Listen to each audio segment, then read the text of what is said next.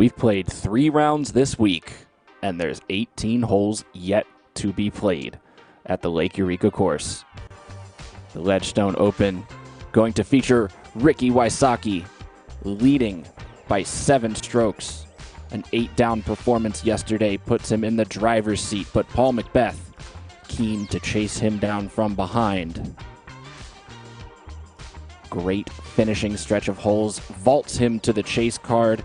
Anthony Barela, big putts like that had him in a battle with Gregg Barsby, who's close but didn't quite make the final foursome. Kevin Jones trying to get a spark going late in the round. He reclaimed his second place spot at the Ledgestone.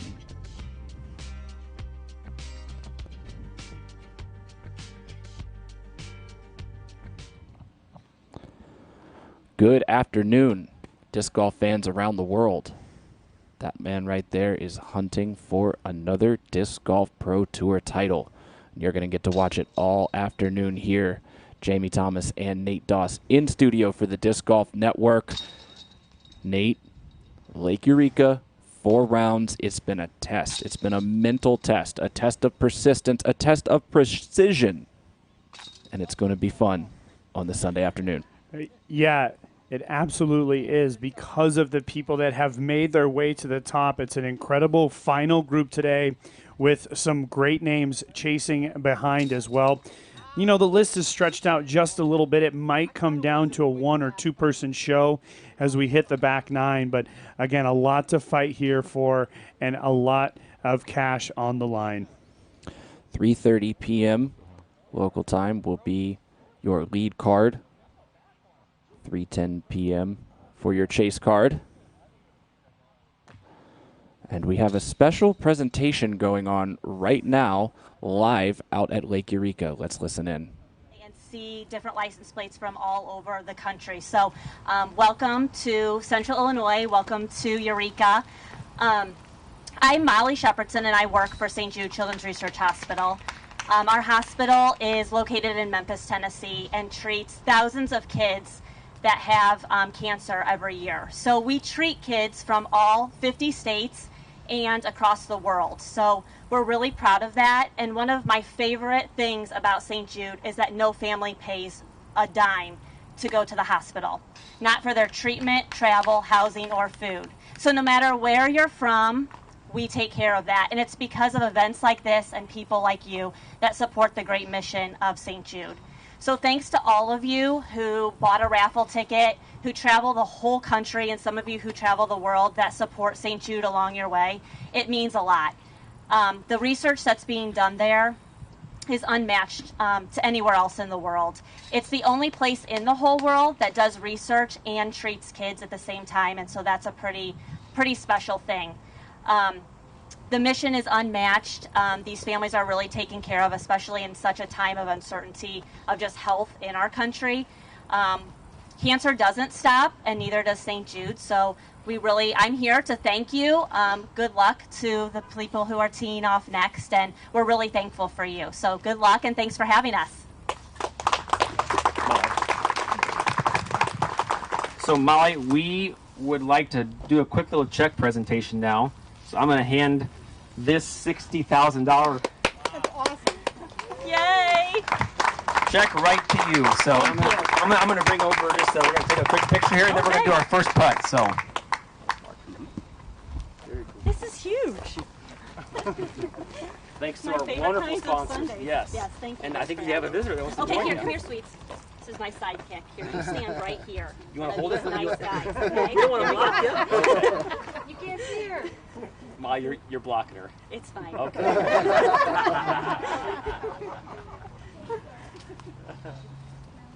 that good, Lauren? Yeah. Okay.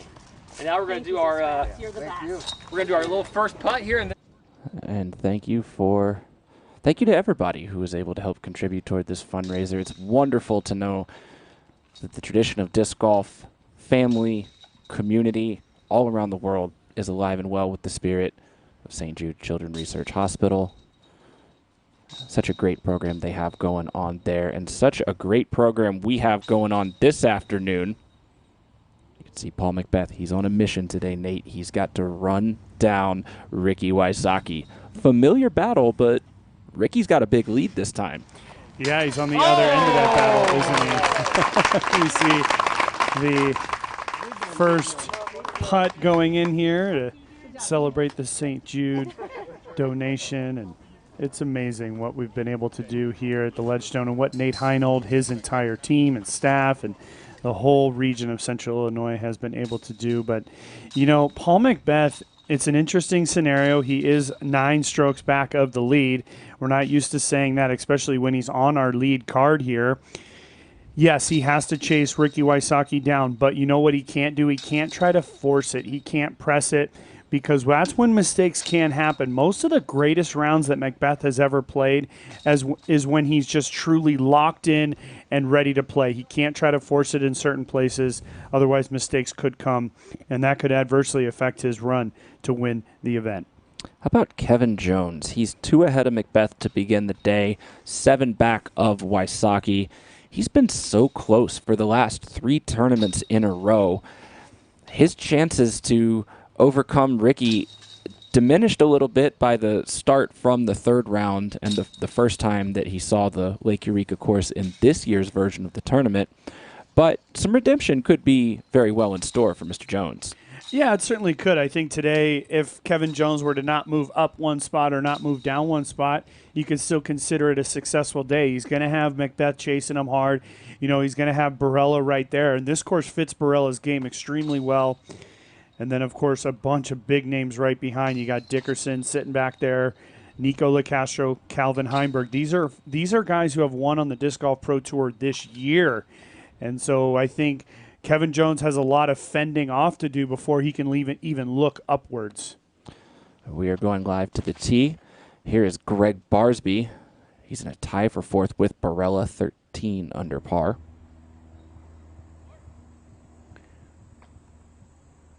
And he just crushes that one. Yeah, over-adjusting from the mistake that he made yesterday. Remember, he left it short in the water, and now he's over-corrected and put it, what looked like to me, long out of bounds. There is Calvin Heimburg. Wearing a hat today. Yeah, well, we very, very rarely see that. But, you know, to me, hole 1 comes down to disc selection. You got to choose a disc that you can throw at full power that you just can't get down to the road.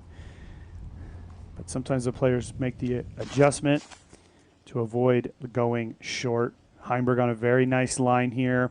Has he overcooked it, though? And that's what I'm talking about right there. Calvin choosing a disc that he could throw full speed and not get the distance to reach the out-of-bounds line. Missouri, Nikko Locastro. As you mentioned, Heimburg was the winner at the Memorial to open the season. Nikko Locastro winning just after the restart up at the Airborne Preserve, Clearwater, Minnesota. He and Heimburg both at 11 down alongside Matty Orum.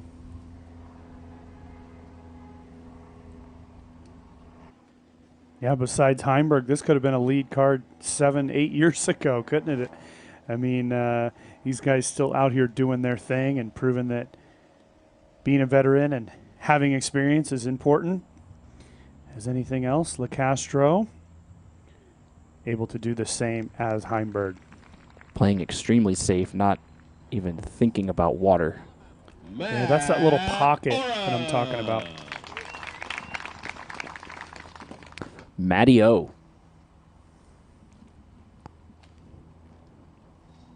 Comes to us by way of Alabama. He is a huge Alabama football fan. As most anybody is from Alabama, right? Yeah, it's like religion there. You're Auburn or you're Bama, one of the two. He puts his crimson disc there on the hillside of hole number 1, and we are going to check in very quickly with your leader, Ricky Wysocki, before his round. Joining us now is Ricky Wysocki. And Ricky, we just need the 30-second mental mindset of Ricky Wysocki. Give it to us. Well, my mindset's going to be still attack for birdies. I know it's easy to say I'm leading by 7 strokes, but it's something to where I'm still going to be attacking birdies. I'm still going to shoot a good score. That's my goal today. Shoot a nice hot round, maybe. But yeah, just readdress after maybe 9 holes. But the front 9 is definitely going to be attacking for birdies and get as many as I can. All right.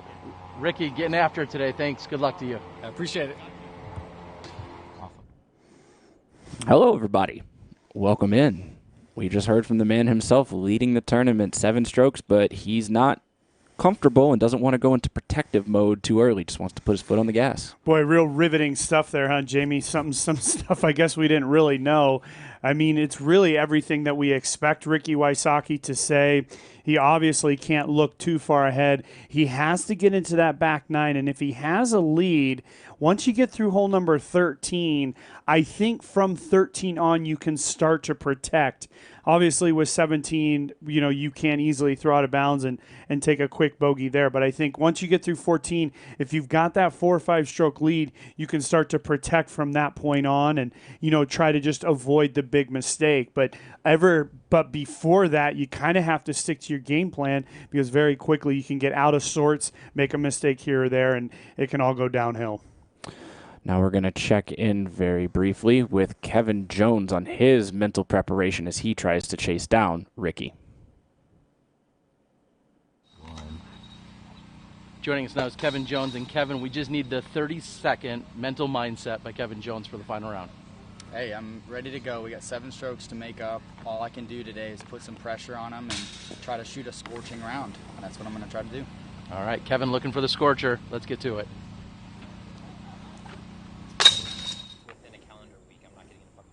Looking for the scorcher. Well, we've got a pretty good day out here for it today, and Mr. Kevin Jones, he knows how to put everything else to the side and really focus in on the task at hand, doesn't he?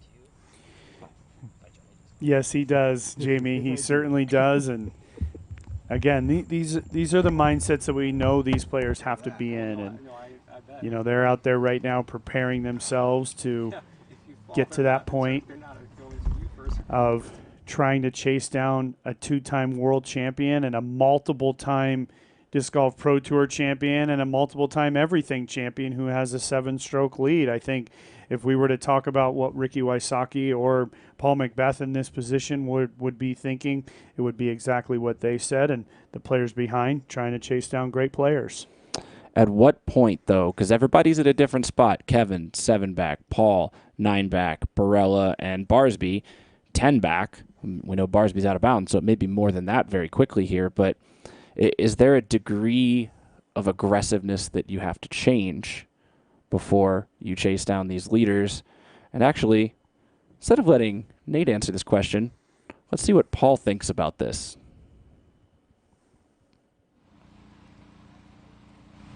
Paul McBeth joins us. He's down 9 going into the final round. Paul, what's the plan? Be aggressive. Felt like I had a pretty solid round yesterday. Got some mistakes to clean up, had a couple bogeys, probably should have been more like a 12 to 14, but I think if I could get going early, get a little bit of pressure. These back holes are very birdieable, but they're also extremely bogeyable, so get some pressure early might give me a chance at the end. All right, McBeth trying to put pressure on. Best of luck to you. Thank you. Thank you. Perfect, thank you. McBeth knows what it takes out here. He had a reverse scenario happening last year at the World Championships. He was being chased down by Emerson Keith and Ricky Wysocki. So Ricky, hot round back then, and hot round last week at the Idlewild as he was trying to surge. So I think just hot scores are what are going to be necessary today. We can see some of them coming in already. Kyle Klein, he is 8 down for his round through 12 holes. Ben Calloway, 6 down through 13. And then this man right here, Anthony Barela, he starts 10 back.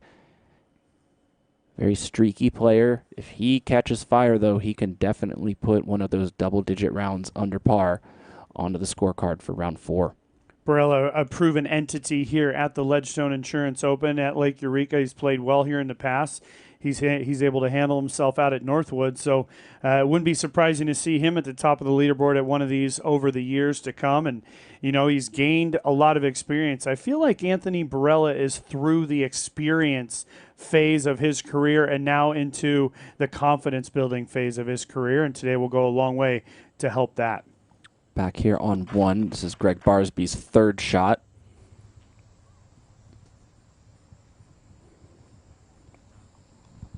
Looks like he'll have about 18 feet or so left for his par. It's a long way up that hill. The camera does not do it justice here. It's very steep. And that was a long ways from Gregg, and he actually was left in a very difficult position. He was on that loose rock down there. Really tough to get your footing as you plant that right foot. And then that back foot really is the most detrimental one, as it can really lose grip very quickly. Nikko Locastro inbounds off the tee. This will be his second.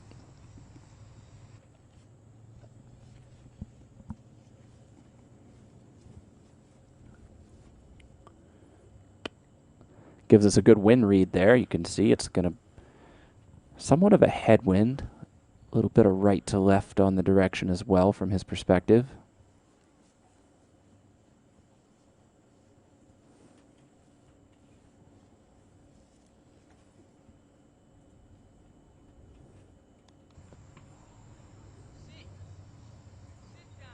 Oh, and look at this.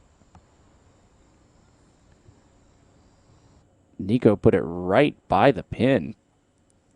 Yeah, brings it up into the pin. It takes a little bit of a roll, and actually very fortunate that it didn't take a larger roll. Back in the early days of the Ledgestone Insurance Open, Nikko Locastro was able to win this tournament. It wasn't until 2015 that this tournament became what it is more recognized as like today. With playing at Lake Eureka, we've played courses in Peoria like McNaughton and Northwood over the years. So Nikko, a two-time champion here at the Ledgestone Insurance Open. 2015, it joined the tour, became a national tour event. Simon Lizotte was the winner there, and the very next season, the Pro Tour came along, and the Ledgestone has been a staple ever since. Heimburg's upshot, it's a decent bit short there. He's going to be circle's edge. I mean, they were all, I think, good enough. They're going to all have circle's edge putts. Again, it's very tricky coming up the hill to that flat. We saw it yesterday. It runs away very quickly into those bushes behind. So the player's making the proper mistake here. Castro, Barsby, Matty O, and Heimburg. What a treat. If you're out in the area and getting to follow on site, as you are able to, since this is a Phase 2 event in our COVID-19 reopening plan here on the Disc Golf Pro Tour. We do have some limited spectating available, and we appreciate each and every one of those spectators that come out and show their support as fans, following the social distancing protocols, wearing the masks, all that good stuff. We say it all the time, but it really does help keep the tour going, helps the careers of these players, allows them to continue to provide for their families, and continues to allow us to bring you live disc golf. I've said this over years now on the broadcast. When you see a player do something like that, he's just trying to make a decision. He's buying time to try to make that decision. Of course, he knows what it looks like up there. It's not the first time he's been here. He's not playing it blind. But that little extra 15, 30 seconds can help you make that final decision. Am I going for it or am I laying up? And from a position here, you have to be fully committed.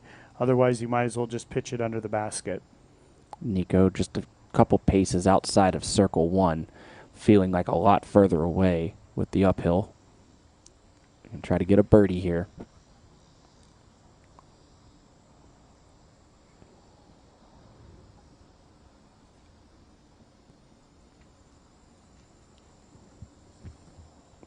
Oh, that's close to that water, like you said, Nate. All of a sudden, you get to the top of the roller coaster hill and you say, oop, I got to take the drop back down.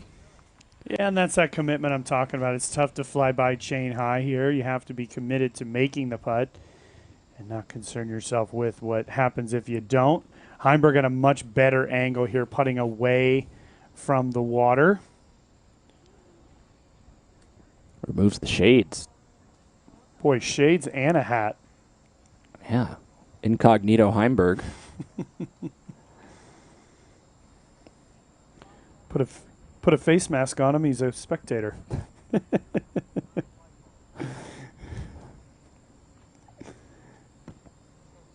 Oh, just unable to commit fully to that one. Just a hair low for Heimburg. And now we'll see Barsby step in. Remember, this is Barsby for par as he was out of bounds off of the tee pad. And even a par here, though it won't feel as good as starting off with a birdie, of course, would be a massive improvement from the way Gregg Barsby started his round yesterday.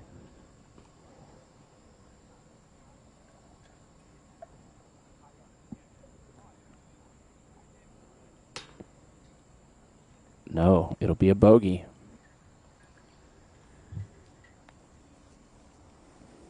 Yesterday, Barsby showed tremendous resilience. Through about the midway point of the round, it looked like he was really out of it, and he came back to find himself in this position. So got to stick with that resilience. Matty Orum for birdie. One of the more unique putting releases that you'll ever see.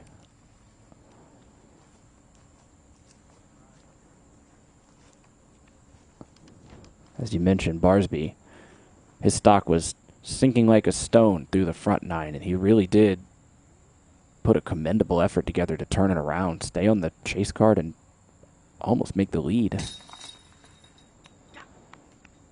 Nikko's got his par.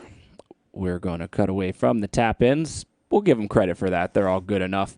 Take a quick commercial break. We're about 4 minutes away from your lead card of Wysocki, Jones, McBeth, and Barela. Stay tuned. You're watching the Disc Golf Network.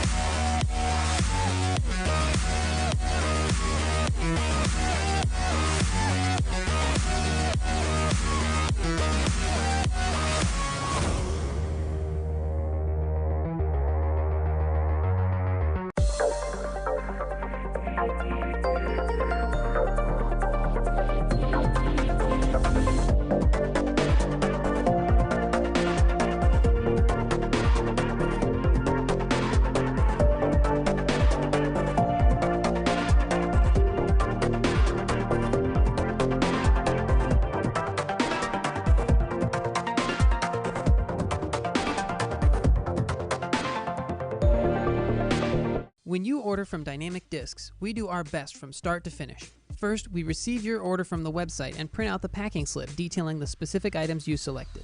Then, your order is pulled directly from the shelves, packed in a cardboard box to prevent bending during transit, and quickly on its way to you with free shipping. For every purchase online with Dynamic Discs, you'll receive rewards points so you can save on your next order. We'll work with you to make sure you get the exact disc you're looking for. For anything from Dynamic Discs, Latitude 64, or Westside Discs, head to dynamicdiscs.com. Welcome back, everybody. You are just in time. 1 minute away from our lead card. Wysocki will begin his day with that 7-stroke lead, looking to keep the pedal to the metal early here. McBeth, you heard him say it. He hopes that it comes down to an opportunity at the end by putting pressure at the beginning. Yeah, I mean, like I said, I really don't think you can change your mindset on this course through about 13 holes. You have to basically think in your mind, keep in your mind, lead doesn't matter. It doesn't matter. Maybe if you get into a real 50-50 scenario, you might have to just on one hole make an adjustment on a laid up putt. But other than that, you continue to fight all the way through till I think about that 14th tee pad, 14th fairway, and then you can try to figure out what you need to do to get home with the title. Open, presented by Grip Equipment. For the lead card, first off the tee box, from Campobello, South Carolina, two-time world champion, Ricky Wysocki.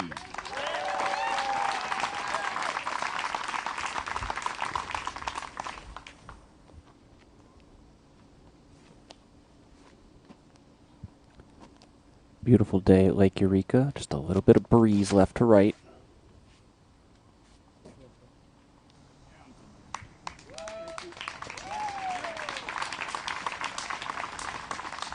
That'll take a short roll down there.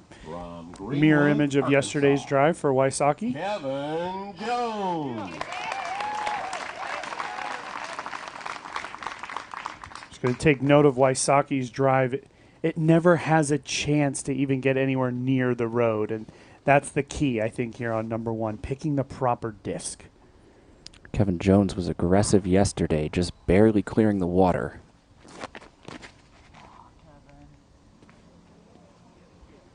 Again, it's just a height issue for Jones. And that'll be OB. We talked about it yesterday, Jamie. That will be, he will go to the drop zone. Huntington Beach, California. The He didn't like it as soon as he threw it. Ledgestone Insurance Open champion, 5-time world champion, Paul McBeth.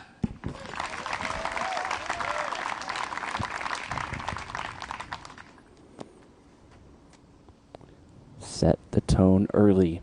You heard it out of his mouth. Here's putting it into action.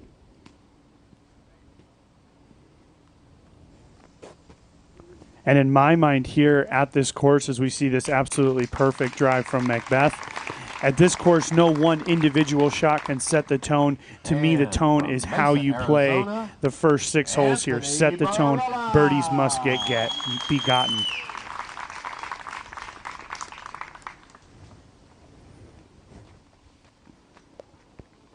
This guy certainly has the ability to hunt some birdies out here today.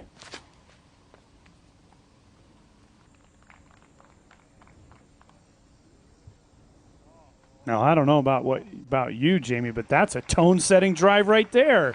What a shot from Anthony Barela outside. Chance at maybe throwing it in from there. He's not going to be far outside of circle 2. Certainly the easiest upshot, and here's what is at stake today. During the final round, Wysocki looking to find the winner's circle. First time since the San Francisco Open last season. Look at this. Margin of victory on tour this season. 2 strokes. So we expect to see some fireworks. Don't let the lead fool you. Earlier in FPO, we saw an 11-stroke lead evaporate down to 3 during the final round. And then how about Anthony Barela? 22nd in Pro Tour points right now with an opportunity to get further and further up that board. Here's Kevin Jones from the drop zone. As I mentioned, Jones, because he landed in the water, has to go to the drop zone. He has to be careful here, Jamie. And that is going to be a second out of bounds for Kevin Jones. It's a mental thing here for Kevin. That's the basket of number 4 that he just landed by. We spoke with Ricky before the tournament about his rivalry with his playing partner today, Paul McBeth. Yeah, I think it's definitely great for the sport. It's great for our rivalry, I guess you would say. It's just kind of obvious that we butt heads. We don't really get along too well. It's kind of tough when you're competing with someone at such a high level consistently week in and week out. And so I think that feeds into the spectators, into the disc golf world, and everyone watching, that they can feel that energy that we have. Yeah, and just how much we both want to win, and so it's in the air, and so I think it's exciting, and we thrive off it too. We love it. I think that if there's any tournament, we that's what we're shooting for. We want to be battling and really trying to win. But yeah, I mean, he's obviously an amazing player, and it brings out the best in me also. But yeah, I'm excited. I think that who knows, this could be the week. Yeah, you never know. When we're both playing at a high level, it's he wins by one, I win by one. It's like it's so close. It's it's that last shot, it's that last putt. A lot of times it comes down to a putt. It seems like him or me, and so it's been fun. Having so many battles, and I think that's he's only 30, I'm 27. We still got another good 5 at least years of battling together. And so we will see more, and I'm excited that my game is at a level to where I feel like if we get in a battle like that, I can win and get the best of them. Ricky Wysocki's confidence as he's grown as a player. I mean, Paul McBeth got 4 world titles consecutively. Ricky turns around, gets 2 in a row, much to the chagrin of McBeth. I mean, it's back and forth, and it really is exciting. It absolutely is. Interesting to hear Ricky kind of break that down. I thought it was absolutely perfectly said. I think at the end of the day, you never have to be friends with who you're competing against. I think you just have to respect them, and I think the ultimate respect between these two is apparent. They respect each other, and they enjoy battling against each other. And they enjoy battling against each other when it's at the biggest times, when they're both playing the best. And right here, Wysocki on another level, again, being 9 strokes ahead of McBeth is a huge advantage. Back to that idea of setting the tone. A guy like Chris Dickerson setting the tone on the course right now. He's birdied the first 4 holes. I know he's a little bit the ways back, but he's already made his way to 14 under par. And Dickerson from the 3rd card could easily be battling for that 2nd place position. Becomes a routine Sunday saying at this point.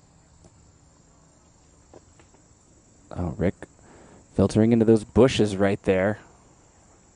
As a reminder, no water in those bushes at all from that angle. It is just a very thick wooded area, and it'll all depend on the lie.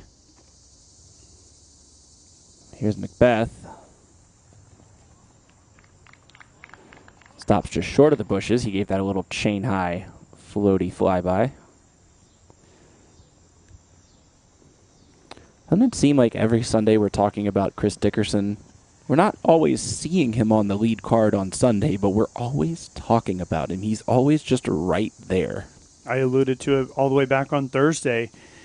Maybe Dickerson's not playing well today, but come Sunday afternoon, he certainly will be a factor. And here you go. Once again, Dickerson near the top.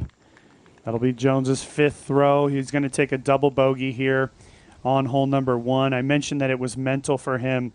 He stepped up on the drop zone and just really, there's no call for throwing it out of bounds another time. It's a great angle from the drop zone. You just got to put it in bounds, take your medicine, walk away with the bogey. Barela here going to a putting motion. Wow, what an effort by Barela. Beautiful drive. He made the drive look so easy there, didn't he? Certainly did. He's going to very easily secure that birdie, too.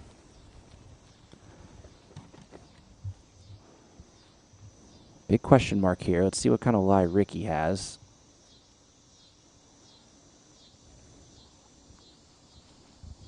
Yeah, as I mentioned, it'll all come down to the lie because of how thick the bushes are here. If he can find a line, and now Ricky just verifying with his card members that he is in bounds and is safe, no question about it. But look at that, Ricky making a mark on the trail, basically, so he should have a fairly good look here. Yeah, he's lining right up at it. No impedances whatsoever in a straddle position. It's got to go low to high. And it does. So Wysocki almost did make his way into that out-of-bounds area, but by the hair of his chin, I guess, safe, and makes the birdie. Makes good on it. McBeth for birdie as well.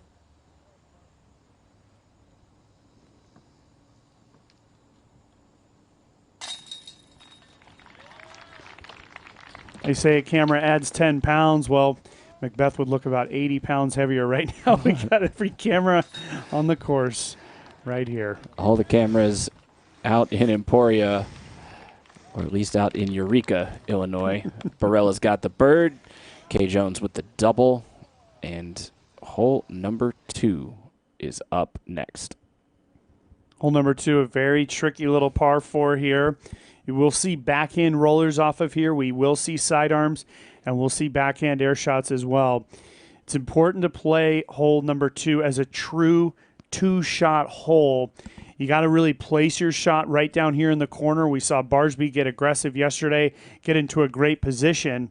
But even though he was in that great position, we saw the mistake on the second shot. It's a very tight green, and it slopes from right to left, feeding right to the water. The water is only about 12 feet to the left of the basket, and to the right about 25 feet. There's OB as well. So hole number 2, a very good birdie to get, but also one that can be a pitfall for our players. Chris Dickerson, you mentioned him. 4 down through 5.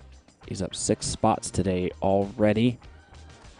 Gonna have to get under par early. You see Barsby and Orum, they're still even on their round, starting to get those red arrows a little bit.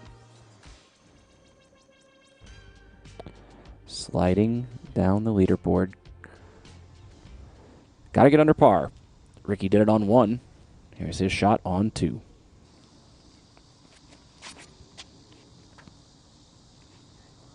Ricky going to go with that power sidearm. You just got to be fearful of going long.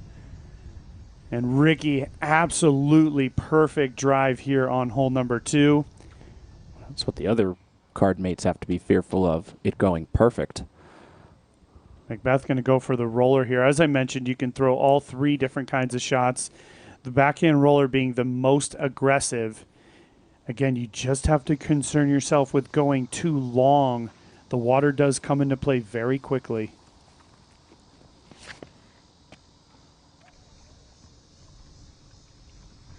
Oh, McBeth getting a hop off of the tree, going right towards that out of bounds. And the inverse of what I just mentioned, McBeth taking that bad kick on the ground and overturning a little bit and finding the OB on the right side.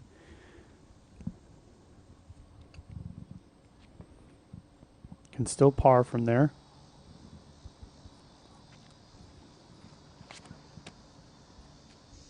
Barela's inside on the sidearm. It needs to grab some grass and not skip. Not so bad there for Barela. He's inbounds. Looks like he just beat that corner. See what he has left. Kevin Jones. Jones went 2 straight yesterday going in the water. Oh, and I think he's overturned it and done it again.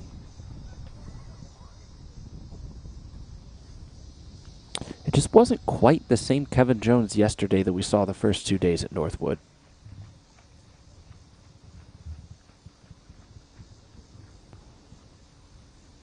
We actually spoke with him after he tackled Eureka for the first time about what he's going to do today. Well, Disc Golf Strong, Seth Muncie has recommended a bunch of breathing techniques. So breathing is really important, obviously, but doing it methodically, getting your brain in the right spot is crucial. And that's what I had to do a lot today, unfortunately, because I was way behind. I'm really happy with myself, though, for answering, and really actually was close to making it back to where we kind of started by the end of the round, but a couple holes got away from me. I plan on making it interesting for the people. Hopefully, it's definitely going to be my job tomorrow. Man on a mission. We saw him just before the round, just getting centered. A lot of talk lately about these Disc golf athletes using mental coaching, finding, we always say golf's a game played between the ears. Kevin going to get aggressive here. This is a long ways back to this pin. Ooh, I hear a little bit of street there. It's hard to tell from our angle here if he did make his way back in bounds. There is the OB over there. That access road is out of bounds. All likelihood, we are going to see Kevin with another out of bounds. McBeth was close on his drive here. But it does give him this nice gap. Playing close to the OB line. Yeah, I mean, that's the thing. He is out of bounds here off the tee shot, but he has a beautiful angle. But it's a very tight green. Very rarely do we see our players get all the way to the pin. A lot of circle edge putts made here. Just has to give himself an open look and avoid going left down towards the water.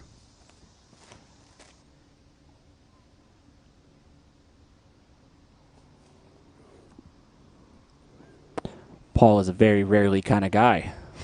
Inside circle one looking for birdie. Beautifully executed. He was concerned. I could see it in his body language about overturning it, but landing just with the right amount of turn to stay nice and close. Barela found his way down here.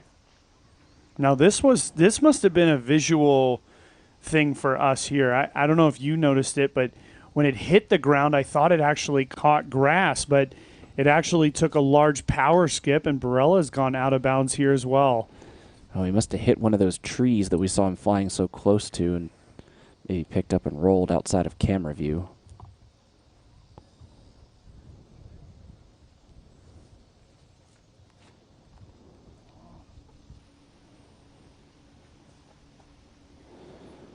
On the high side of the green brings some low ceilings into play, but Barela may just be past it there. Yeah, I think he did get past it. It looked like he snuck all the way under that tree and about pin high in a good position to save his par. Wysocki, best drive of the group. This is where Wysocki has to just continue to follow his game plan, execute quality shots. Just a little gentle hyzer, maybe a touch forehand. Nothing gentle about that. He came out with some super heat, and he parks it. Wow, what a shot by Wysocki, using a very overstable disc, a fat rim disc like some kind of putter or overstable mid-range, and just controlling the speed using the ground play there. Beautiful shot from Wysocki. Yeah, I was kind of expecting one of his signature little floaty forehand runs, but he ripped that one hard and fast. He did.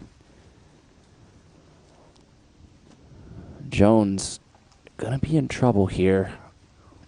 2 over after 1. Not the start he wants. Very quickly falls 10 back. Ricky.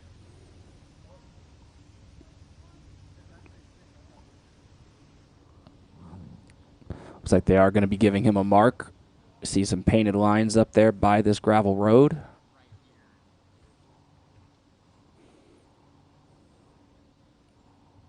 Jones just laying up quickly, advocating for the mark just past the tree. Now we'll see Barela come in. It does look like he did just get past that tree. This is a very makeable putt, but he is looking directly at the water. Anything missed off the top of this basket will go in the water.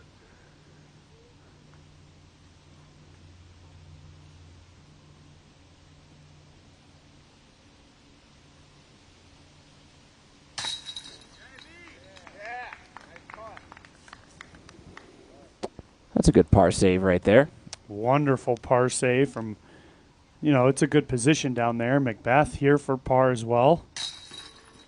And a beautiful par save from McBeth, but here we go. Wysocki is going to take a stroke on the field and on his group here, and Ricky looking very good through the first 2. Gosh, everybody finding OB except for Ricky Wysocki, and he's starting off birdie. Not too different from how he started off his round 3. Yesterday, this was early in the round on number 3, sneaking by. Oh, go back-to-back on 4. And then, very interesting, on the baseball field hole, he played for par. Later on the par 4. Just putting down quality shots when he needs to. It doesn't really matter, forehand, backhand, tight squeeze OB, or wide open spaces. He's doing everything he needs to do. Yeah, isn't that just it? I mean, he did everything he needed to do, and while picking our only the best shot of the day, I had to choose that putt that we just finished there with that downhill putt on number 18. Not only did he get the birdie there on 18, which is a rare birdie, but he really put the hammer down. Jones was going to bogey, and Ricky, had he just had to lay up there or do something of the sort, it would have not been as big of a boost today. He nails that putt. He's 7 ahead, and he started out here 2 for 2. So can Ricky keep it going here on number 3? Number 3 can bring OB into play, but we remember from yesterday, Ricky takes the inside line here on the right side.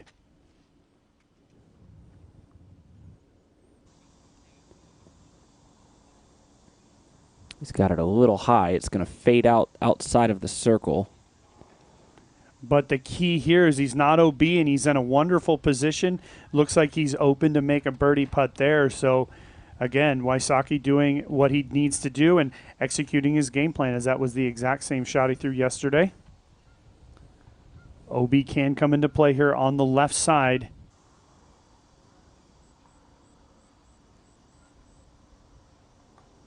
McBeth missed his line there. He's going to pay for it. Yep, and that'll be an OB, and pretty much unable to save par from that position as he's going to be left well back.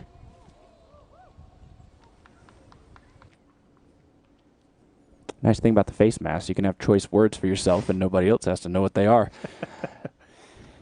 Is that outside route you're talking about? I'd be out there with a bucket on my head. Anthony hitting late as well and kicking out of bounds on that pathway. And hole 3 is so tough. We do see a lot of the players go over the path, but if you're going to go over the path, you got to push it long enough. Get past. There's a whole row of trees.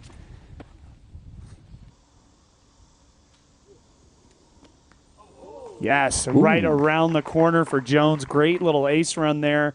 So a good shot for Kevin. Hopefully he can pick up a stroke back. He's given up 3 here in the first 2 holes. I like that adjustment that Kevin Jones made. Yesterday he tried that forehand kind of drop shot over the OB path, and it bit him. Changed strategies, played the skip. Yeah, I mean, he went low, and it is a paved pathway, and so you can play the skip off. And nice thing about the skip is it's going to get that power forward, and he did get that power, able to just come around that last tree. So, you know, we've seen Kevin's name fall out of our top 4 here, our mini scoreboard, but a birdie here would pop him right back up into a tie there with Dickerson and Barela. McBeth looking like it's a certain bogey for him, as he will be left well back here on number 3. It's got teeth. It's not a very long hole. Sometimes it just seems like the course doesn't really start getting easy to birdie until a couple further holes in. It takes a lot to birdie these first 3. Yeah, I mean, and it could be argued that none of them are easy to birdie. I think you're absolutely right in the sense that there's holes that are much more gettable. But yeah, these first 3 are just tricky. Actually, the first 5 are extremely tricky because we got the downhill par 3 and then the over the baseball hill par 3. So it's not really till hole 6 where you start to get to play a little bit of position golf with some airspace. Trying to tell me these guys are good? They're all difficult. They just make them look really good, huh? I like to think so. McBeth to save his par.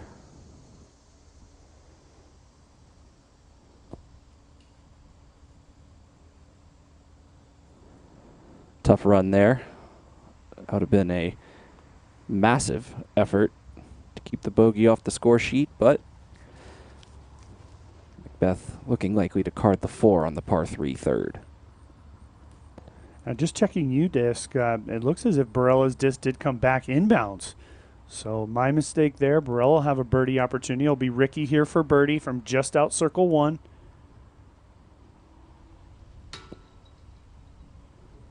Off the front rim for Wysocki. Again, Ricky will be judged, I think, to a slightly different scale today, right? With the big lead. Currently it's 10. So we're not going to be judging him quite as hard as we probably would have this if this was a much tighter scenario. But as long as those missed putts are for birdie, right, then that's the most important thing. Very crucial distinction there because this guy's putting for bogey. So Ricky not going to get that 2-stroke swing, but he doesn't need it. These other guys might, like you said, Barela tied with McBeth right now.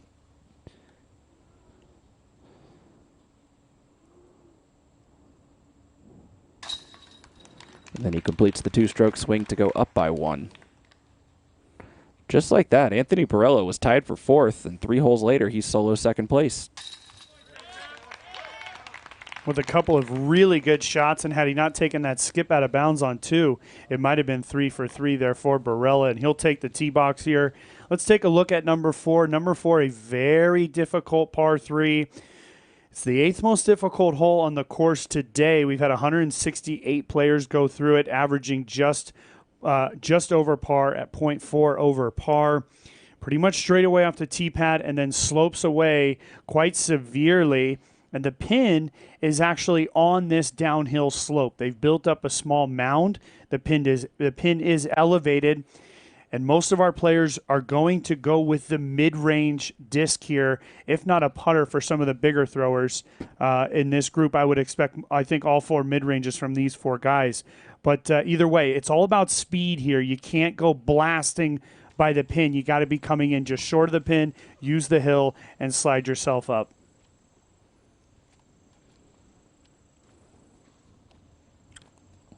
I think a lot of these players are going to take this left to right route here. Yeah, if you can hug that left side with a mid-range and just pull it across to the right, that's pretty much the perfect shot. Barela executing that with perfect precision. Look at the speed.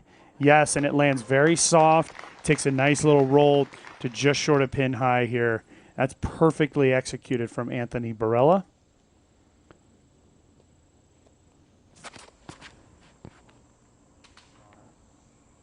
Kevin Jones getting too wide off the tee. Actually did battle disc a little through there. Won't be so bad. The hill will take him down a ways.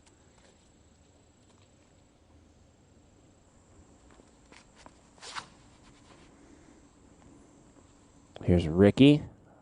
Turning the corner. If that's not the perfect shot, I don't know what is.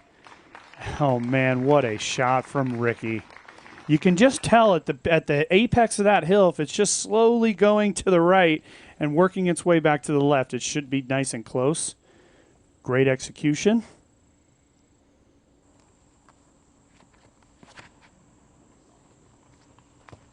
Paul. It's working back. He's got to avoid a kick here.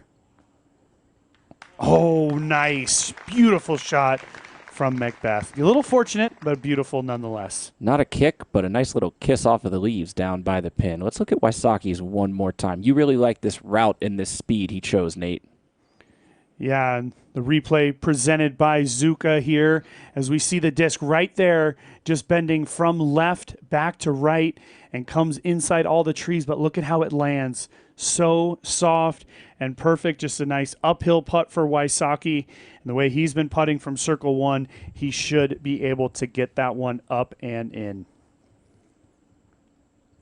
So far, the pressure that these players need to put on Wysocki not really materializing quite yet. He's been able to very easily do exactly what he wants to do and even extend his lead to 10 strokes through the first 3 holes. Wysocki from C1X. He has had 34 attempts from the C1X putting area, has made 33 of them, missing just 1. Currently sitting at 97%. That's number 2 in the field. His scramble rate is number 1. His birdie rate at 50-50 is number 1 as well. So Wysocki, there's a reason why he's got a 10-stroke lead here. I'm just trying to remember the one Circle 1X putt he missed. Might have been on day 1 when we didn't get to see a whole lot of him. Yeah, it's true. I'm trying to think. I'm pretty sure I'll have to go back and look through here. I'm sure Ricky fans already replying online, letting us know. It was the 2-putt that he made on number 15 yesterday when he did take that bogey, that bird dogey as we call it. Oh. So 100% all the way through 15 yesterday. Amazing. Good birdie for Barela. Yes, beautiful birdie for Barela. And in the early going, Barela looking like he's setting the tone here as far as the players that are chasing down Wysocki. So he's 100% C1X at Northwood. I just assumed out of the 2 courses that's where the putt was going to miss because you can get sketchy inside of Circle 1X. Right there. That's easy pickings. That's a 2 for Rick. 2 for McBeth.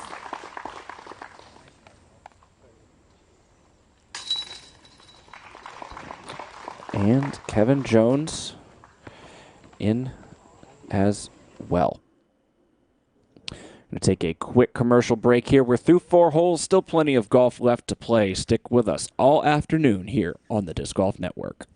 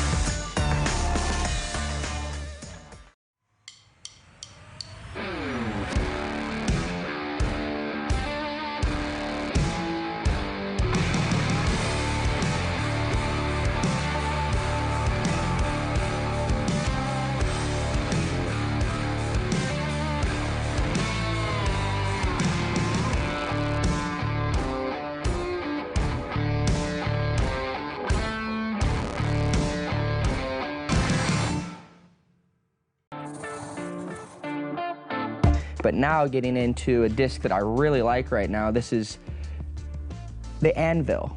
They just feel awesome. They have a slightly lower profile and great for my sidearm grip, great for backhand hyzer, or it's overstable enough that I could even turn it over into a headwind and still trust it to fight back left at the end.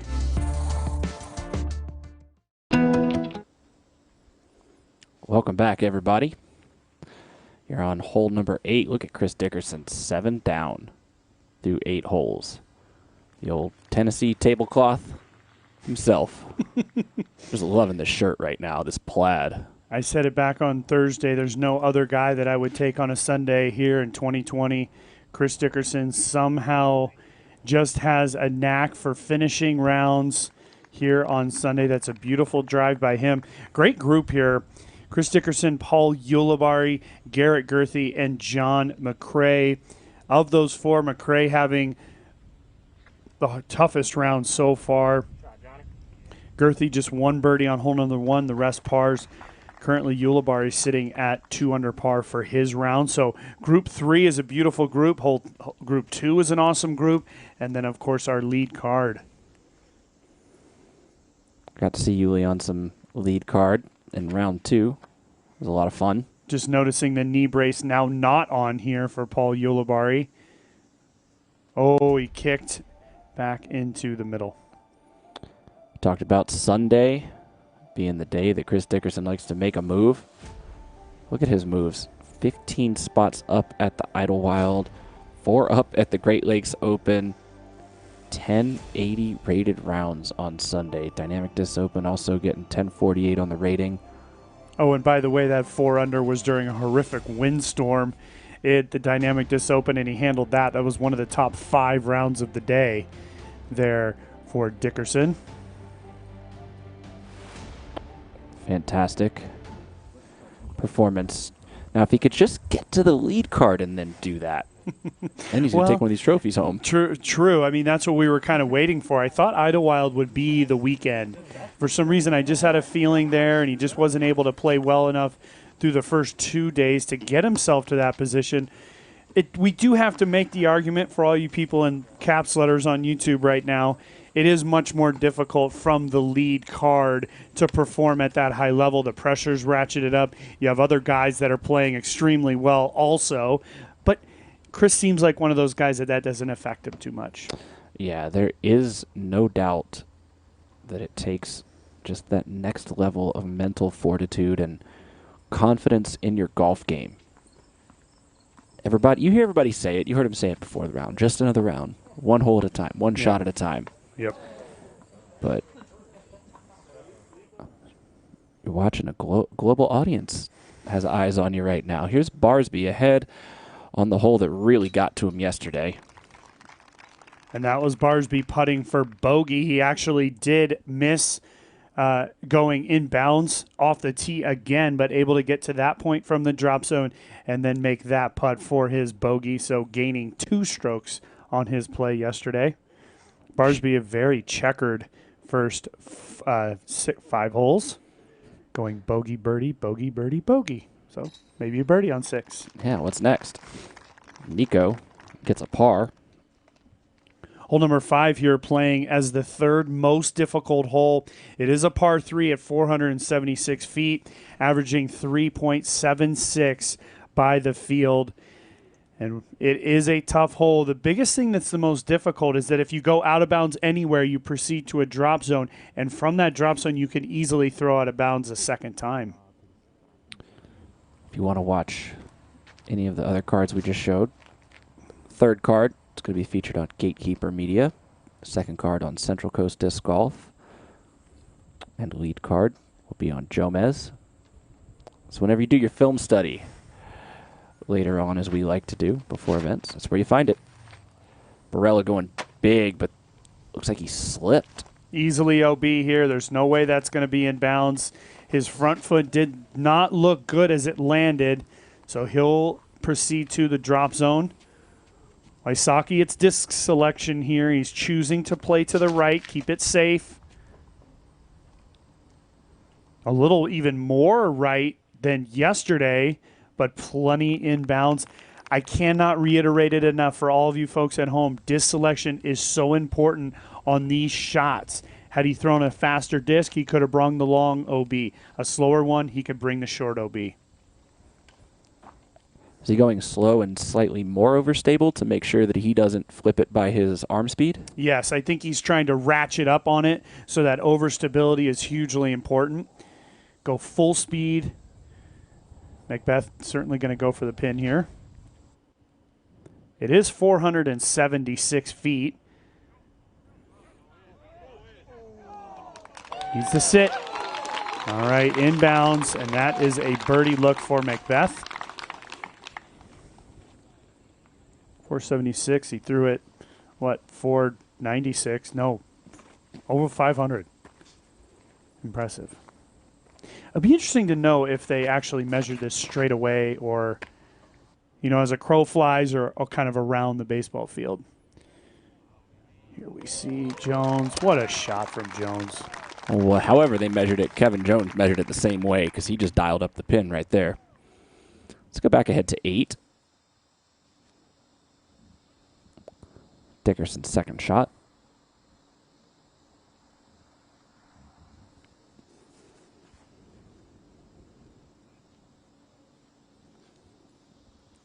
There's a limestone laser right to the pin. Chris playing out of Limestone, Tennessee. And we're going to say hi now back on 5 to Terry Miller. Hey everyone, Terry Miller, the Disc Golf Guy, checking in with you on the famous baseball field hole. I want to talk a little bit about the temperature out here. First of all, it's warm. I know this morning we talked about things might cool down. It hasn't at all this afternoon. It is very hot out here. The sun is relentlessly beating down on all of the players. A little bit of shade to find, but for the most part, it's pretty hot out here. Also, the demeanor, the tone on the card seems to be pretty laid back. Of course, Kevin a little bit frustrated as he opened up the tournament round here today, but seems like he's recovered from that a few moments ago. Everyone was on the tee. They were talking about the backup that we're experiencing here, and there may be a few jokes thrown around as to why we might be experiencing a little bit of backup. Maybe you can draw your own conclusions. I'm not sure. Overall, though, things are good. Players are getting along. Everyone knows it's fierce and competitive. To me, the one thing that I was thinking back to was talking to Ricky in the last day or two when he said he knows when to be aggressive and when he's going to lay up here, out here with the advantage that he has, this huge huge lead that he's got out here. Sorry for those words. And then here you see him basically laying up. So smart play, very aggressive play out of Kevin and Paul. They've got ground to make up. I'll make it up on the next one. We'll see you guys in a few holes.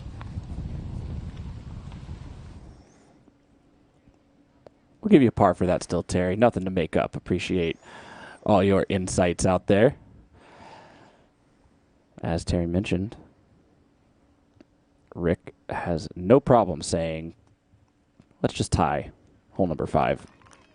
We can see the disc of McBeth right there. We see the disc of Jones. Beautiful drive by Jones. McBeth will have that circle's edge putt, and Barela threw a beautiful second shot, or, well, what is his third on the card, and he'll have a very makeable putt for bogey here as well.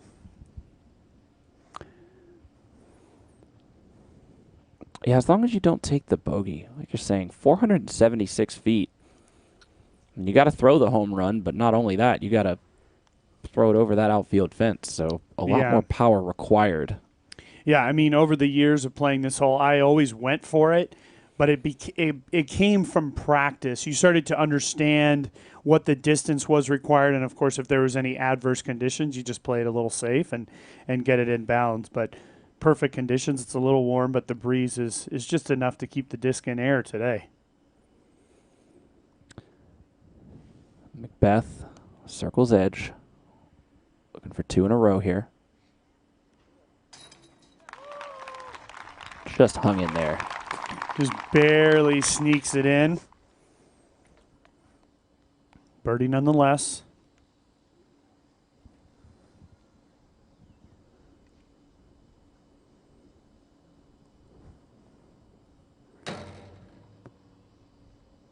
And there we go.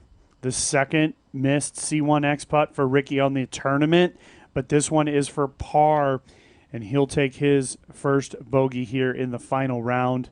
Barela for bogey as well.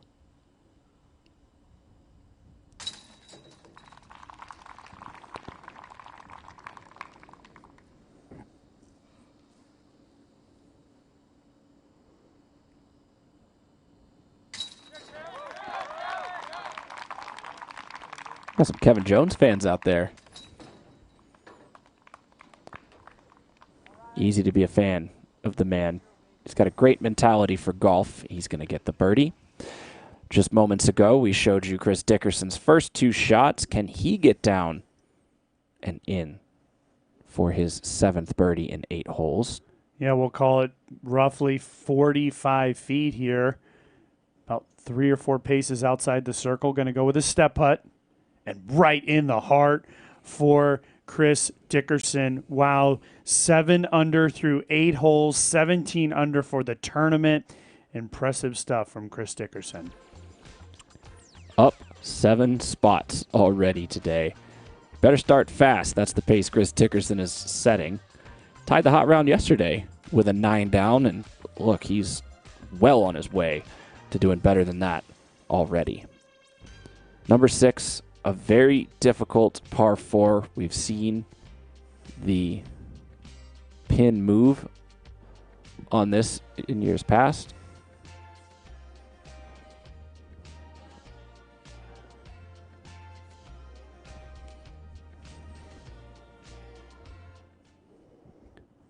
Long walk over here to hole number 6, and it's an 880-foot or 885-foot par 4, and it's a 2-shot hole for sure. They moved the pin this year out to the right a little bit, and I think it makes it much more aggressive to go for it a little bit more of the door open. So as they throw those hyzers into their teeing areas, then they're going to have this shot into the green. In the previous years, it was to the left here, and with it being a little bit more to the right, I think we see a slightly more aggressive look here on number 6. Either way, at 885 foot, this is a very tough par 4. You're seeing Matty. Oh, just close to the OB there. That was his second shot.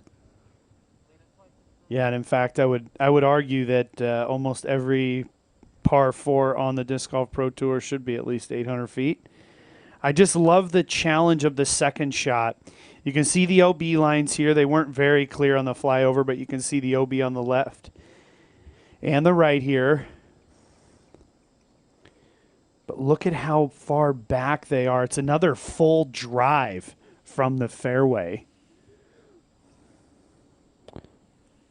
Heimburg, even par for today's round. Whoa, what a shot. Wow. Ahead to 9. Dickerson on the tee. We should just label this camera Dickerson.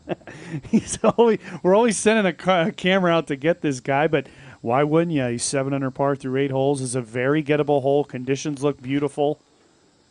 300 feet straight away. Unhappy with it. And short, we see the red flag there. So Dickerson with his first mistake here on number 9. Here's chase card back on number 6.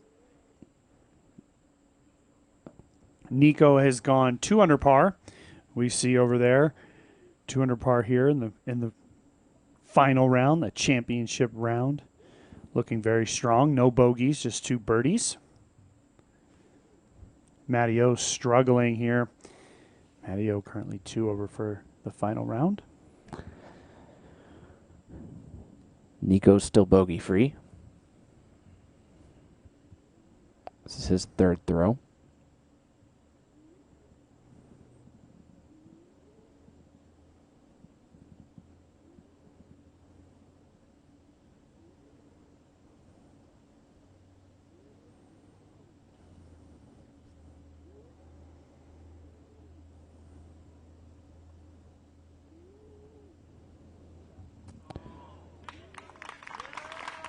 That should keep him bogey-free through 6.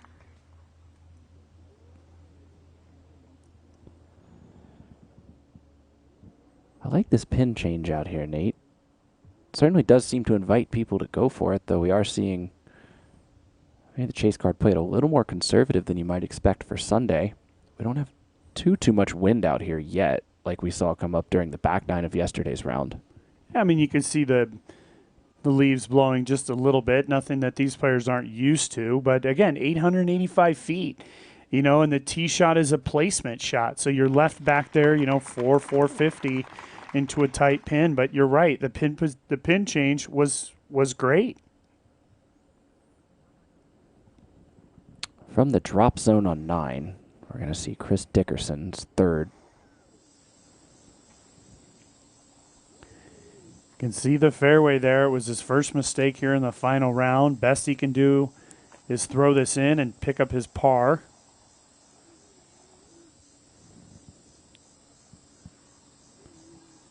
Really not that challenging of a hole, but it is blind off the tee. Just surprised to see Dickerson be short here on number 9, but that was a beautifully executed shot. Tap in bogey. Here's Gregg Barsby.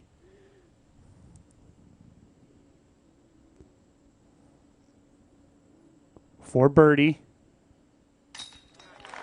Yes! Center of the chains for Gregg Barsby back on the tee.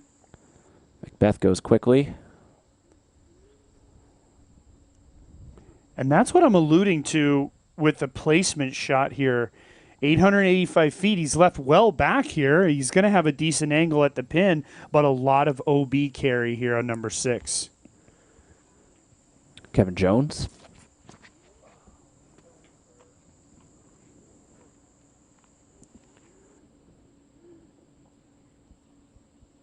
And that's going to be an OB drive from Jones. I mentioned that hole number 5 playing is the 3rd most difficult. Well, it's followed up with the 2nd most difficult hole here on number 6. That right side OB line just runs closer and closer.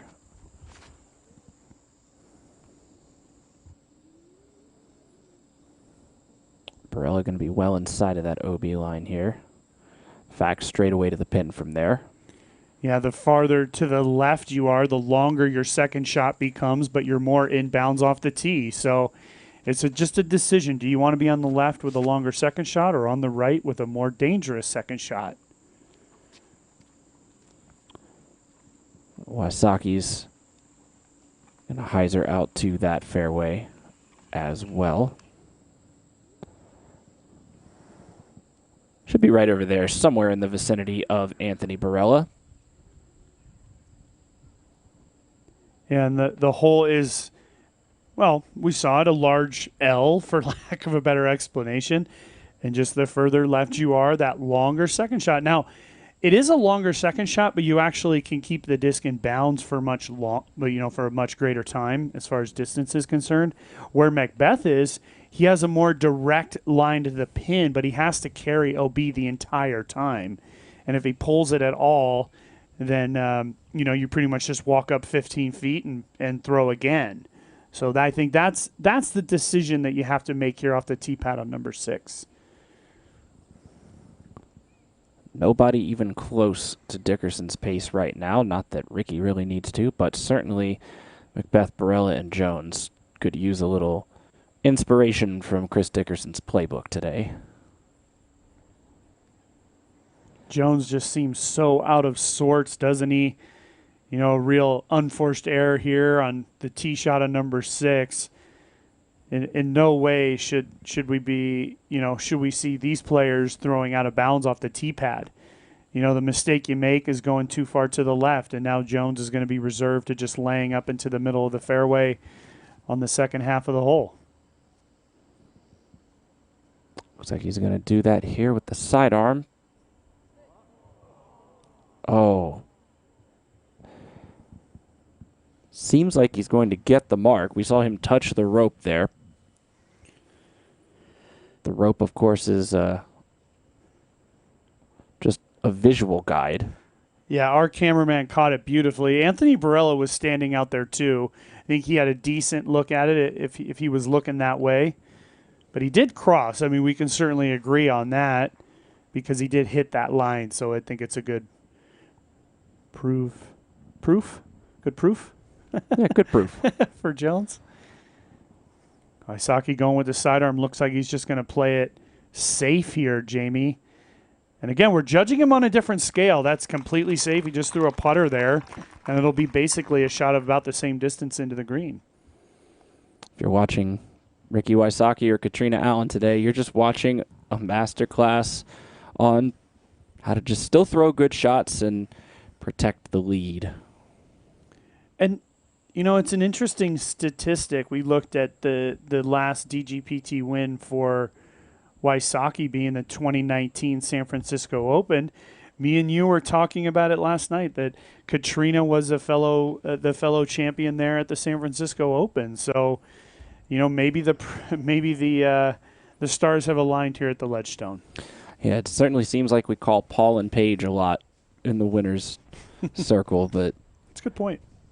Ricky and Katrina are like, hey, we've been there too. We've been to that mountaintop.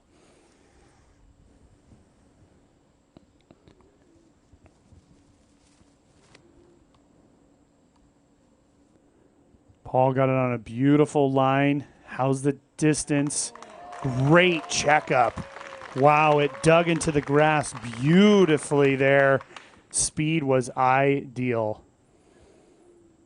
Looks like he found that little kind of gap, too. No rope in his way.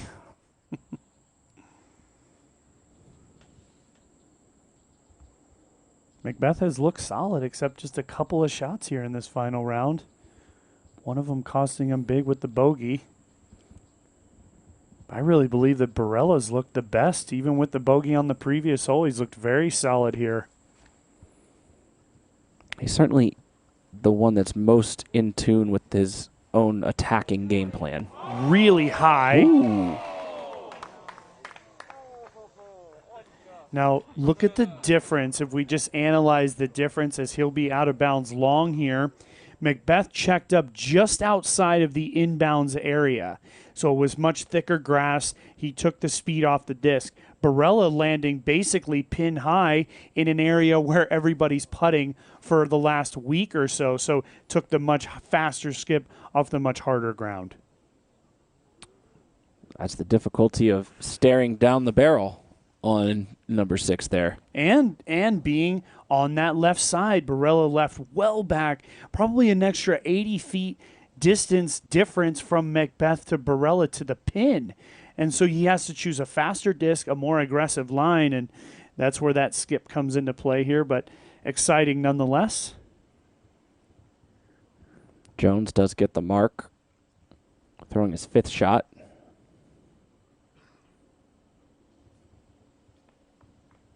And he's staring down another double bogey on a par 4. Quickly, Wysocki.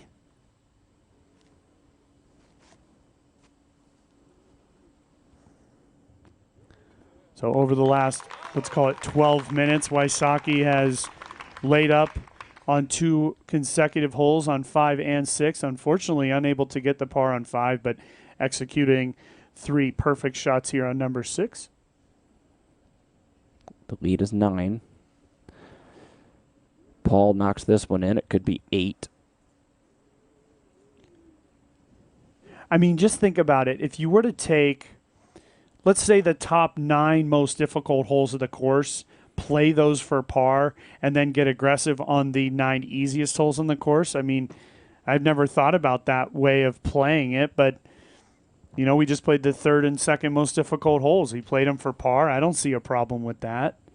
As long as you're impervious to the pressure that a guy like McBeth is exerting on you, I mean, especially as we do have a gallery to watch and sort of give him that momentum. You know, he likes to play off of the emotions of the fans, get them riled up. Barela's going to try to save par after nearly throwing it in for the eagle. Not going to happen. The longer I sit in this booth, the things I look at are, to me, seem just more obvious. The less stressed for Wysocki, I think, the better as we move through the round. Put all the stress on McBeth to make those great shots just like this one here.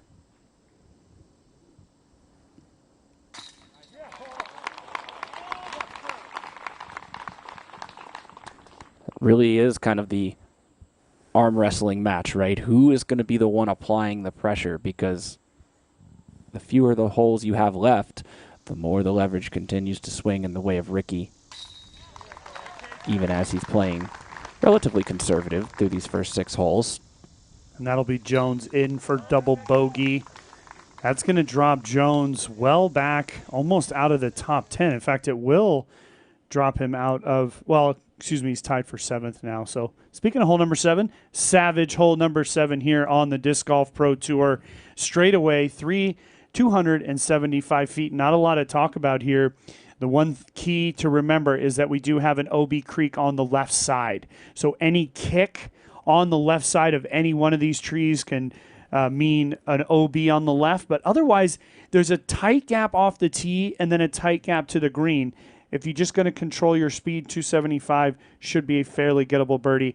And it is playing as the easiest hole here of our final round, with 44% of the field taking birdies. Definitely a must-get and an opportunity for the people in the chase to try to catch up with the leader. Though again, 275, expectations from all 4 of these guys on this tee box right now are that there's going to be a putt off for a star frame. I always find it interesting when McBeth is standing on a tee pad in between a sidearm and a backhand. You would have figured he'd already made that decision, but he looks like he's more confident in the sidearm here. Taking the straight line, hitting the last tree, and checking up beautifully next to the pin. He's so good at changing it up in the moment and still being able to execute the shot. Yeah, I just don't get it because, we know they have great preparation on the course, and, you figure the shot as good as ever. We saw Ricky throw this yellow disc quite a few times already. Beautiful shot for Ricky, taking the late kiss off the tree. But, you practiced. Wouldn't you just step up on a hole like this and know if you're throwing backhand or sidearm? We know Ricky has no problem just kind of slinging that laser line sidearm. He's done it a few times already today. Barela. What a shot from Barela. Kind of out-executes both Ricky and McBeth right there, huh?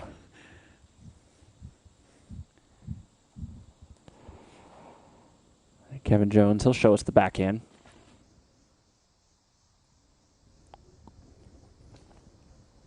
Through the gate. Let's get back out to Chris Dickerson, who just played hole 10, and this is how he did it.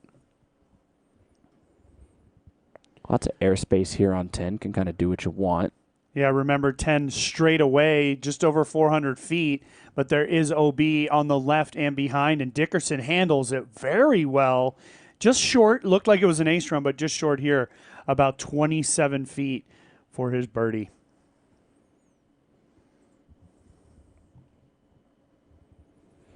Was there any doubt? Dickerson fans saying, no way.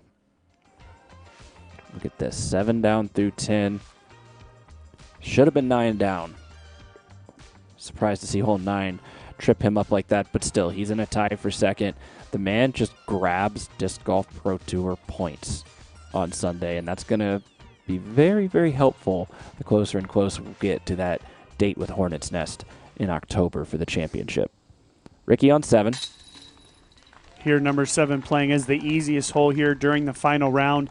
And Dickerson is about to head into the second and third easiest hole. Actually, 10 was the third easiest, and 11 is the second easiest hole. So great opportunities for Dickerson up ahead.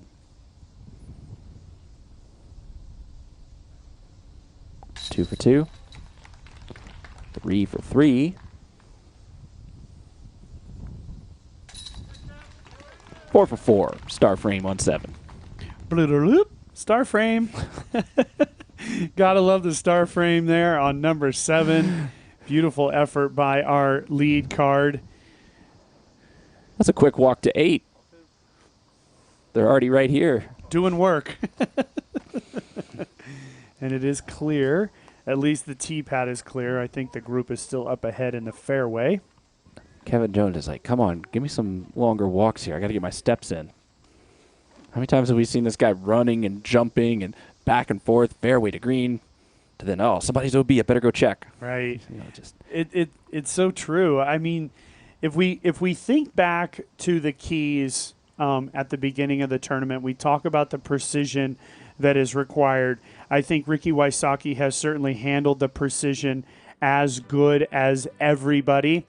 And, all of our top 4 here are in a good position to be throwing those precise shots. But number 2 there, the mental strength. I think Ricky Wysocki has done an incredible job at avoiding getting too deep down a mental hole. He's executed very well. And number 1, building on number 2 with that precision, allowing him to stay very mentally strong. And then, of course, McBeth versus the field.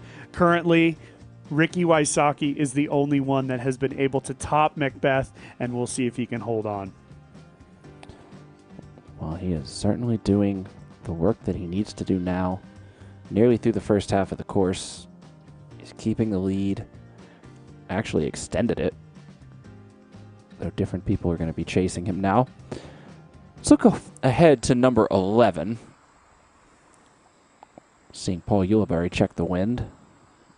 Beautiful view here, just up on the bridge, just adjacent to the basket of number 11. 11 elevated.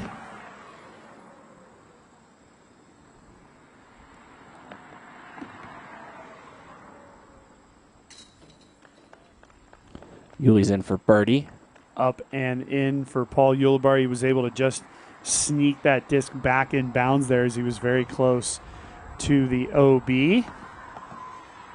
See Dickerson there. We know Dickerson's in close for birdie here. This will take Dickerson, if he's able to get this up and in, it'll take him to 8 under par through 11 holes. Now remember, yesterday Dickerson, as you mentioned earlier, 9 under par yesterday, with the tied for the hot round with Paul McBeth, and doing it again. He's finding his rhythm in final rounds. It's only a matter of time before he tees off last and does the exact same thing.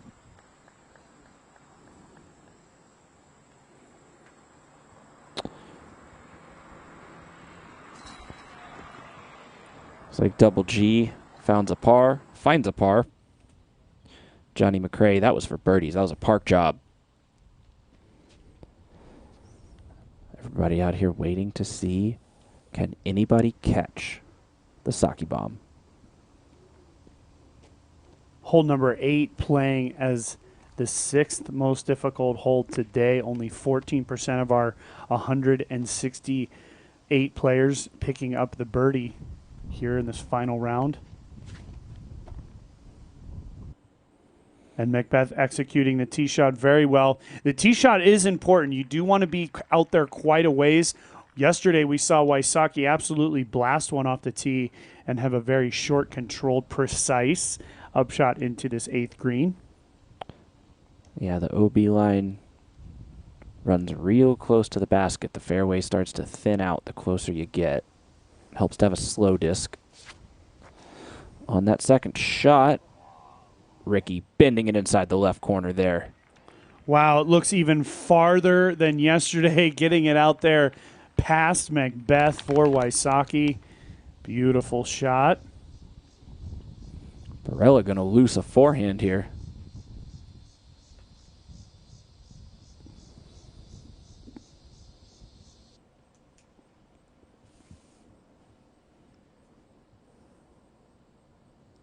We are starting to see some wind affect these discs. You could see the rise coming as it gets to that gap. Barela fades to the right side of that fairway there. I always say it, the wind that we're seeing right now is just enough to keep the disc in the air. A slight breeze is better than actually no breeze for our competitors, as it usually does help with carry. And look at this, Kevin on the inside, but handling it beautifully. Ricky Wysocki still in pole position here on the final round. Let's see that drive one more time.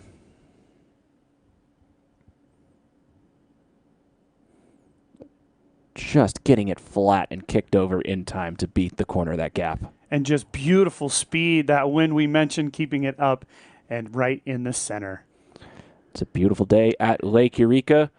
We're going to take a quick commercial break, but still more golf to be played. We were crowned the winner of the Ledgestone Insurance Open at the end of the day. We'll be right back.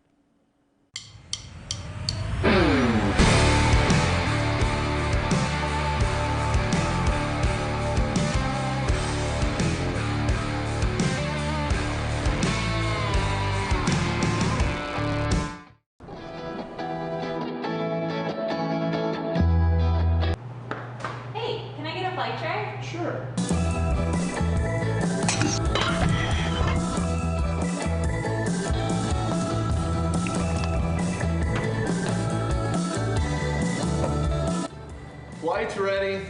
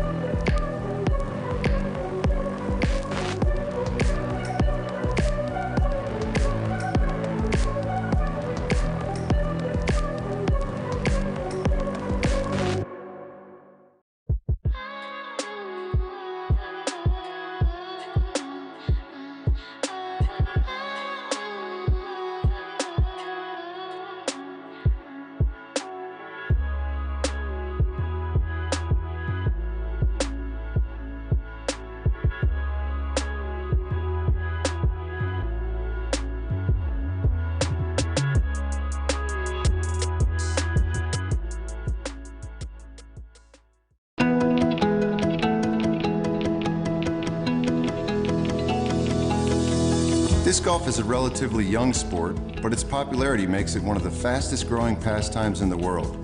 The PDGA is a not-for-profit, worldwide player organization dedicated to promoting the sport. Like a long drive off the tee, disc golf is soaring. So don't just be a witness to disc golf's explosive. Welcome back. We're here just in time to see Anthony Barela approaching the green. And again, tough kick on that little embankment there, just enough to cause the penalty stroke. Yeah, just a few feet to the right. He'd be looking directly at the basket for a birdie. The hill just took him down. It's a very makeable par putt there for Barela. It's all about speed for McBeth here. He's got to control the speed at the end of the flight. Got it kicked over a bit. Oh, that little tree helped a little bit. And back there where we saw Gregg Barsby yesterday. Can be tricky back there. Yeah, slows the disc down, but some ankle scratchers in there. Here's KJ USA. Wow, what a shot by KJ USA.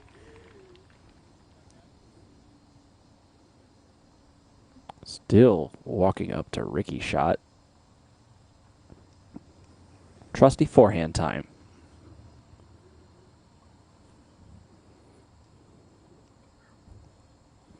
Got this a little high. Yeah, leaving it 5-10 feet longer than he wants, but no problem for a very competent putter. Yeah, I mean, he made it on that safe side of the green there, so should have a great birdie opportunity. Ahead to the water tower hole, number 12. Chris Dickerson still trying to make a move here.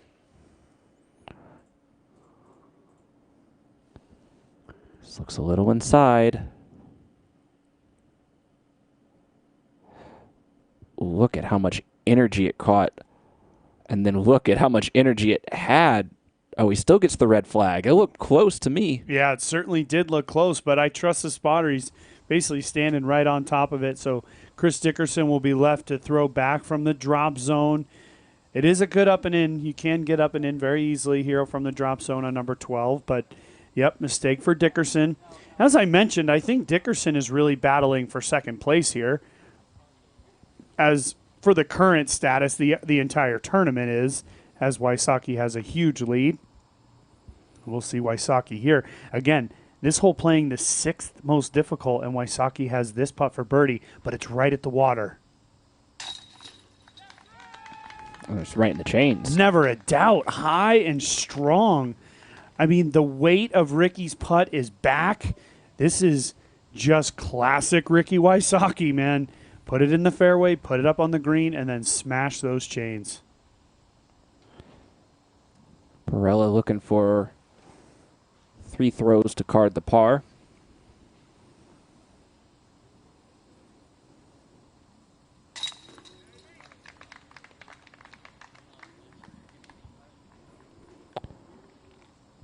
Still in a good pace right now. Barela saving his par. Now McBeth. Yep, he didn't get into the woods as much as we thought from our angle. You can see a better angle here. Oh, yeah, he's fine. Yeah, just on the edge. That's just a casual putt.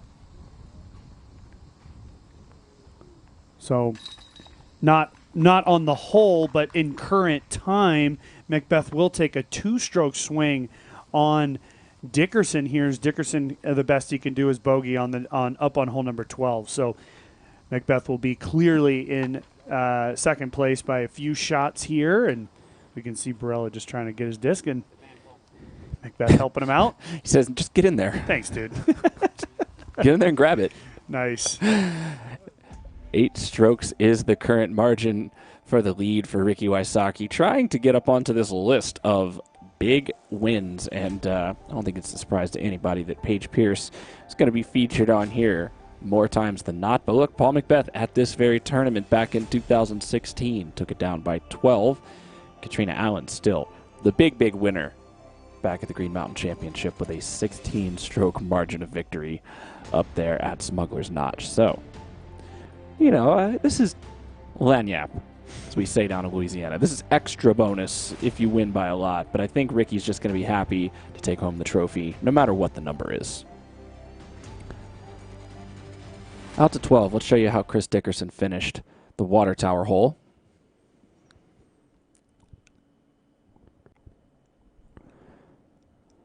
After the drop zone shot. That's going to clean up the bogey. And as I was mentioning, it's just in current here in time, live time, Dickerson taking the bogey there, McBeth making the birdie on the previous, so 2-stroke swing. McBeth goes to 19, Dickerson drops back to 17. So McBeth 2 strokes clear of Dickerson, but still 8 strokes back of Wysocki. This is back on hole 9. Here's Calvin Heimburg looking for birdie here. Calvin's had a difficult day so far, just even par, a bogey and 2 bogeys and 2 birdies.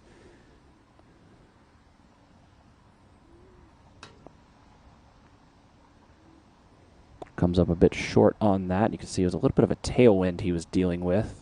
You see the feather banners in the background.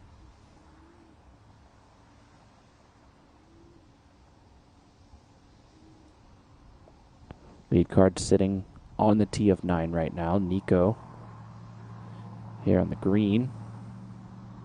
Nikko's still sitting on that bogey-free round. We were talking about it a little bit before. He's certainly looking good here at 14 under, 3 under par for today's round. This is for birdie.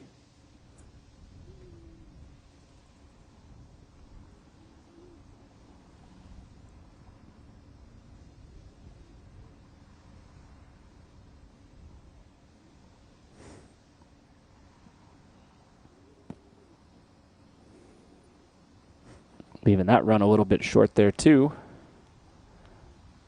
Hole 9 playing right around the middle of the field of difficulty.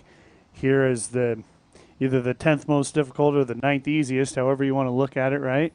And, yeah, I mean, it's a tough hole. I mean, it's 354 straight away. You got to throw about 300 to carry the OB. The biggest difficulty is that it's blind off the tee. You can really only just see the basket. You can't see any of the ground. And so picking the distance is very important here. It looks like a slight tailwind as we see Barsby putting. You see the PDGA banners in the background. Barsby up and in.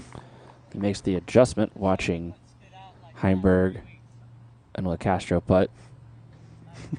But, you know, actually the previous hole, Barsby took his first par of the round. And then he takes a birdie there. So sitting on just 1 par, and that's only 1 under par for the round. If Barsby could just clean it up on the back 9, I think we could easily see him in the top 4. He's got all kinds of color on his scorecard today, huh? There's Matty O. This Mini was Roll Tide rolling away there. I couldn't help myself.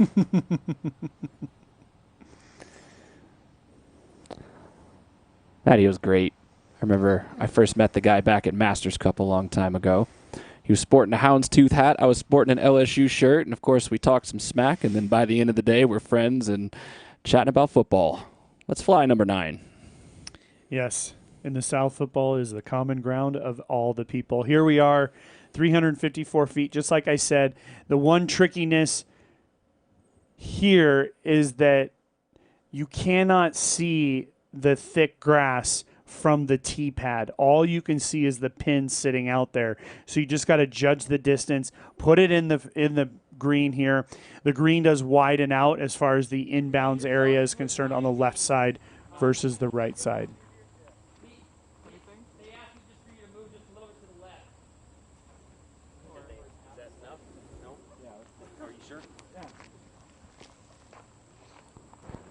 Heinold.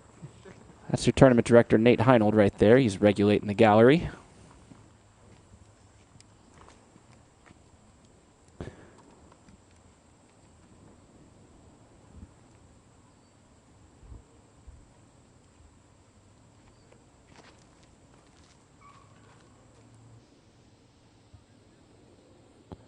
McBeth. Well judged, just over that very thick OB grass. Yeah, judges the speed. beautifully and getting just over that tall grass. That's the thing about the grass, the way they've left it. If you go into it, you're not skipping at all, so you have to get up and over it. Wysocki should err on the safe side here. Beautiful elevation and beautiful speed. He'll have just about a 40-foot putt for his birdie.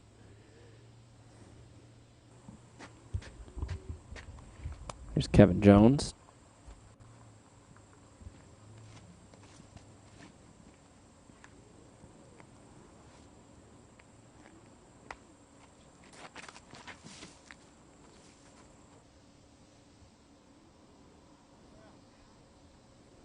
It's got to get down. A little too speedy, but beautiful. Just north of pin high there, outside circle 1. Barela to round out the card.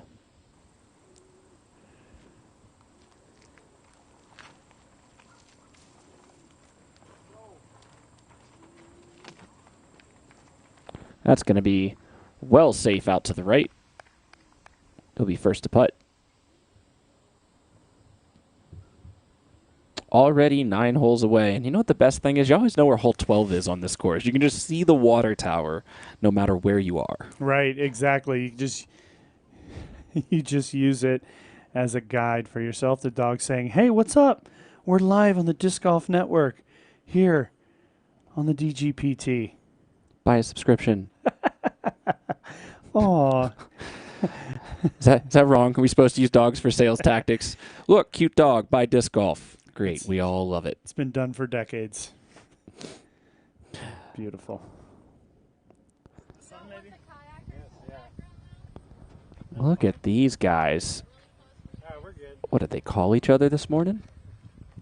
Wow, and the Bushnell hats to boot. Looks like a commercial to me. Emerson Keith, Matt Bell, Jeremy Colling. And Barham. Oh, that's Tim Barham. There you go. Face mask. He just took the mask off. Okay. So I couldn't tell with the face mask on, and I go to look it up. Thanks, Tim. Appreciate that. Appreciate the assist there, buddy. My goodness. All right, enough silliness. There's disc golf to watch. They're having fun up on 18T pad right now. They're almost done, but these guys are nowhere near done, and they're having a blast as well.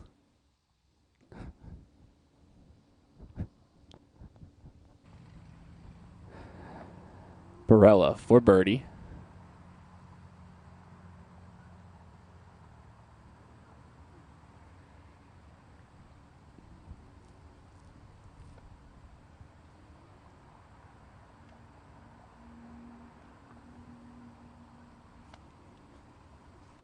Ooh, that wasn't a good effort.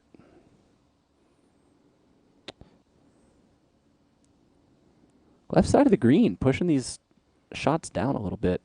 Maybe a little more tailwind than the players are giving it credit for. Yeah, I think it's from this angle, it's a tail cross. It's a tough wind. And it's going to get Ricky as well. I think that's the thing when you have that tail crosswind and you have to push it high enough. You have to push it up into those chains. And Ricky falling to that as well. Let's see if Jones can make the adjustment. He's a little bit more to the left, slightly more downhill here. Yeah, look at the difference. Just 10 feet north of pin high. He's a little more flat to the chains. And he could jump putt, of course, as his disc was just outside the circle. This is where Wysocki landed. He actually rolled a fair bit away. Big test for Wysocki here. Ooh, and just up and over that front rim. Nevertheless, in the bottom of the basket. Still haven't even gotten to McBeth's drive yet. Yeah, everybody's like, we'll see you on the next tee. Okay, he actually was a little outside there. He just wasn't ready to throw. Now he's ready for birdie.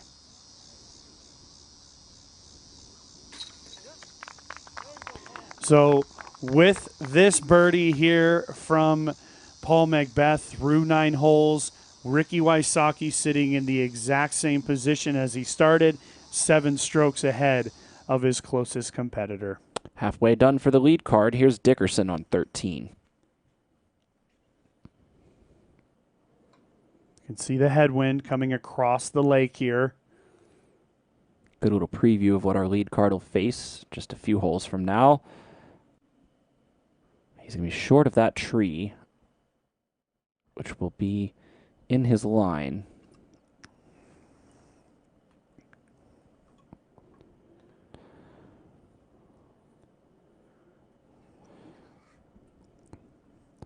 Double G there thinking about it, but we have to get back out to 9.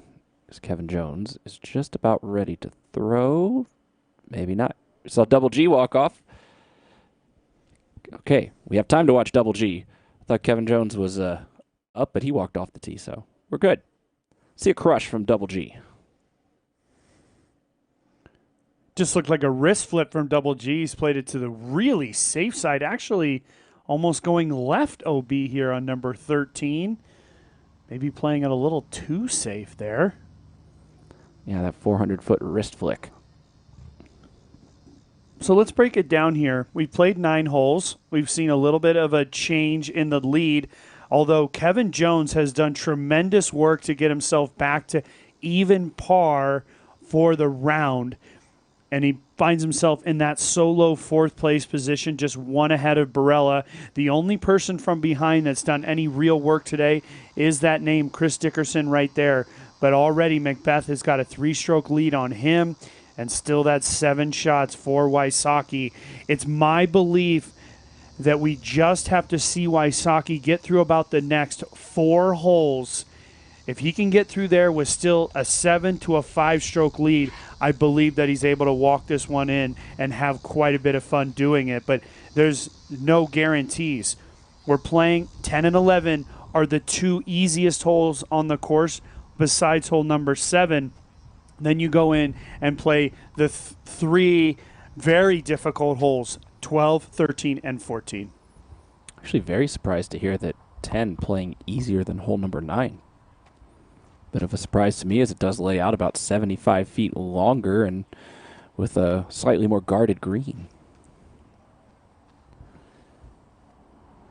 I think it's the blindness on hole number 9. It's really tough to judge that distance. Obviously, our lead card handling it well, but as you get down to the lower cards, it just becomes more and more difficult. McBeth got that snapped over. Whoa, and he is going to be deep in the right there. He might have cut through to that little ravine. There's a little kind of ditch there that you can find a putt from.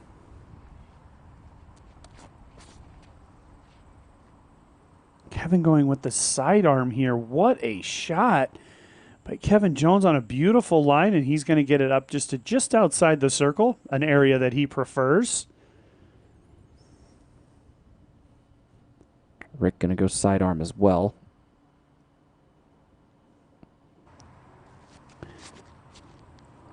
Another reason, just statistically, why hole number 10 plays slightly easier than hole number 9. What a shot by Ricky. Beautiful execution, precision here from Wysocki. It's because of the percentages of above bogey, right? Bogey and above, only 11% of the field taking bogey or worse. Well, certainly Rick's going to put that all the way out of the question. Barela's trying to go forehand hyzer, but this is very inside. Yeah, if you're going to go with the sidearm, you have to work the full length of the shot, as we saw both Wysocki and Jones do it. Let's take a look at that shot from Ricky Wysocki, our Zuka replay here on number 10. And you can see how Ricky gets it out there, and he gets it flat.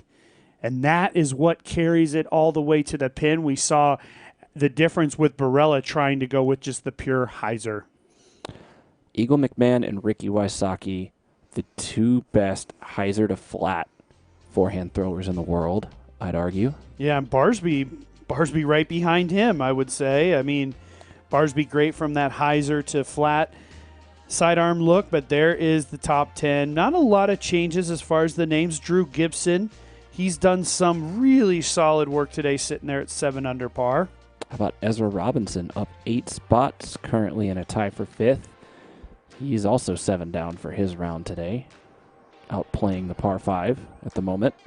Yeah, most of the time we call Sunday Championship Sunday. It's where obviously we crown champions. But here at the Ledgestone, a lot of the players call it money-making Sunday because if you play a solid final round, I mean, this is Lake Eureka. You shoot a 6, 7, 8 down, you might move up 20 spots and have a nice steak dinner coming your way, or whatever type of dinner you prefer. Yeah, probably pretty easy to get a good steak for a decent price out in the Illinois area. I know money doesn't go too far in the Bay Area where I reside.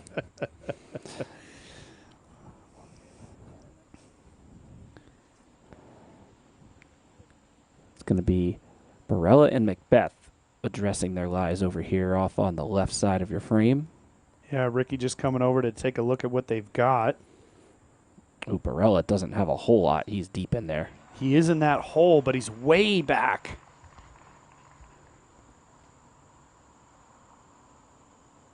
Oh, my goodness. Giving it a wonderful run from that position. I think the only way we would have seen the gap that he was trying to throw is if we were standing in it. Yeah, exactly. But McBeth in a similar line. Let's see if he can't use the same gap that Barela has and potentially make it. See where he was, and now you can see the pin here. McBeth's about 45 feet away.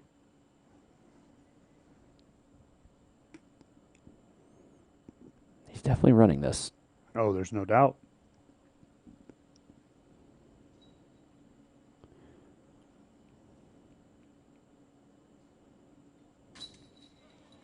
Oh, baby. What a shot from Paul McBeth. Incredible. He found a very similar line that Barela did, and he went with a throw there. I was watching the other camera, Jamie. He went with that beautiful little throw and executed it to perfection. That's just like playing horse in the backyard. Just find one little gap, try to hit it. How about Kevin Jones from outside? He's taken everything out of his mind and just executing. Beautiful putt there from K. Jones. We know Wysocki's in close.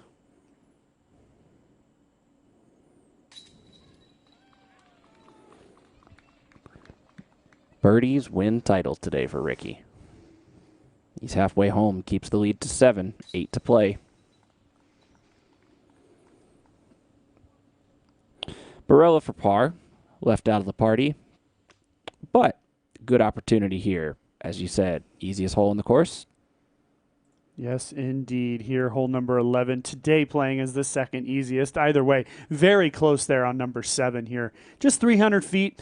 Nothing to worry about. You do have OB on the right and left, but let's face it, if you take a sidearm and you push it out over the left-hand OB line, you don't even have to go out of bounds that much, and you can swing it right back in. We saw McBeth go out of bounds here yesterday, which we were a little confused about because his tee shot didn't look that bad. But again, playing as the second easiest, quarter stroke under par, I would imagine we'd hear that little chime here from our lead card. It's signifying a star frame. But we'll have to see here on number 11. Like we just said, 8 to play. The lead is 7. The man on the tee is Paul McBeth.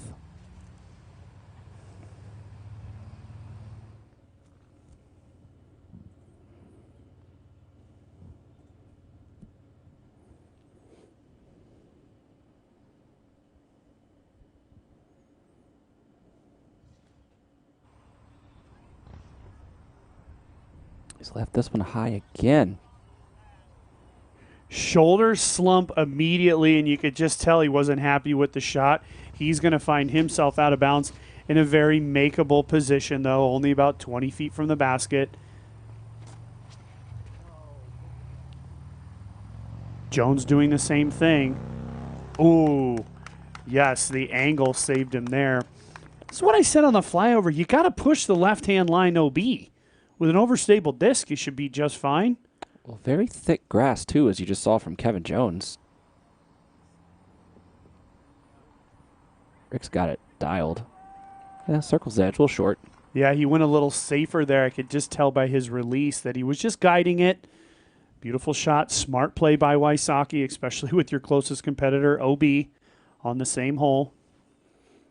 Yeah, McBeth 4 clear of everybody else. Barela, this has no chance. Inside hyzers for Barela, all of the sudden, he looked so good through the first 6-7 holes. So, again, all of you people sitting on your keyboards at home, yes, I am wrong. Just two guys OB. I just felt like with the conditions and where we were sitting, this group would have certainly got it up in and close, but it's a little bit more difficult. And you were right with Barela, those couple of inside sidearms just not extending. Being fearful of that left-hand OB, in my opinion, here on number 11 doesn't really make a whole lot of sense. So just nerves? I mean, you said earlier in the broadcast that he's past that experience gathering part of his career. He's been around, maybe hasn't been in the position necessarily to win an Elite Series event, but look, he has a Silver Series victory just this season. Well, I think it might be a hair of that, but what I would say is that in this scenario, there's a massive energy vacuum that happens because our competitors have been battling for, 3.5 days now. They see Wysocki 7 ahead of his closest competitor, and, Barela is back there, 13, 14 strokes back. So, the realization that the victory is out of your hands when you're in that lead card is a lot to deal with, even from the best players in the world. That's why being in that second, third, and fourth card right now, that's why it's money-making day, because you don't have that energy vacuum. You're back there playing strong and playing with full-on energy, and there we see Wysocki making his birdie putt. Just keeping the energy low. I mean, that's the best thing Ricky can do right now. Don't let anybody get a glimmer of hope. Hope's the most dangerous thing.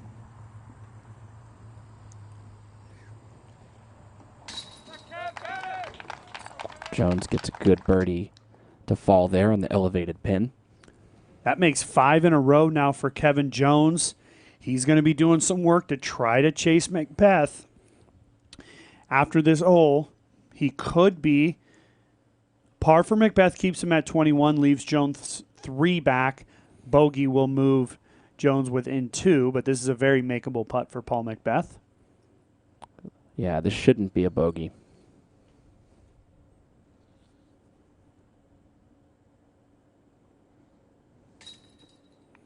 And it's not. Saves par. Kevin Jones round starting to look like yesterday. He had 2 doubles and a single in the first 6 holes, and since then, nothing but birdies. McBeth book-ending 7 birdies in a row with 2 bogeys. 1 step forward, 2 steps back sometimes for our competitors. We're going to take a quick break. We're about 2/3 of the way through the course. We'll meet you back over by that water tower in just a few minutes here on the Disc Golf Network.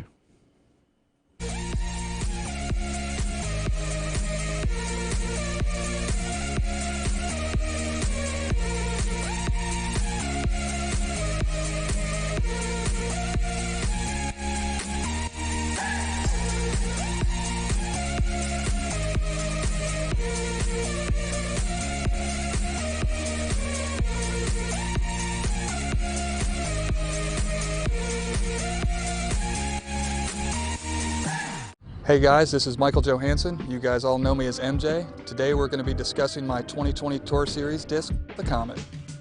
What I love about the Comet is the fact you can do almost everything with it when you get used to it.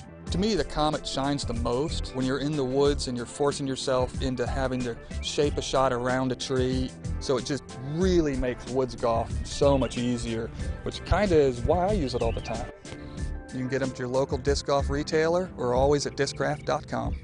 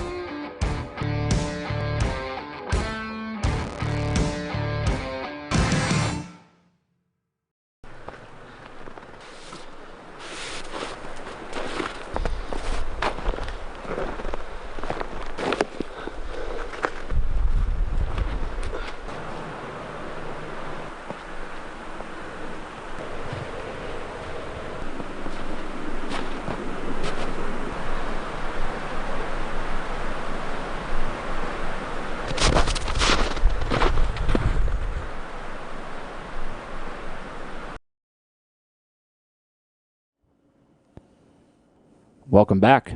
If you're wondering what Chris Dickerson has been doing, here he is looking for birdie on the par 5. Oh, wow. Big downhill putt there. Slight breeze coming from his left, handling it beautifully. Look at this, Jamie. Just the one par on his round today, 2 bogeys, and the rest birdies. This is one of the holes that Dickerson did just bogey. It's the water tower hole. Pretty straightforward, but there is some danger. I mean, we can call it straightforward all we want, but it's 354 feet, so distance isn't the issue. It's the uphill. They did well, the tournament staff, to make a nice flat tee pad here on number 12, but you got to play all the way up the hill to a completely blind basket. You can't see it behind the water tower, and you just got to swing it. It's easy to go long. It's easy to go too far to the right. Sometimes players make the mistake and hit the front of the water tower like we saw Chris Dickerson do here. And over the years, I'll never forget coming to this hole for the very first time, Jamie, and going, are you kidding me? But now, over these last few years, it has certainly seemed to become more of a signature hole here at Lake Eureka. And a lot of fun, actually, I think, with that nice and flat tee pad. It's a really, really good hole here. It's been aced, it's been deuced, and probably everything north of that as well at some point in its existence. We have our chase card just finishing up on it, so not quite everybody through here in our championship round before, except our lead card, but it is playing as the 8th easiest hole here, 30% birdies, and 24% over par shots here. Only 8 double bogeys, and the rest just single bogeys.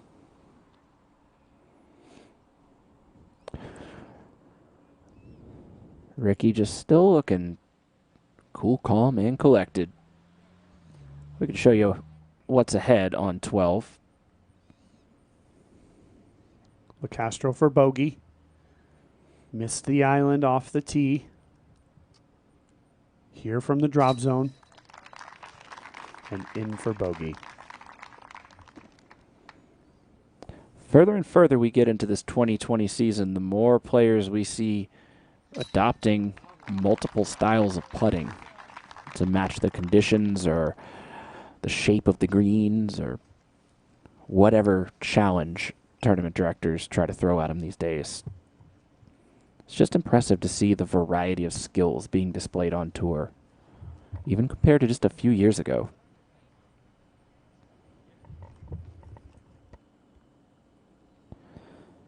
Ricky on the tee.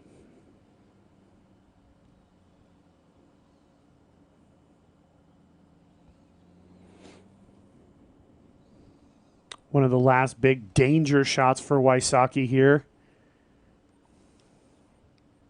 Keeping a close eye on it.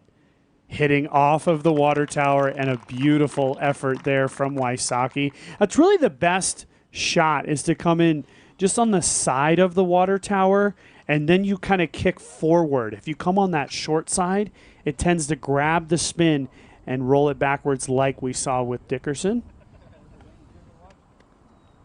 This is that tee pad that I was referencing. When we first came here to Lake Eureka, we actually had to tee off on this uphill slope, making it much more difficult. They've now got this beautiful tee pad built, and now the players have a nice flat, level place to tee from. Nice and wide, too. Huge props to the team that put that in. Does it have the distance? Yes, it does. What a shot. I think it has exactly the distance there.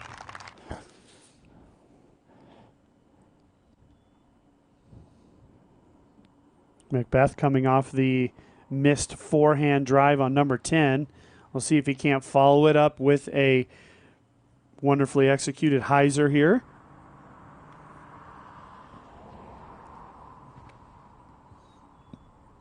The biggest challenge, oh, he's got that to the right.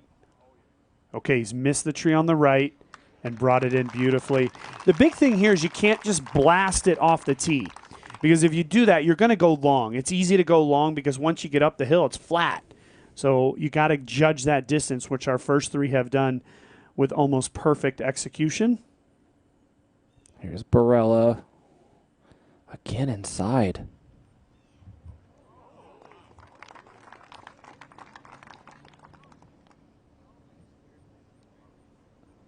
Well, it's a mystery. We'll find out with all of you guys in just a moment here.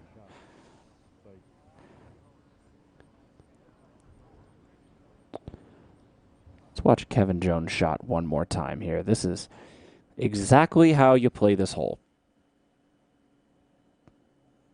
It's going to start putting a camera on Kevin Jones' disc instead of doing a drone flyover. There you go. Just right there. Curls the pin. Perfect shot. You know, the one thing that can happen here on the water tower hole, if Barela was really far inside, you can be inbounds on the left side of the water tower. I have seen it. I've never done it, but I have seen it happen before. We didn't have a good look on his disc, but he might be on that left side inbounds. We'll find out here in just a moment.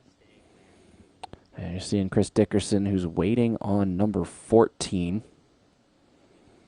There's a little bit of traffic up there as 14 plays down out to a corner, and you turn around and play 15 and 16 the other way, but parallel fairways, so a lot of etiquette on display. You'll see players waiting.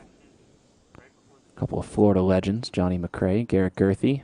And you're right, Nate, inside the OB line, safe, but on the left side of the water tower, you don't see many of these. I've never been able to do it myself, but it is possible, and it's well in bounds over here. And Barela up, unable to get it up and in, but, you know, really, it could have been a lot worse there. He could have been sitting back at the drop zone throwing his 3rd shot. So even though he won't be happy, he hasn't had a good run here over the last 5 holes, 1 over par for the last 5. He can at least take the long walk to 13, knowing he didn't take another bogey. Well, he's got a birdie. That's Ricky. I'll show you how to play that left side next time we go out there, Nate. How about that? I'll give you a little lefty hyzer. I'll try to make the putt. McBeth, birdie, Barela, par. Slam dunk. You'd think Kevin Jones is from Peoria. Well, you had mentioned it earlier. There's a lot of Kevin Jones fans. I mean, there's 2 Kevin Jones fans sitting right here. I think everybody loves Kevin Jones, his demeanor, his effort, and his ability all lining up to be a beautiful fan. Let's check in with Terry Miller. All right, everybody. Terry Miller checking in here just a moment ago as Paul McBeth was watching Anthony Barela putt. He put his hand up and he was trying to get a little bit of a wind read. I think there was something different from the tee than what he was expecting here on the pin. Of course, he still had a great result. He's going to walk away with the birdie, but Paul McBeth is always looking ahead, whether it's a crosswind or a wind that might be even maybe a few fairways away, because he wants to be thinking about what he's going to see when he gets to that position. The other thing I want to talk about is the jovial nature that these guys are having out here. Although Ricky Wysocki is out to this sizable lead, they're still having fun with it. And we know that Ricky and Kevin hang out, compete against one another, play golf against one another, and just are overall really friendly and competitive with one another off the course. Well, that's even happening here in terms of how much fun they're having. And I think back to just 2 holes ago, Ricky Wysocki threw his shot. Kevin walked away and said, Ricky Wysocki. I think that was a direct quote. Ricky chuckled. He said, thanks, Kev. We all know Kev likes to be a little bit of a hype man out here. He's always high energy. He's always cheering for the other players out there. So even though Ricky Wysocki seems to have this thing in control right now, Kevin's still his biggest fan. Again, they're having fun. We're going to have a long walk. We're going to move over, maybe catch up with some of the action on the chase card. We still have the last third of the course to play. Right now, Ricky Wysocki, though, seems to have things in control, and we're going to see how it plays out. I'll check with you guys in a few holes. Thanks, Terry. He's a Renaissance man. He can do sideline reporting. He can do perfect Kevin Jones impersonations. Absolutely. What can't the man do? And I guess that means if Kevin Jones is a fan of Ricky Wysocki and we are fans of Kevin Jones, therefore we are fans of Ricky Wysocki and pretty much everybody else totally in the disc golf world. The lead, still 8. Ricky, there's a reason Kevin's a fan of him, because he's not giving any of this lead up right now. It's really just about who else is going to climb into this top 10, and the big mover right now, Drew Gibson, still on a tear, 9 down through 15 holes. Let's get out to 14 with Johnny McRae. So there you go, that third card. This is the card with Chris Dickerson and Johnny turning that over. OB. I got a little kick off that tree down there, too. It's hard to see in the sunlight. Yeah, things moving along quite nicely. This is that third card.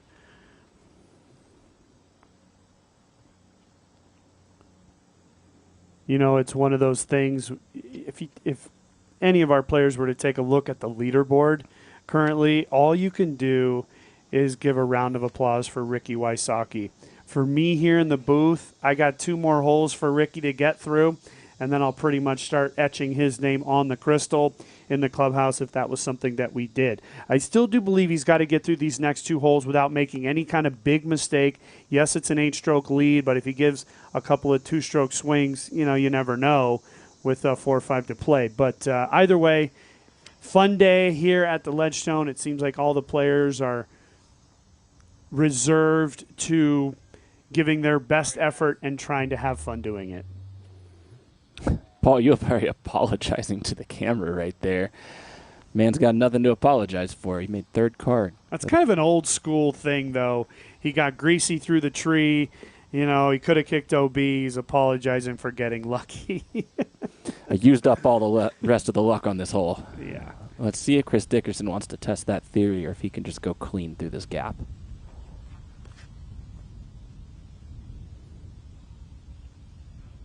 Turn around, Dickerson. It's in the perfect position, my friend. Put your mask on. That'll be a good opportunity here. Not quite as windy. This is a good read for our lead card coming through here in about 15 minutes because that headwind is not as aggressive as we've seen yesterday and in years past. So we might be able to see a few birdies here. Yesterday it almost seemed like an impossibility. Double G. Needs to hold and sit. That disc is a good listener. You hear me? It stopped for you just fine, my friend. No worries. Gotta love Double G. Let's take a look at the par 5 here. 1,080 feet. Hole number 13. Playing as the 8th hardest hole here, just slightly over par. The tee shot's difficult. You got to really land it in this zone. If you get off to the left side is open for business, but it's much tighter, especially for the right-handed players, which we have all here on the lead card. They throw a couple of right-hand backhands. They can get one out to this area. We talked about it yesterday. I've never seen anybody go or at least successfully complete getting to this section of the hole after 2 shots. So really birdie is the best you can get here, 1,080 feet. You just got to avoid, you have to stay aggressive and avoid getting too far to the left. If you get on the left side, yes, you can progress, but it becomes a very difficult thing to do, and you kind of are left back there pulling out shots that you're not so much used to or that you might have not practiced. Look at Rick. Only 1 bogey. I'll take the hit for that one. I kind of jinxed him. We were talking about his Circle 1X putting on number 4, and then on number 5, he misses only his second one of the entire weekend. And when you're putting that well, you could smile that easy. These are your margins of victory for MPO on the tour right now. 2 has been the biggest margin that anybody's won by. It's really been quite a season thus far. Yeah, and for quite a few different reasons. We've had just amazing coverage coming down the stretch. We've been sitting on the edge of our seats. We're currently not sitting on the edge of our seats at all. You know, the guy's got an 8-stroke lead. But with that being said, I'm really just purely impressed with Ricky Wysocki. He has taken the long road here, right? Let's just rewind to right before the United States Disc Golf Championships when Ricky Wysocki announced that he was going to be pulling out due to the Lyme disease and go on his journey to recover from that. He's gone through that journey. He did not look good at the Memorial in Waco, but coming out of the pandemic break, the COVID-19 pandemic, he has looked extremely solid. We saw him at the DDO play well, not able to complete the job there, and he's just played that slow kind of long game, winning a couple of our Silver Series events and getting another event on tour. So Wysocki looking as good as ever. And you can see, waiting on the card ahead, as we mentioned, the cards play very close to one another, the fairways do. Again, best seat in the house, just float along the lake. Look at this.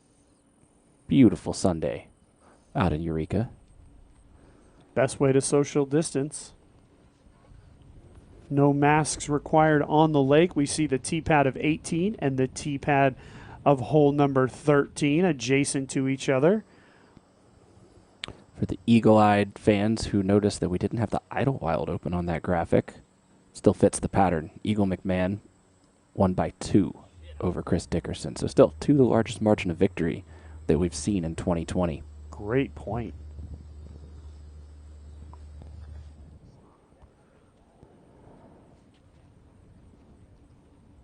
This is a little bit of a slow part of the course for anybody that's spectated out here or played out here before. Well, you have Steve Rico here on the left chatting with Paul McBeth, both from Southern California. They're both very familiar with each other. And then Terry Miller hanging out there as well. So, again, it's been a long week. It's been a long couple of weeks. I think the players right now are enjoying the competition, but also sort of reserved to trying to just enjoy themselves here. It's an absolutely beautiful afternoon here in Central Illinois. Oh, I'm not sure that got back in bounds for Double G. That may have stayed wet. Yeah, G really making it very well known that he thought it hit the bank, which means that he will get his lie up where it did hit the bank, as that did cross in bounds, kicking then out of bounds. It's a big shot for Dickerson here. Dickerson's still in the battle for third place and outside chance for second place, depending on what McBeth can do. This is a long shot. It's really tough to get it all the way back.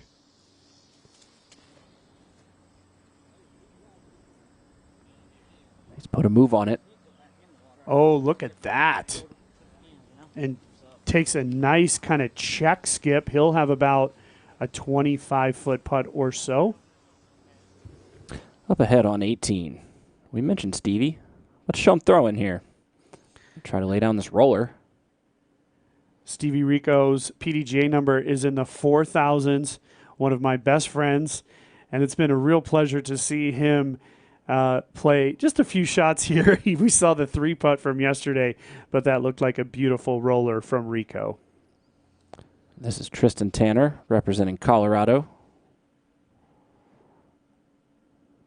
Also going to go roller play. Got to flip it up past that concrete area, and he squares it, but gets the hop to the right for a better lie. So Jamie, Stevie Rico today, in his 40s, he's currently 7 under par on a bogey-free round, playing extremely well. He's moved himself up 13 positions, so never count Stevie Rico out of anything, right? Not at all. You know he's not going to make the same mistakes a couple days in a row. He's been on the tour far too long. Here's Alden Harris. You just saw Justin Gilbert. That was who was throwing in the Team Infinite shirt. Now this is Alden Harris, 4th.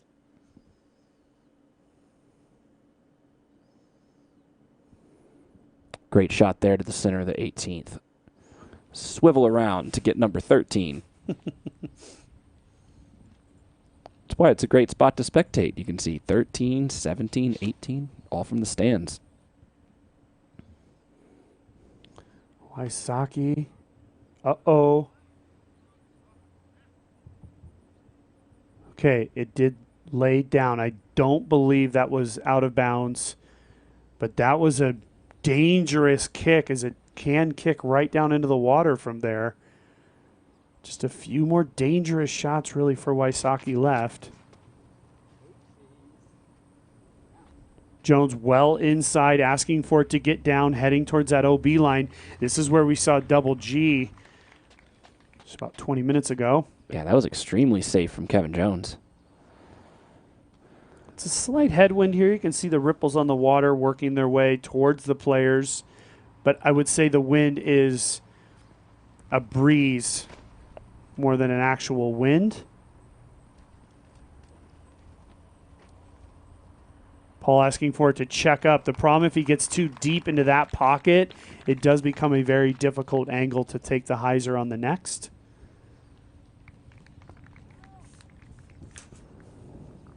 Barela's going to be looking for distance here on this one.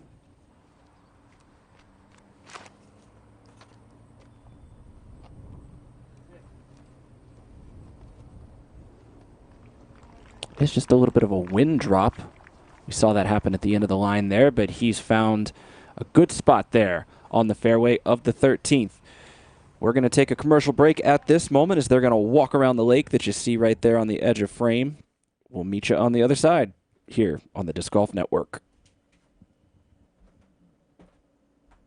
Hey guys, Adam Hammis here. Today I'm going to tell you about my 2020 Tour Series disc, the Wasp. The Wasp is an overstable, beaded mid-range, and what I love about it is how hard I can throw it and know that it's always going to finish left. The shots I typically throw with this disc are soft flex shots, power flat to hyzer shots, and once in a while I'll throw like a little spike hyzer with it. Be sure to pick one up at discraft.com or your local disc golf shop.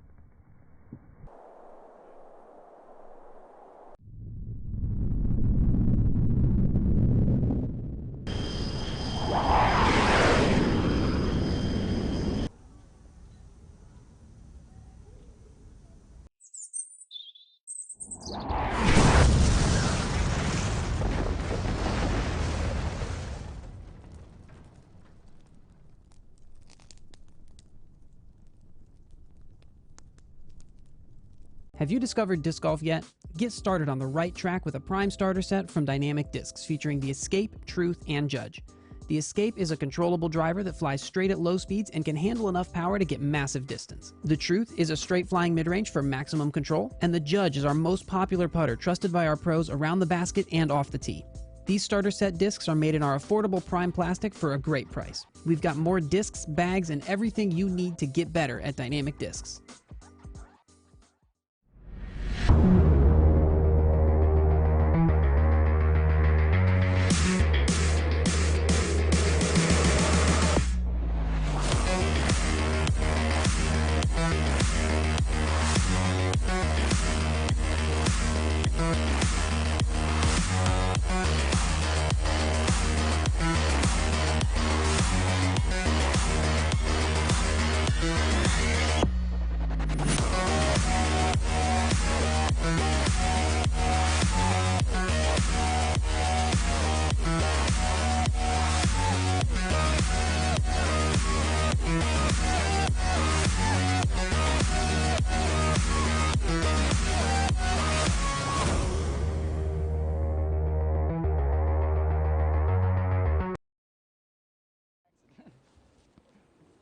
They made it around the lake over here.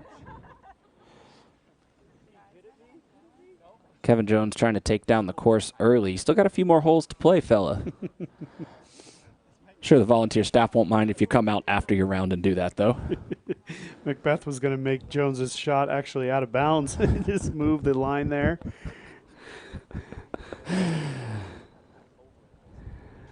Like I said, man, I think it's great to see the players enjoying themselves, and actually the tournament director there. So, you know, he could change the line, I guess, if he wanted to. But it's just nice to see them enjoying themselves and reserved to competing at a high level and having fun while doing it. Jones from well back on the fairway here, going to try to get as much distance as he can. Little on the inside. Okay, he lands beautifully on the side hill there. He'll have a wonderful look. Hyzer shot from there to head and attack the green. Totally agree with what you're saying too, Nate. It's just great to be out playing disc golf. I mean, it's with all the things that have been happening this year, it's been a tough year for a lot of people, and it's just great to have disc golf every weekend. I would agree. Now, here's Wysocki. Now, I'm going to double check this. Well, there's his disc. Unless he placed it there, he may just be seeing if he can get any more leeway from that to get that meter in, is what I'm trying to say. Yeah. Yeah, and then they're talking about if he could take relief back. But it would have to be perpendicular to the basket, and from that angle, I really don't see how it would be possible. Someone have a book? Yeah. I think it's in my other bag. That's it. So the rule is that Is that my book? No, 13. It'll be at the end. I guess they're just looking to see if there's any casual relief. Yeah, let's take a look. Because those rocks are... perpendicular relief from the rocks as if they were OB. So the rock, it would be the top of the rock line? Yeah, so basically... Oh, I see what's happening here. The book does reiterate that the shoreline are inbounds. So the rocks themselves are inbounds, but you're allowed to take relief for safety. We don't want any of our players having to compete from inside those rocks, so you are allowed to take relief from the rocks as if you were OB.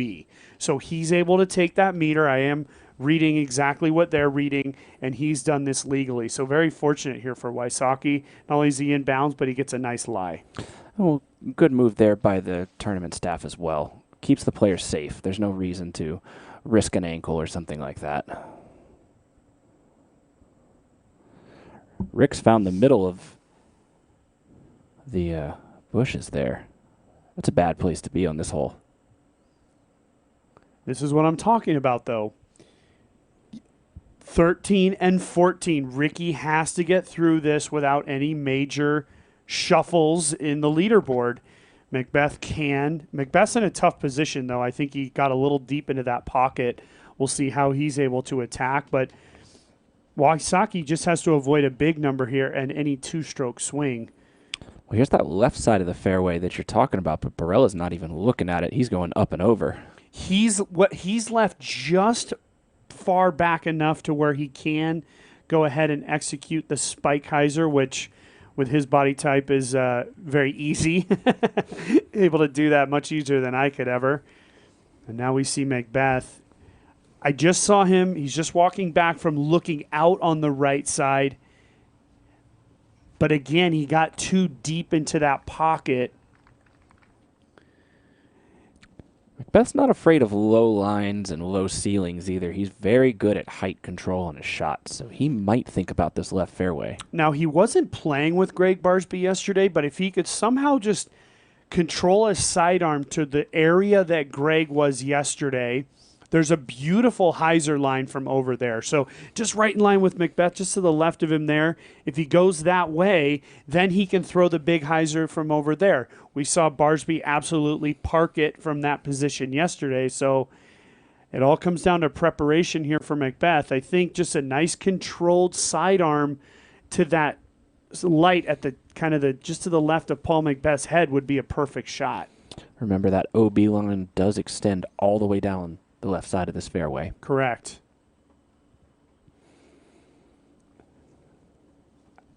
Hard to tell what he's looking at. Let's just let him solve the mystery for us. Please, Paul, do not take that low hyzer. Yes, go this way. Thank you. He's going to go with the backhand here, playing very quickly. It's a mid-range. Has he overcooked it? Oh, wow. He was trying to get real sneaky and cut the corner back down to the water with an Anheuser mid-range shot. I just think he tried to do too much in this case, and I think one of the issues here is that for the most part, and I actually talked about this in the flyover, the left side is open, but nobody practices it. So Paul doesn't have a great reference point of where to be. He wasn't playing with Gregg yesterday, so he didn't see Gregg throw that shot. And so he's left to try to stay aggressive and do too much. And now he's left well back, and I don't see any possible way to get to the next island, or the next peninsula, I should say, without, I guess, a very McBeth-like shot. One of those, nobody's going to do it except for maybe he could do it. Yeah, exactly.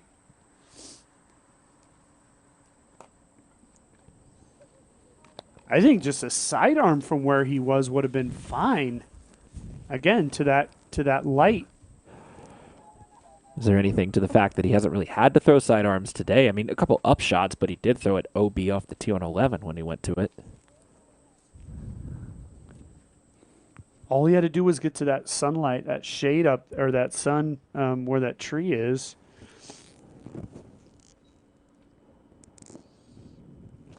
Is he trying to flex this? Yeah, but he hit the tree. Jamie, over the 4 years that I played at the Ledgestone, I saw this dozens of times. The left side, unless you just take it kind of the slow and steady pace, and you cannot try to beat the left side with power. You have to place it in a good position and then go power aggressive hyzer from there. Again, me and you talking about it way back on Wednesday in our preparation for the tournament. The left side is not great, but you can attack it if you know it. And look at this, Wysocki. Oh, he was gifted there. Very fortunate. I guess you can count it as a couple of gifts depending on what perspective you want to take. He got a little bit of a relief on the lie, and then he could have been deep in that stuff.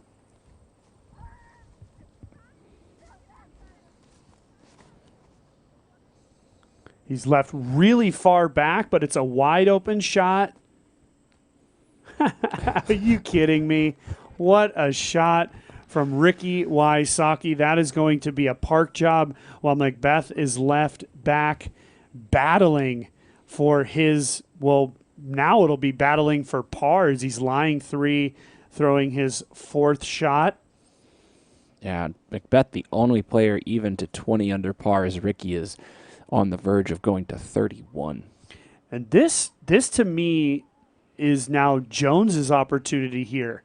If Jones can get himself in tight for a birdie, get himself to 20 under par, McBeth having some struggles, he could battle down the stretch for that second place position.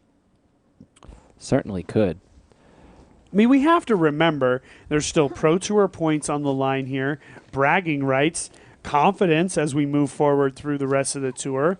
We have 2 huge events coming up, by the way, the GMC and the Maple Hill Open up in the Northeast. So all of this is not for nothing right now, folks.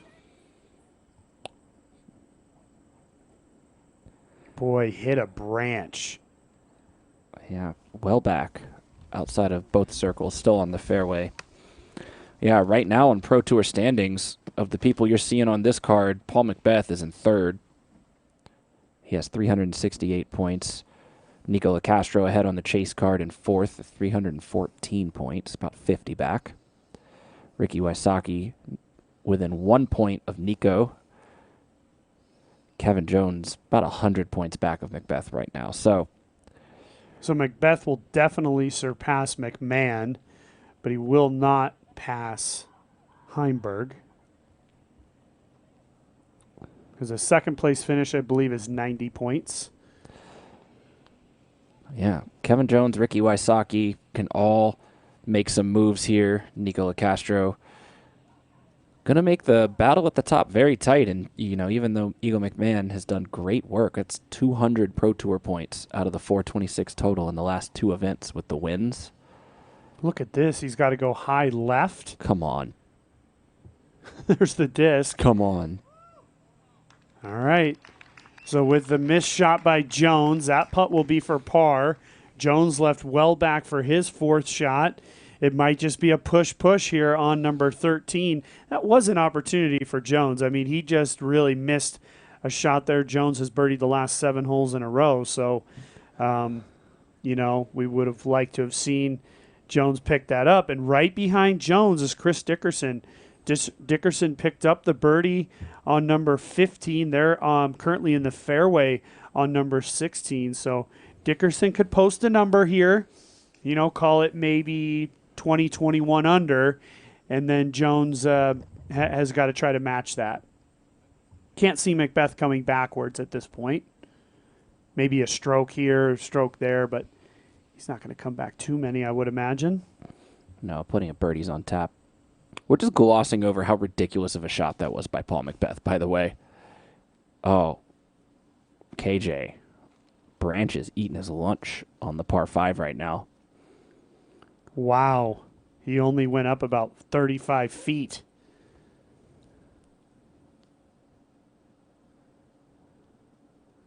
Needs to take a breath here.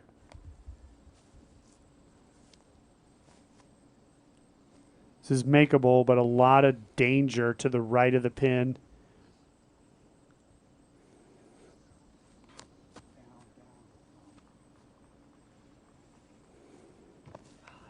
Wow, so in a good position off 2 shots here on 13, and he's taken 3 shots just to get to this point, and now he's going to have that putt for bogey. And now that really brings Dickerson into the fold much more than we originally thought. This is Anthony Barela's birdie look. He went by the pin. It's about 60 feet long.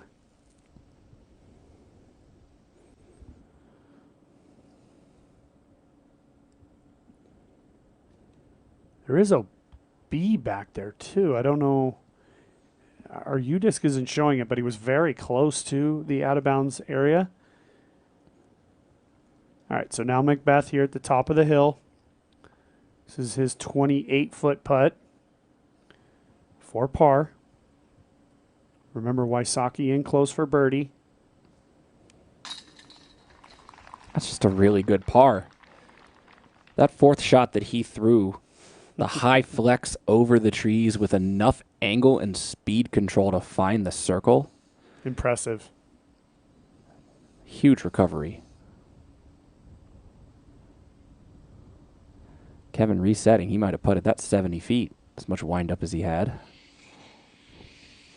He's only about 20 out. Dunks that one. So that's going to be now a bogey. That's going to move him back to 18 under par. Kind of brings Calvin Heimburg into the fold, as Heimburg has now moved himself to 16 under par.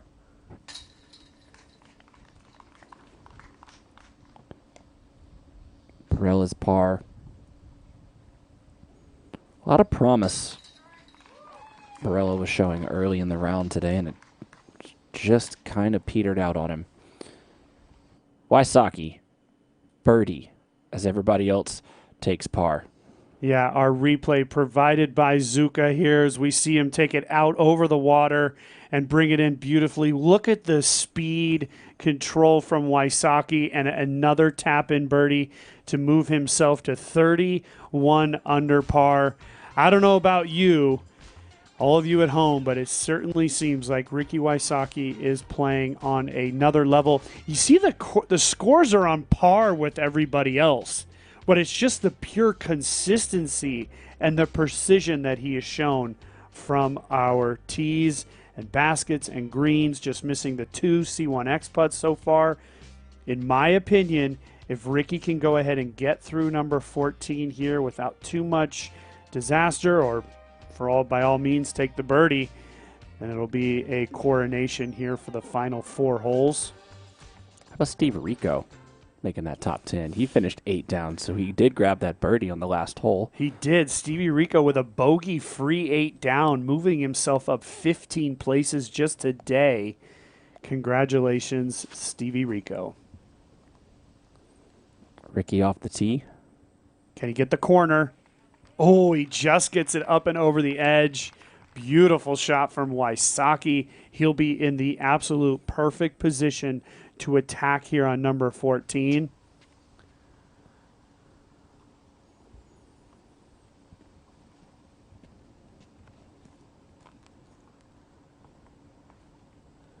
McBeth after the par save.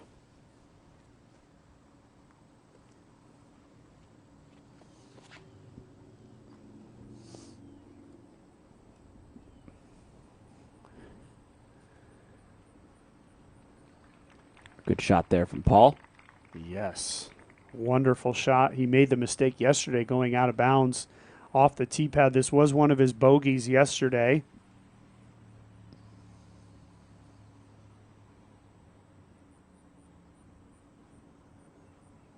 Strong sidearm from Barela.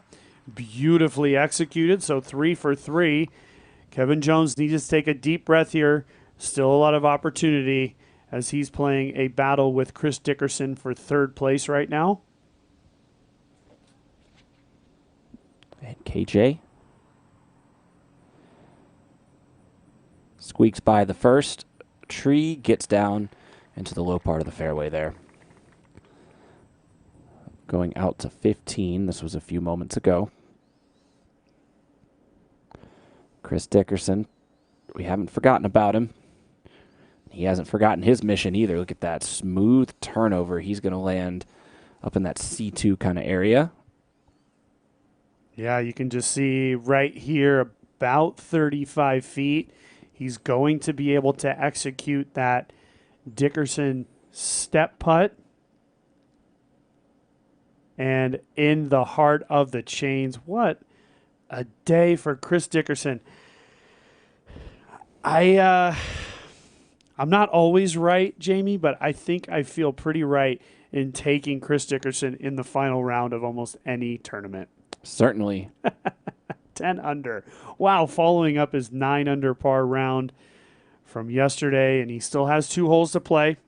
He's completed number 16 with a birdie. Wow, what a day, man. What a day. And look at that Jones hanging in there, 2 under par.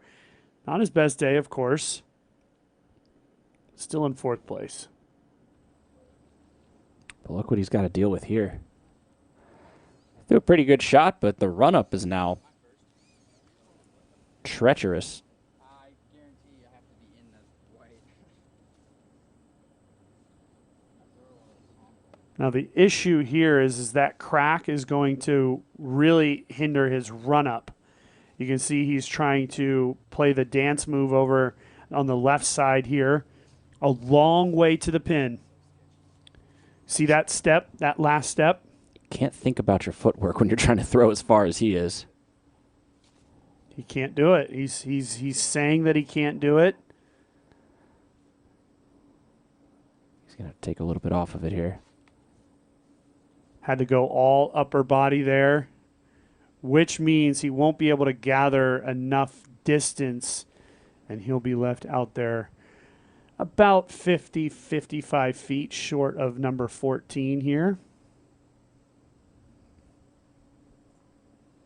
14 over the last 2 days, Jamie, has proven to be absolutely the most challenging hole. Playing is the most difficult for both days.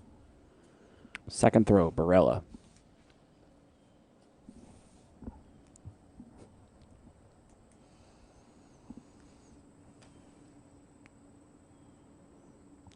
Wide. The question will be, is he inbounds? Did he hit inbounds? It was hard for us to tell from that angle. Even if he did hit inbounds, he'll be directly behind that bush.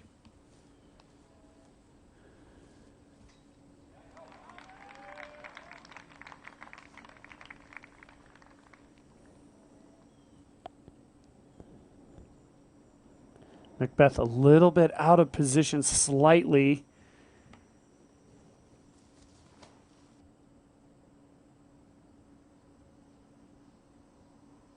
Disc in air coming right at number. Oh, there we see it. What a shot. Best shot of the tournament here on number 14 for any competitor. Impressive.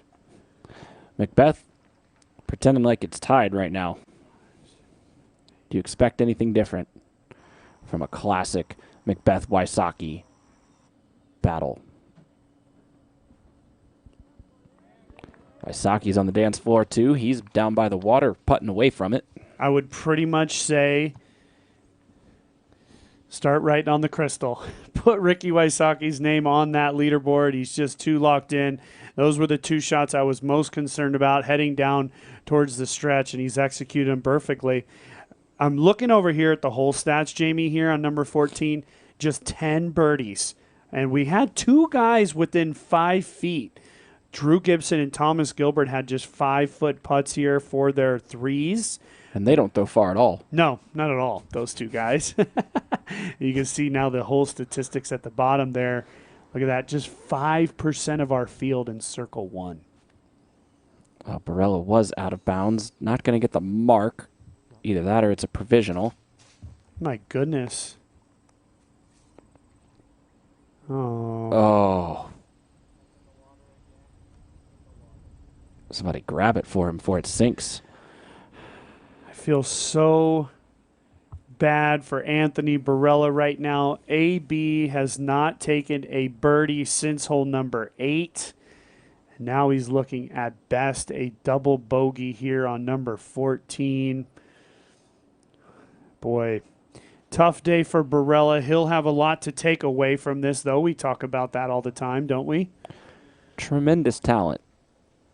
There's a knock on his game. It's that when the lights shine the brightest and he kind of gets into position at some of these events, he doesn't know how to quite close the door and really make that final move. But again, he's college aged. He's been playing competitive disc golf since he was a young boy. He's going to continue to get better and better, and he'll have his day. I'm quite sure of it. Again, has a Silver Series victory this season, so the future is very bright. And those two men on the left there, those are his teachers, right? I mean, yeah, college age, but he's in the school of the Disc Golf Pro Tour right now, and he's being certainly taught by the two leaders of the game and how to not only handle yourself, but how to continue battling till the final bell here at every event, no matter what. It's so important. Sometimes you don't realize the lessons you're learning in these moments until they come back to inform you when you're in position like Ricky is here. I could see a layup from Wysocki, but I think he's feeling good. All right. It's the equivalent to a layup, but he did go for it. Yeah, and that was for birdie. UDisc just didn't quite update before the putt went up, so he will take a par. Good point.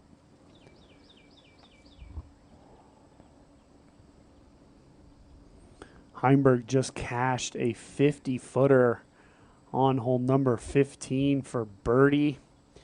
He's on a stretch of 7 in a row. He's got himself to 17 under par, right behind Kevin Jones. We were wondering when he was going to start coming to life. A little too late here in terms of the win, but still top 5 quality finish in his future. He's in a battle for it.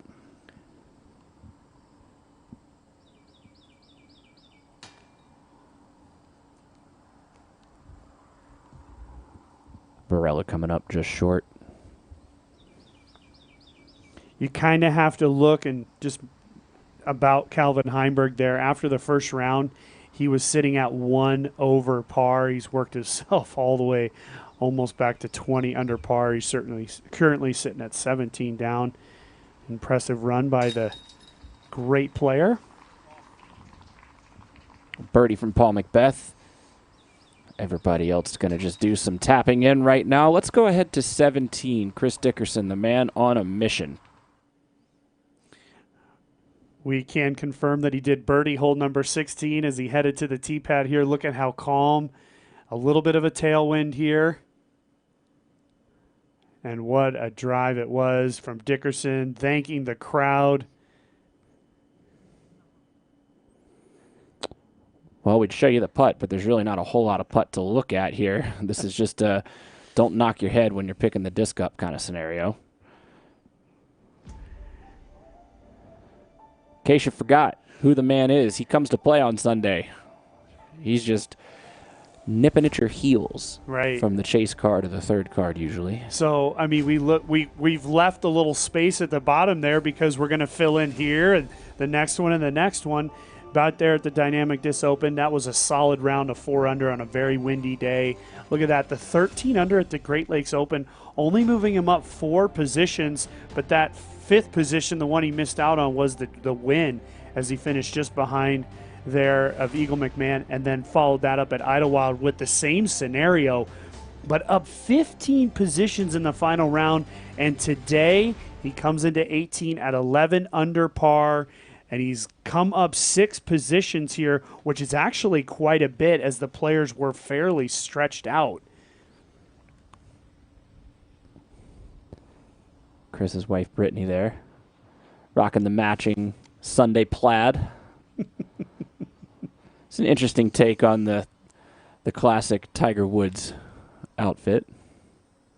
Yeah, I was going to say it was back in 1997 that Tiger Woods won his very first major championship at the Masters in Augusta and made the red on Sunday so famous. We saw that group earlier wearing all red.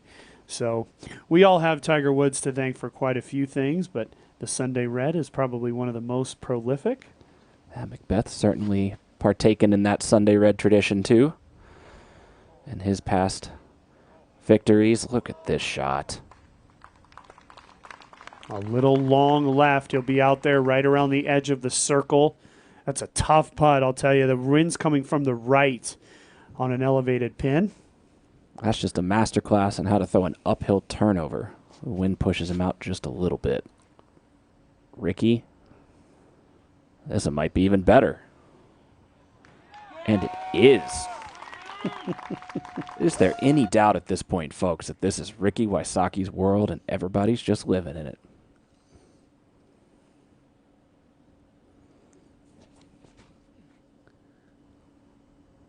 Kevin Jones here executing a beauty as well. Yes, what a shot from Kevin Jones. Says, where you going, Rick? I'm going to follow your line. Barela just needs to chip away a couple birdies here down the stretch and get himself up the leaderboard. Just a hair. Let's go, AB. Fight through it. Oh, wow. Yes, paddle disc. Sheer force of will gets Barela into circle 1. Everybody's got a putt here on the 15th.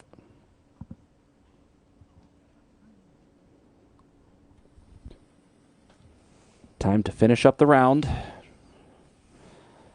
for the Robot Chicken, the man from Limestone, Tennessee. Chris Dickerson could get to 12 under par, which would be 2 strokes off the course record. He's hit almost 90% of the fairways today. Just think he's sitting at 11 under par, and he's had 2 bogeys, and he's only had 2 pars as well. What a day for Chris Dickerson. Those 2 bogeys came along with penalties, so he threw out of bounds on both of the bogeys that he did have. Double G.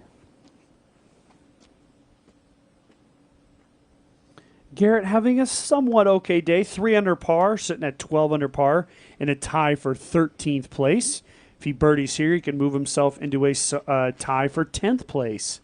So a top 10 potential for Garrett. He's hit that tree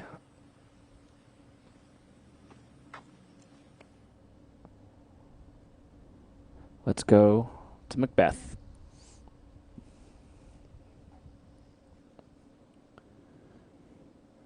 McBeth currently 2 clear of Dickerson. 8 back of Wysocki.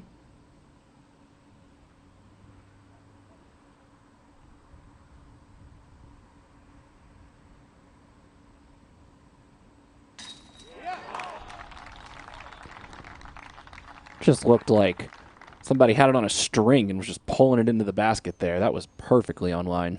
It really was, and again, I think a lot of this will go to build some confidence for Paul as he heads forward in his season. It's really been a wonderful effort. He did. I was very happy the way that he battled through the play at Northwood here at the Ledgestone and got himself up into a solo second place position, and a great hole from our lead card here on number 15. Let's take a look at 16. I liked it. This is one of the most fun tee shots of the entire round. I love the backhand roller here. You got to avoid the left-hand tree right there. That was where Gregg Barsby found himself yesterday. It's all OB on the left side. If you can throw the roller here on the upper part with a little bit of cut, it's off and running. I was watching one of our other cameras and saw that Garrett Gerthy actually had a fairly makeable eagle look here. And at 606 feet, slightly downhill as it plays downhill all the way, we could potentially see an eagle. But really, you just grip it and rip it, put it down there, and then have a very nice, precise upshot into the green. If you're left well back, the green is really touchy as it does slope away from our players.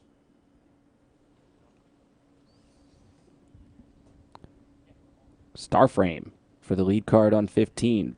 Great to see AB get a birdie. That's his first one since the 7th.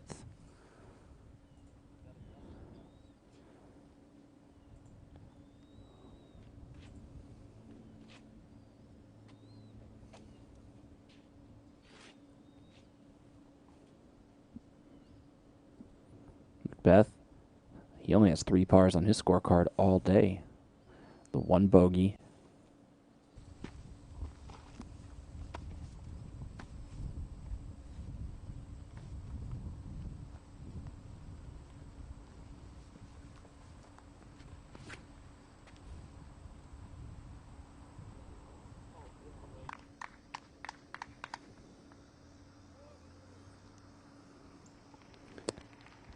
Good roller out to the fairway there.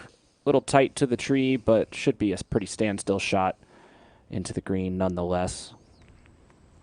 Yeah, within just 150 feet there. Ooh, Wysocki slipping just a little bit, but on a good line. As that goes down the hill and comes right up and around. And once again, out-throwing Paul McBeth. Wysocki's been doing that all day long in an absolutely perfect position.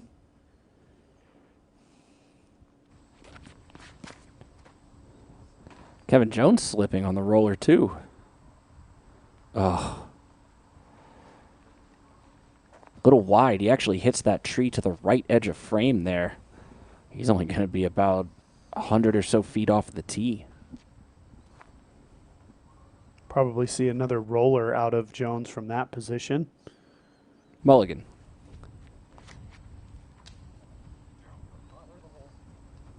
Yes, I love this high cut.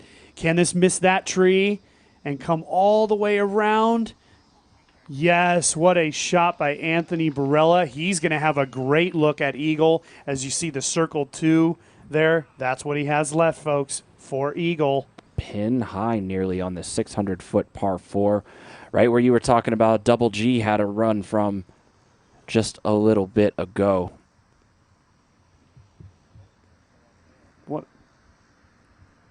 What a shot from Barela. As we see the top 10 leaderboard there, Jones has to be careful here. Calvin Heimburg is just, and so is Nikko Locastro, just 2 strokes back of him. He's got to avoid any bogeys here. Still got to get through number 17.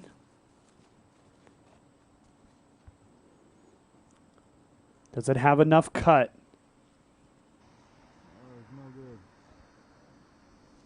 Got caught up in the bushes there on the right side, so Kevin is going to be battling here on number 16. We're going to say hi to Terry Miller, who's been following along all day and all weekend. Everyone, Terry Miller checking in here on the, well, we'll say the middle of hole number 16. We all know this is pretty much over with, but that's not stopping the crowd from getting a little bit more energized. They are rowdy and ready to go. They've been enjoying the big shots. We just watched the star frame on hole number 15. Huge applause for all of the competitors out here. It's been a very long weekend. Now, I do want to think back to previous years. This is usually one of the largest and most rowdy crowds that we have on the Pro Tour. This year it's a little bit limited, but for the few people that are here, they're making up for it, and we couldn't ask for much more. We're going to watch as we follow out these last few holes. It's been great. Electric crowd, beautiful sunset, Lake Eureka, Ledgestone Insurance Open, and more than $60,000 given to St. Jude. We couldn't ask for anything more. Let's get back to it and finish this thing out. Might be some moisturizer in T. Miller's future there. He's been out in the sun all weekend. In fact, we've had 7 competitive rounds in the last 9 days. So both the players and the media working. Kevin Jones just trying to get off the course right now, and he's going to put some work in. Yeah, Terry's got a nice glow to him, doesn't he? He's got that midsummer glow, and Jones super frustrated here. It has not been a good run of holes whatsoever. He took the bogey back on 13. He did pick up the birdie on 15, but again, Jones has to be careful here. He just needs to get into the clubhouse and get in that 4th place position. I think that's the most important part here. And let's go live to Chris Dickerson on 18, looking for a birdie. This would put him at 22 under par for the tournament. His tee shot was really tight up against a bench. Oh, no, he did so well to get to that point. And a beautiful putt, just a hair high. Man, oh, man, still a wonderful day for Chris Dickerson. McBeth, just a little bit of a leaf kiss. That's going to be 25 instead of about 7 feet from the pin. Wysocki. Also going with that jump putt approach. Jump putt tap in. So pretty much, well, I'll go ahead and say it for sure. That's going to lock Dickerson in at that number 3 position. He'll take solo 3rd here, so he'll find himself on the podium, coming up 6 places to find that position today. Let's see if AB can set off some fireworks. He's about, 85, 90 pin high.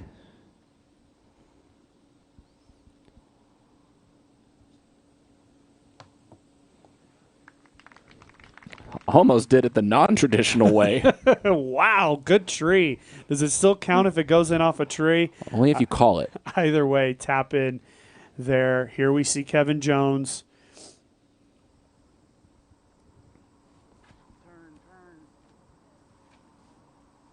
And Kevin, that's going to run away from him. That's going to be about a circle's edge look now for double bogey. Well, you had to run that. 19 under par, 3 to play. For bogey, just to be correct there. That will be for bogey. Exactly. Sorry about that. If he makes this bogey putt, he'll slip back to 18 under par with 2 to play, 3 back of Chris Dickerson. So that was an important putt with podium implications. Yeah, Heimburg is right behind him. If Heimburg goes birdie, he could surpass Jones. There we go. Beautiful putt by the man himself, Paul McBeth. Just think, we're going to have Wysocki here for birdie. He had the huge lead coming in. He's just following that up with being 10 under par through 16 holes. Ricky, he's been on another level this weekend, hasn't he? This is the Ricky of old, the 2016-2017 world champion. Oh, my goodness. How did that fall out? So that will be a double bogey now for Kevin Jones as we see Ricky tap his putt in. Kevin just kind of out of sorts here over the last about half hour or so.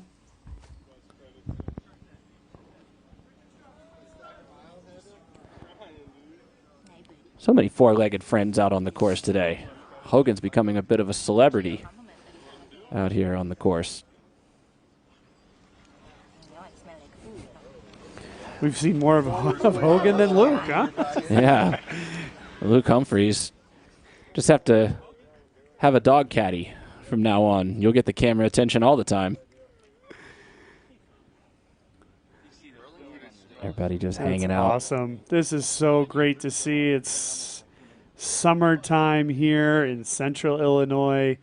It's just past the midpoint of the Disc Golf Pro Tour.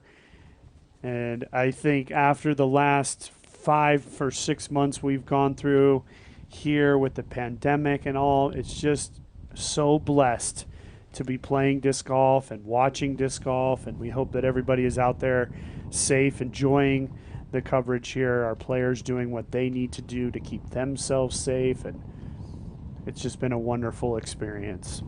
Certainly has. We're very happy. I'm personally extremely happy that we can continue to put on these events, that, you know, Jeff Spring and his team, they've been working with the municipalities, they've been contacting the local governments of the tour stops up ahead to make sure they're in compliance, to make sure that we're taking care of our players and any spectators when we are allowed to have them, and of course all the wonderful staff and volunteers that make these events so very successful. Thank you to each and every one of you who helped make this all possible. 2 left. McBeth's turn.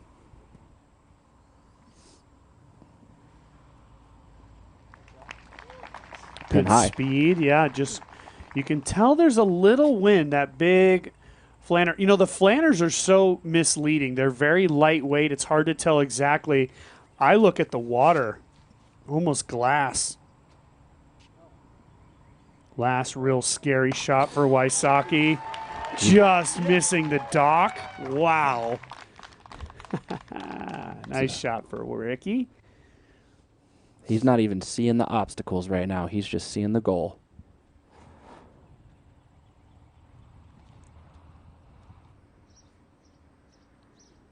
Barela a little high on this forehand. Forehand release just coming out a bit hyzer and a bit nose up for him today.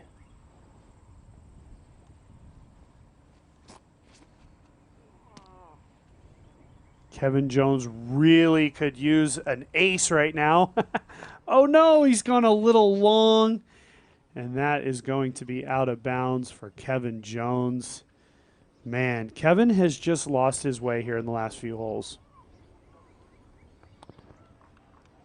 We're going to take one quick commercial break while they walk around and assess what putts they have left. Come see how it all shakes out when we come back on the Disc Golf Network.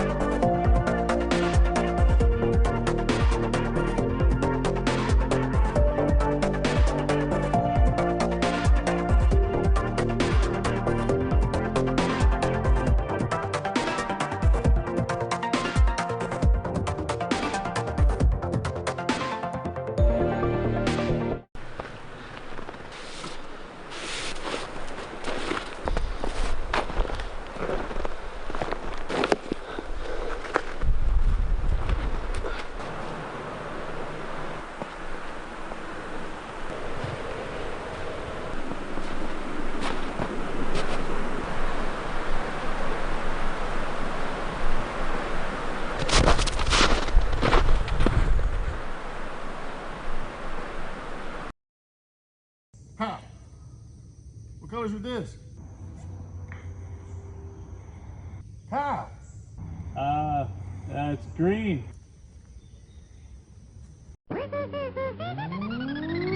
Stop. Whatever. I'll get another one. Okay.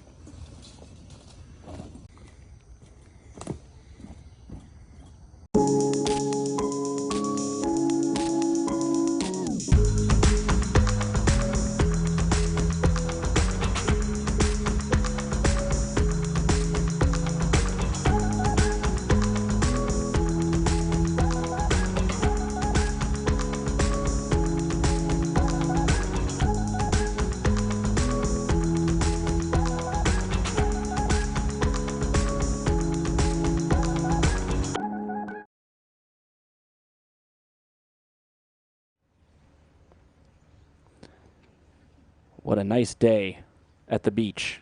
Well, as close to a beach as you're going to get out here at Lake Eureka. Ricky Wysocki in the winner's circle. Once again, just a couple holes left to make it official. Barela's drop zone shot goes to here. This is for bogey. Just one of those days. So the 2 shots he picked up on the last 2, he's given back here. And McBeth, this is all just for the statistics, I guess. And there's no way he's going to finish in first, and there's no way he'll finish in third. So all for the confidence. So you're saying he should play left-handed on hole 18? He certainly could. I don't think he will, but Wysocki with yet another tap-in. Wow. Man, oh man, has it been a weekend? I was just thinking about this. Without a World Championships this year, with this being the previous location of the Worlds, and with Ricky coming so close in that late push last year here at the same location, there's got to be some vindication for Ricky Wysocki taking down this tournament against his closest rival, and it is the biggest payday, and it's got to be a good feeling for Ricky right now. I think in a way it's a major victory, although it won't be like that on paper. I think for Ricky it certainly is. We talked about this for the FPO round. How good does it feel? You heard Katrina Allen in a similar scenario to the Wysocki McBeth battle from Worlds last year. We saw what it meant to her, and yeah, I mean, first time in over a year that he's going to find the winner's circle on the Disc Golf Pro Tour, making sure to ink his name amongst all of the winners that we've seen. Absolutely. Including this guy right here, Nikko Locastro, second throw. 2020, the year of the champion, and we've seen so many different champions with Eagle McMahon, the only 2-time champion this season. Locastro's made his way up into solo 4th place at this moment, Jamie. He's on a 7-under par round. That was his drive, and that was his second. He's got his hands on his hips. It looks solid, but it might have been just a little long. Now, Heimburg, he's 2 back of Locastro. Now, tied with Kevin Jones, so a birdie here could actually kind of give him that solo 5th position, depending on what Jones does here on 18. He's lost the hat and the sunglasses at this point in the round.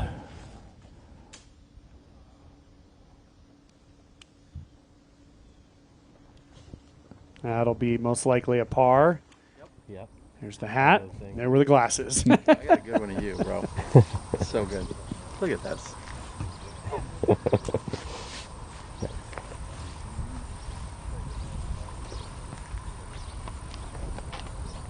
There's not much left to say now. Let's talk about some statistics for Ricky Wysocki here on the entire event.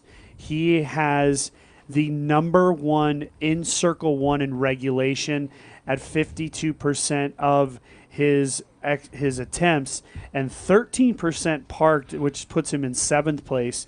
But the big number for me is that C1X putting. He's going to officially be in 3rd at 95%, but look at that. 1, 2, 3, 4 of the major 8 stats all in 1st place. There we do see the statistics. Incredible execution from Ricky Wysocki this weekend. Yeah, Ricky Wysocki, that 95% C1X putting, tied with Calvin Heimburg, at least at this current moment. There are, shout out Elijah Bickle, AJ Carey. They're a little higher than that, but those gentlemen not finishing quite as high on the leaderboard as either Wysocki or Heimburg. And in fact, it's 41 out of 43 Circle 1X putts for Wysocki this weekend. The deeper we look into those statistics, on Circle 2 putts, Ricky only had 16 attempts from Circle 2 versus the 44 that he had from circle 1. So that to me is a massive thing, which means that number 1 in C1 in regulation, that's why that was so important.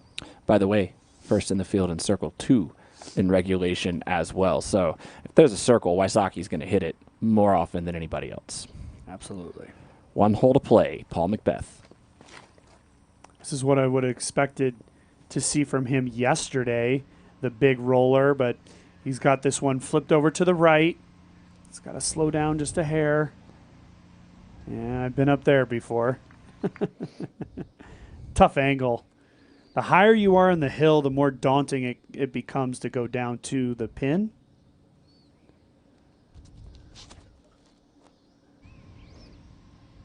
Ricky going to take the very prudent play here. Yeah, he'll be there by the concrete barrier. He's in bounds. It'll just be a layup from there.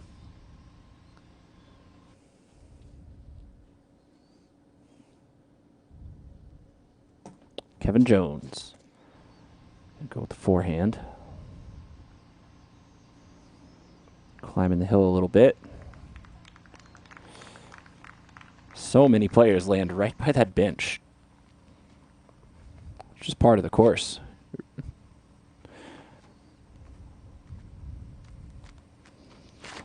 Barela. Going for the big bomb. What a line he's hit. Wow, look at the speed from Barela. Almost, well, actually, just barely missing our cameraman out there. Best shot of the tournament. He just has a chip. Look at the angle. Holy cow. Barela, score is not going to tell you the whole story for AB this weekend. He really is throwing some next level golf shots for distance. Here we see the man, Ricky. Gotta be so many thoughts running through his mind right now. And what a journey. We've sort of talked quite a bit about the journey that Ricky has gone on. And this is a beautiful finish to that journey. And this is what he's done in the most recent time. Yeah, the Silver Cup Series, Silver Series event, same with the Severin Lang Memorial.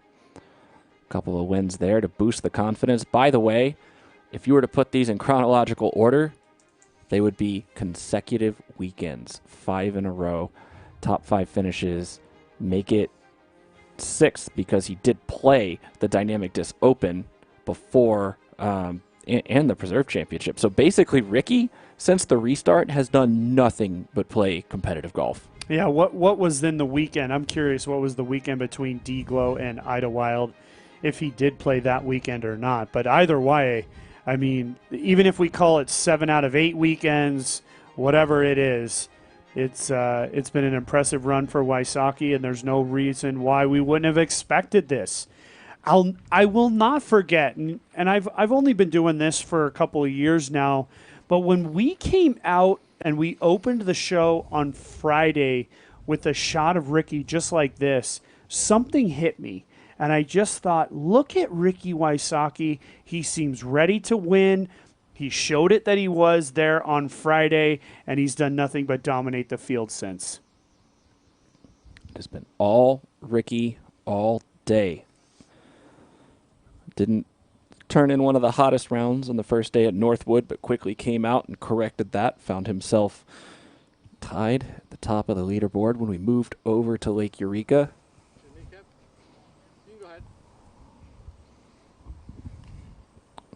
It's just so impressive, the difference in Ricky now versus when we saw him a few months back at the Waco Annual Charity Open. This is a big shot for Jones. If he can birdie here, he can find himself in solo 5th place. He's currently tied with Calvin Heimburg for that position. Oh, what a shot. It's got to sit. Got to sit. Yes, beautiful shot for Jones. Very good position to birdie from there.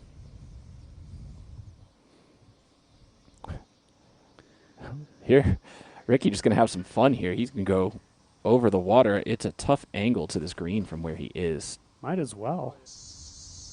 Might as well, right? Give him something to cheer about. Are you kidding me? Don't do it. Just Don't do sit. it. Just sit. Don't Just do it. What a shot by Ricky Wysocki. Almost throws it in. And I was about to say there won't be that obligatory layup so that he can putt last, but he does roll away quite a bit, and I would actually expect Ricky to probably go for that putt and most likely make it. Oh, it's a good time here on Sunday afternoon. Nate Heinold holding the trophy that will soon be in the possession of the Wysocki bomb. McBeth doing a little course maintenance, but punching through to circle one. That's very similar to the location where Wysocki putted yesterday. A little bit closer, just inside the circle.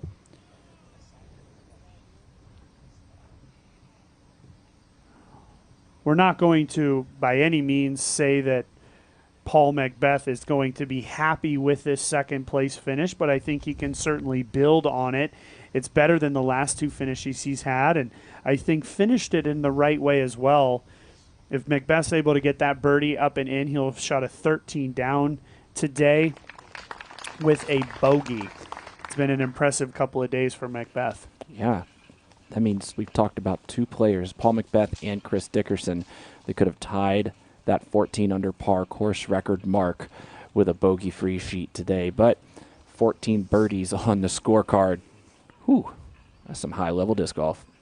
Yeah, and it's only really been one-upped by Ricky Wysocki last year, who shot a 14 under par to finish the World Championships. And without a heroic finish by McBeth, finishing, I think, with 7 birdies in a row, we could be talking about 3-time world champion Ricky Wysocki. But either way, we're going to be talking about 1-time Ledgestone champion Ricky Wysocki heading into the best part of the season now. 2 really great events coming up. Barela for birdie.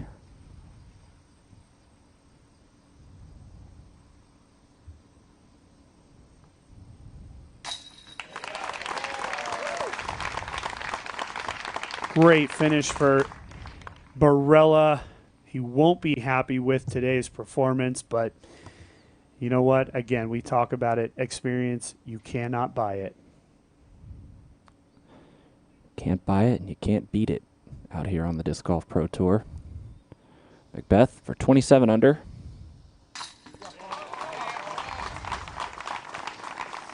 Gets a little bit easier. I would imagine they're going to allow Kevin Jones to play, but it looks as if Ricky is out.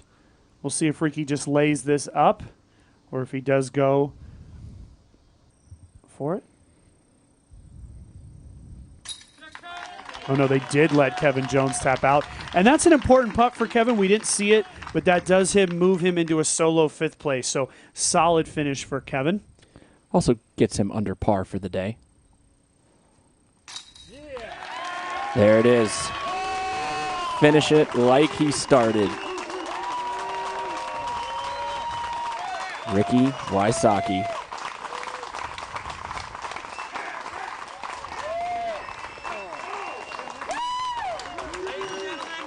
Introducing your 2020 Disc Wrap Ledgestone Insurance Open presented by Grip Equipment Champion for the first time, Ricky Wysocki!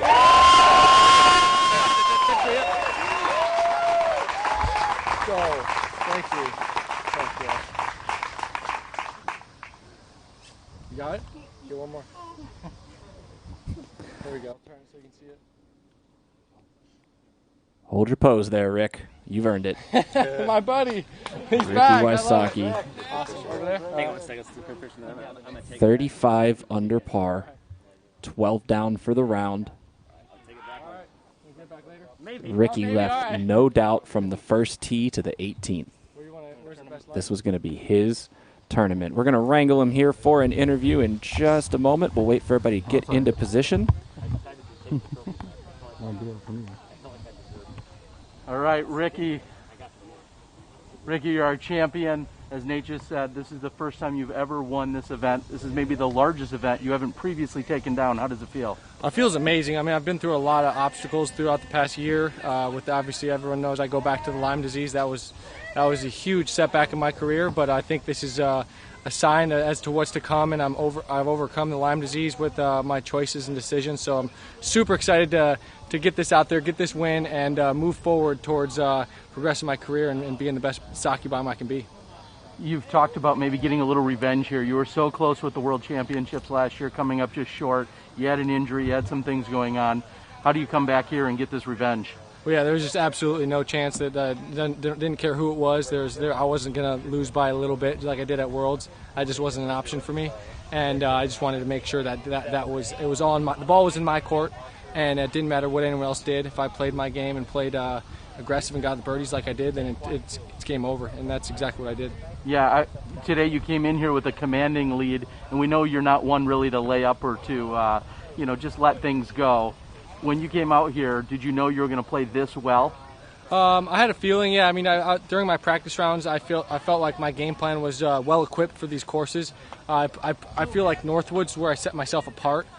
Because that course can really have a lot of variance, and I shot a 6 and a 9, and I was really happy with that. Heading over here, I know this course is where you can get a lot of birdies. It's not as you can't take as many big numbers out here at Eureka as you can at Northwoods, in my opinion, with the way I play.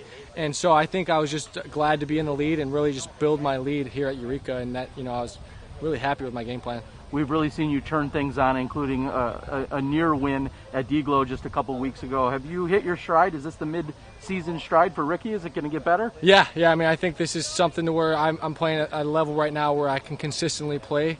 It's not like I'm bouncing up, bouncing back and forth. I'm really consistent. Even when I'm not winning, I'm right there in the top 3, top 4. And obviously, I'm always trying to win. But I pride myself on my consistency when I'm in my prime, and I feel like after the Lyme and everything, I'm back to where I need to be. And so I think that's the most important thing for me is confidence and knowing that I'm at a spot where I can stay here.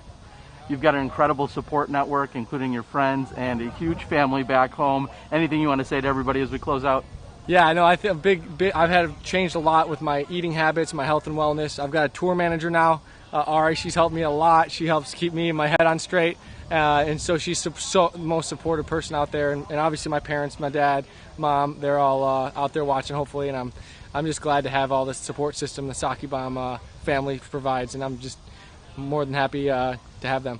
All right, well, this is Ricky Wysocki, your Ledgestone Insurance Open champion, presented by Grip. Congratulations, Rick. We'll see you at the next stop. Thank you. Sake Bomb is back. Yeah.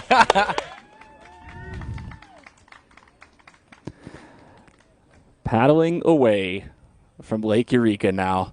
It is all said and done. It has been 462 days since Ricky Wysocki last hoisted a first-place trophy on the Disc Golf Pro Tour. Of course, that was back in 2019 at the San Francisco Open.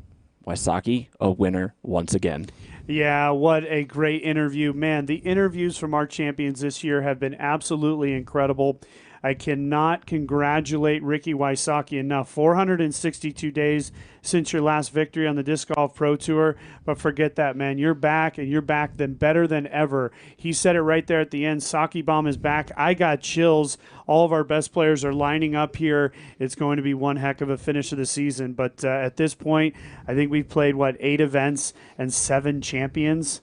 Or is it 7 events and 6 champions? I think so. Either way, yeah. Impressive stuff. And one thing that Wysocki said that was the most important thing, he took it and he was not going to let it go. The ball was in his court, and he certainly handled it well.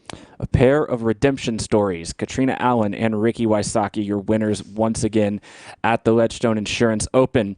It will be time after this last commercial break to do the final bevel breakdown of this weekend. We'll invite Valerie Jenkins back in studio. We're going to crack a beer, talk some disc golf. What else could we do better to wrap up a great weekend of competition? We'll see you on the other side. Join us for the bevel breakdown after these messages. Hey guys, Adam Hammis here. Today I'm going to tell you about my 2020 Tour Series disc, the Wasp. The Wasp is an overstable, beaded mid-range, and what I love about it is how hard I can throw it and know that it's always going to finish left. The shots I typically throw with this disc are soft flex shots, power flat to hyzer shots, and once in a while I'll throw like a little spike hyzer with it. Be sure to pick one up at discraft.com or your local disc golf shop.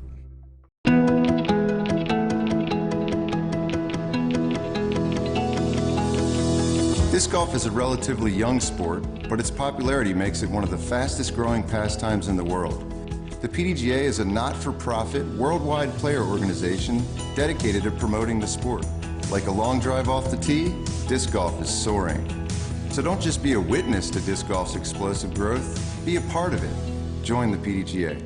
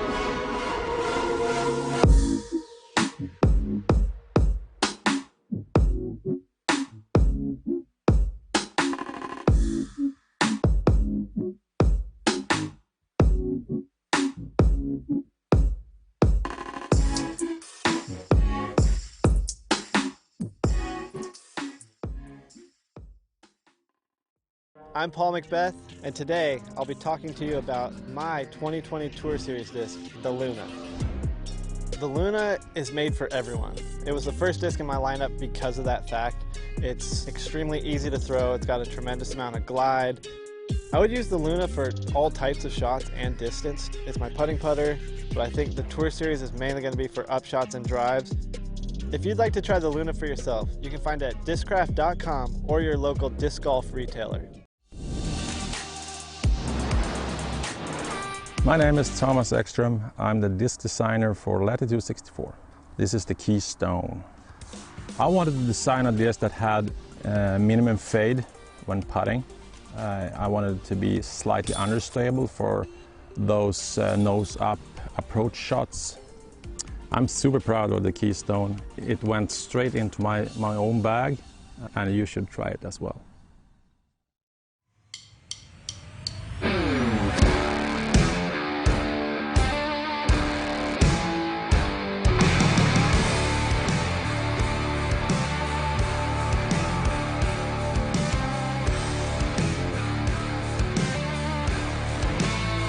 Ledgestone Insurance Open. Our key sponsors this year were Discraft and Grip, so thank you so much to our two biggest sponsors this year. I'd like to thank all of our staff, all of our spotters. Our spotters were great out here. Our staff, we have 42 people on staff this year. We have Jamie, Michael, and Mike, and Brett, and Cliff, and Travis, and Corey, and Gabe, Seth, Shane, a couple Jasons, Austin, Lauren, Hannah, my sister, Dustin, Mark, Noah, Steven. It goes on and on. So thanks to all the core staff for helping us out this year. Yeah. I'd like to thank the Disc Golf Pro Tour for organizing this tour and helping keep the players able to make a living. So thanks to Jeff and all of his staff. Thanks to all of the course TDs and the course assistants. They were great all week. All the other setup staff and St. Jude volunteers.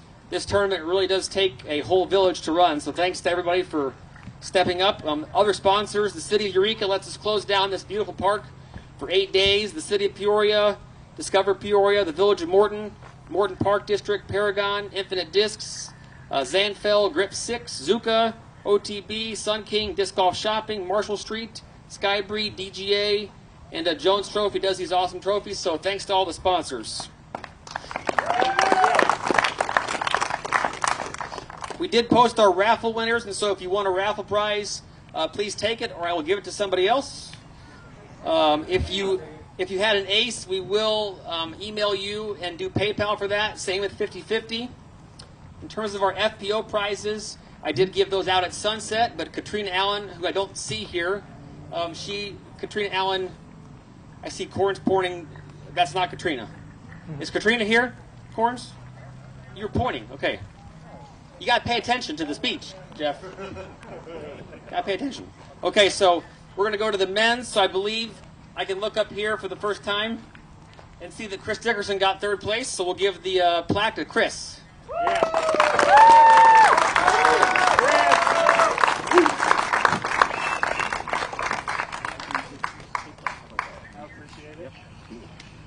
I just want to say thanks to Nate, all the volunteers that really make this tournament what it is and keep us coming back. And thanks to Prodigy Disc and Savage Apparel. Hey, Chris.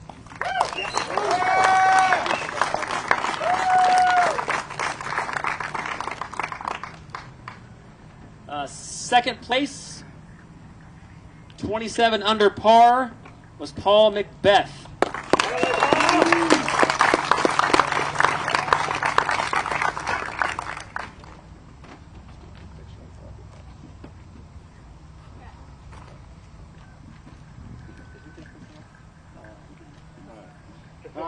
Thank you, Nate. Thank you, staff, for putting this event on and allowing us to come out. And thank you, Pro Tour, for allowing us to play. I know this is a difficult time, so I'm happy we're here and able to have spectators. And thank you all for coming out and watching us play. Thank you, Discraft. Thank you, Grip, for not only sponsoring me, but this event. It was awesome. And I look forward to seeing you again next year and battling more with Rick. Congrats.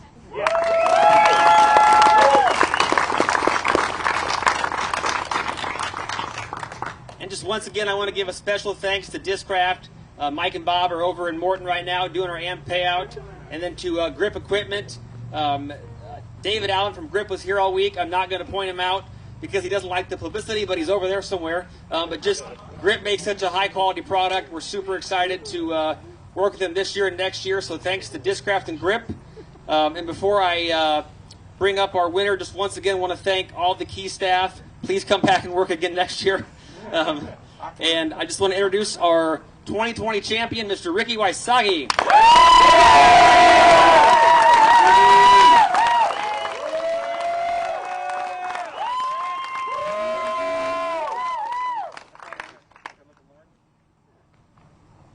One more thing, Rick. Right here, $6,000.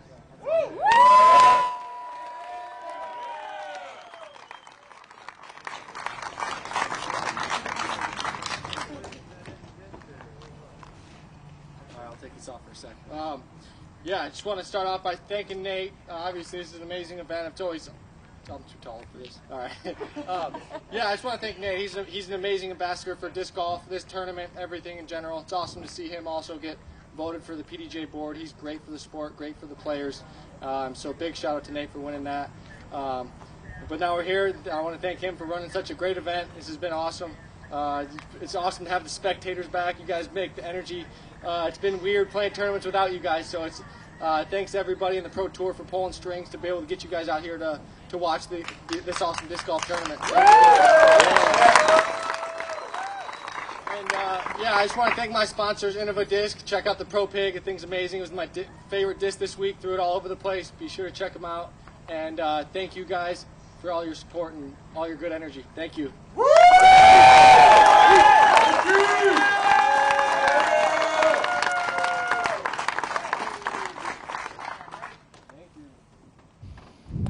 And with that, it's time to do the bevel breakdown. And you know what I noticed? Wysocki's got a big old glass in his hand, but he doesn't have this tasty bevel brew to fill it with. So first, cheers to our champions, Ricky Wysocki and Katrina Allen. And, of course, cheers to all the staff and volunteers out there this week as well. It's pretty cool to be at an award ceremony. It's been a few years since Val and I have been in award ceremony, so pretty cool. Getting the itch to be back out there a little bit, Well, stand on that no, stage. but a little nostalgic. They Anyways. didn't call my name, so no. I'll build him a podium here in the booth. That way I'll be in third. It's fine.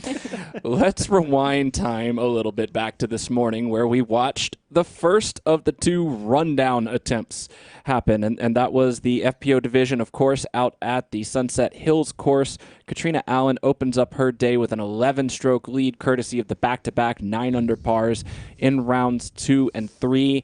And the thing that we saw was that she was not afraid to lay up when she needed to, concede some of that runway when she needed to, and she was able to still pull off the victory.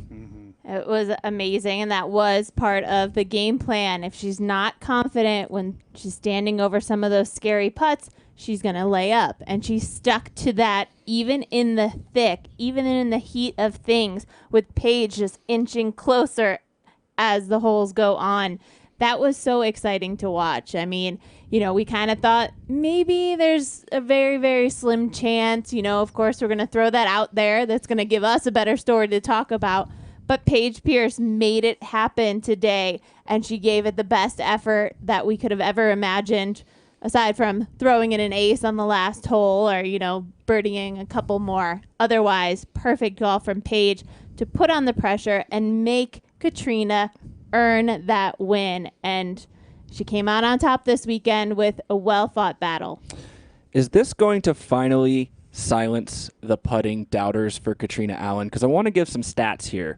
We talk about it all the time. I think in the last maybe 12, 18 months, if you pay attention to any disc golf media and you hear Katrina Allen, there's usually talk about her putting percentages.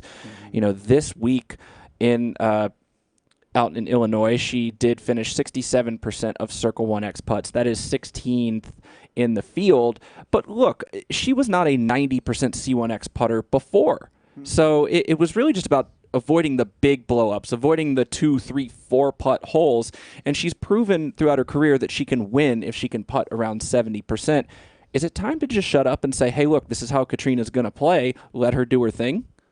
I think it was nice to see her consistently string together rounds where her putting was solid. We weren't doubting her this weekend, even though we've seen those kind of pitfalls in the past.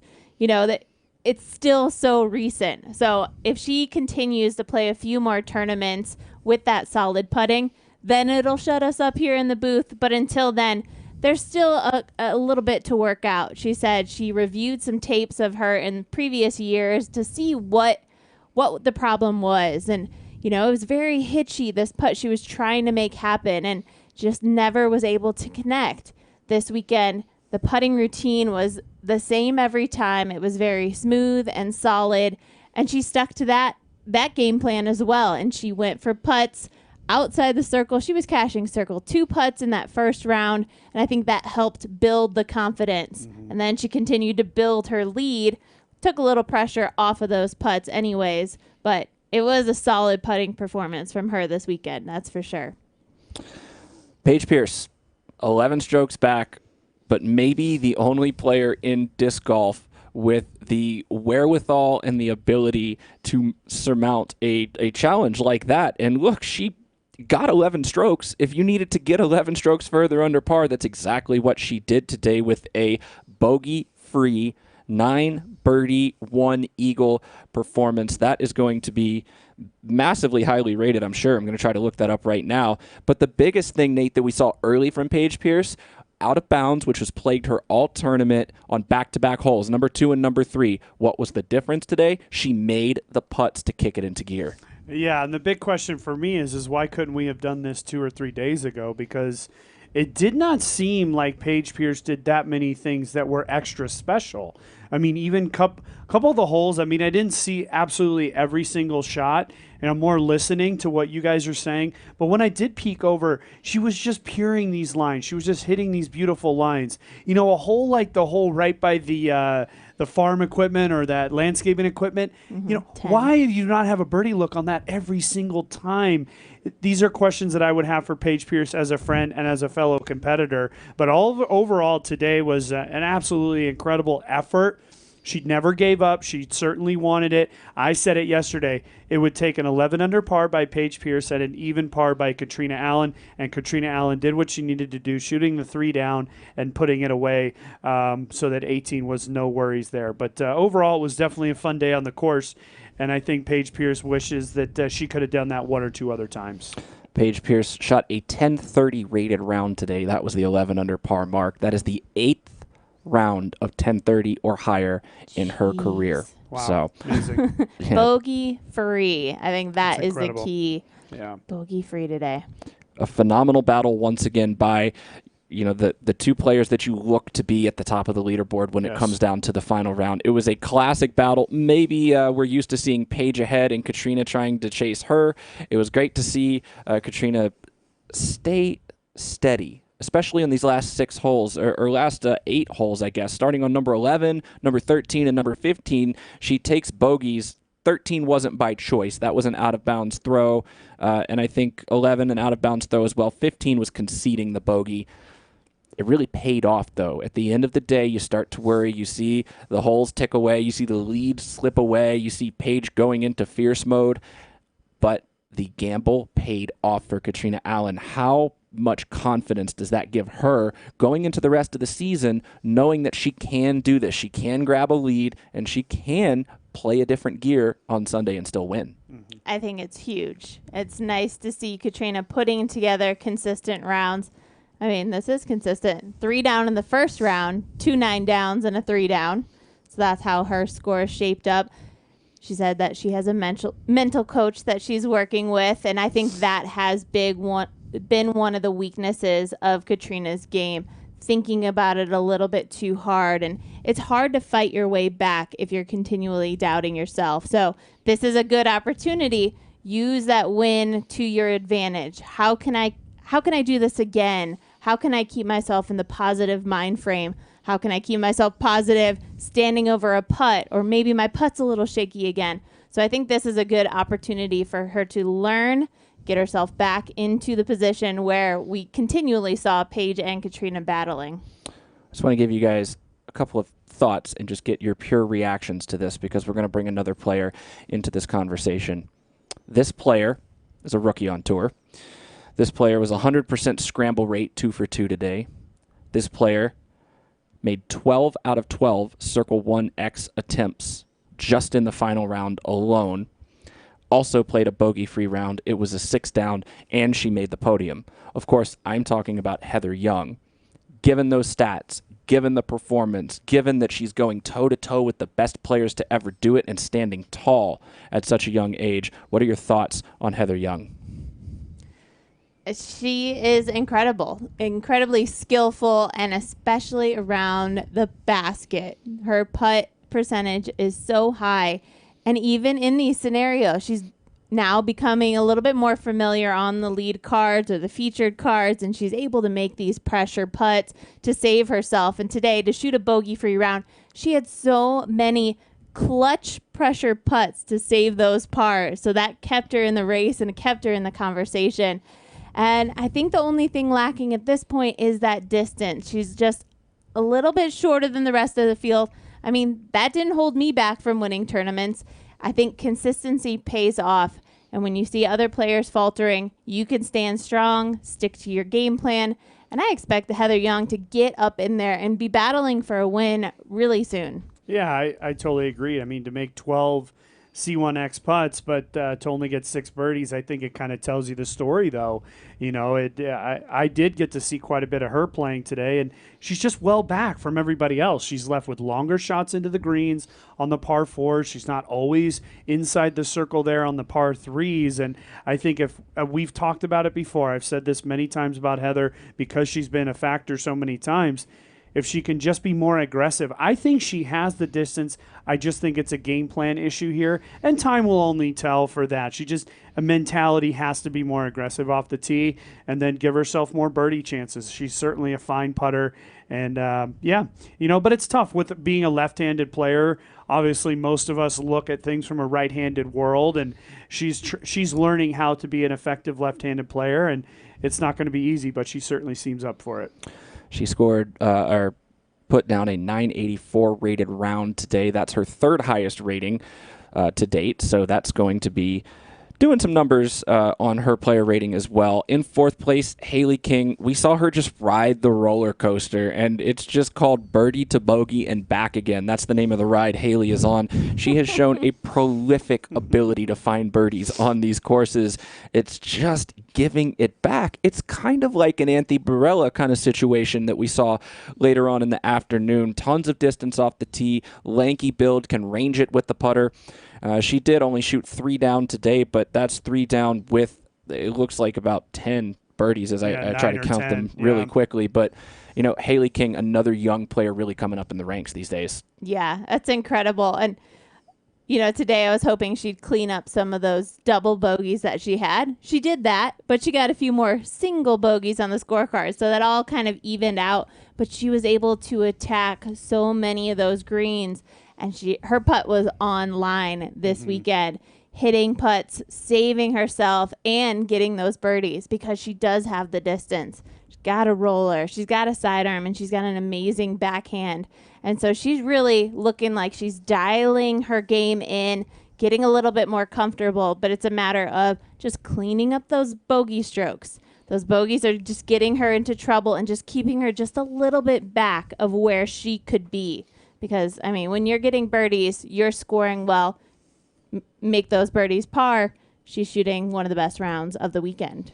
Certainly. And then in a tie for 5th place, we have Valerie Mandojano and Sarah Hokum coming at it from opposite ends of the career perspective. Sarah Hokum, obviously a world champion, a very experienced competitor, just really couldn't get it going today. Started out 3 over par through 3 holes, had to fight her way back. She did get back to even with a nice birdie on the final hole of her tournament. So, you know, at least you don't have that over par round kind of mark in your mind as you go on to the next event. And Valerie Mandojano, another young player. We just see so many of these women coming up into the ranks and saying, look, I'm going to challenge Paige, Katrina, Sarah. You know, you talked about it during the broadcast. How many lead cards have we seen with those 3 names on them? And it's so great to see some fresh faces, some people who are really excited about making a career out of this and really showing us something special. Yeah, absolutely. And their scorecards are pretty similar in today's round, and it's no wonder they ended up tying for the weekend. Just steady golf. A lot more pars in comparison to birdies and bogeys, so that's a good thing. Yeah, it's just a matter of this course set up so well for scoring. And I am so impressed by the rounds that were shot this weekend. I'm thinking back, I won this tournament, but there is no way I was shooting a 6 under or 9 under to win. So the game is absolutely just elevating to another level. And now these young players that are jumping on the scene right now, they know what they have to do to win tournaments. And it's forcing them to get better, forcing them to get out in their backyard, get the practice putting in. And I mean, the sky's the limit at this point, and I think all these players are trying to get themselves to the top, just like we were back in the day. Before we talk about the MPO side of things, we will send one more congratulations, obviously, to Katrina Allen, who won her 5th Ledgestone Insurance Open Championship. Well, cheers to that, and cheers. Wet the whistle, Nate and Val, because it's time to do my favorite part of the show. It's the Only the Best Shots of the Day, presented by OTB Disc. And today, I'm not choosing the winner. I'm choosing the woman that was hunting it down. This is the putt on hole 16 to put Paige Pierce just 3 strokes back. Paige made an absolute run with 2 holes to go. And that was so clutch outside the circle, cashing it. Classic double fist bump from Paige Pierce. And now we see Ricky Wysocki. I mentioned it in the opening of the show, how important it was going to be to get through 13 and 14.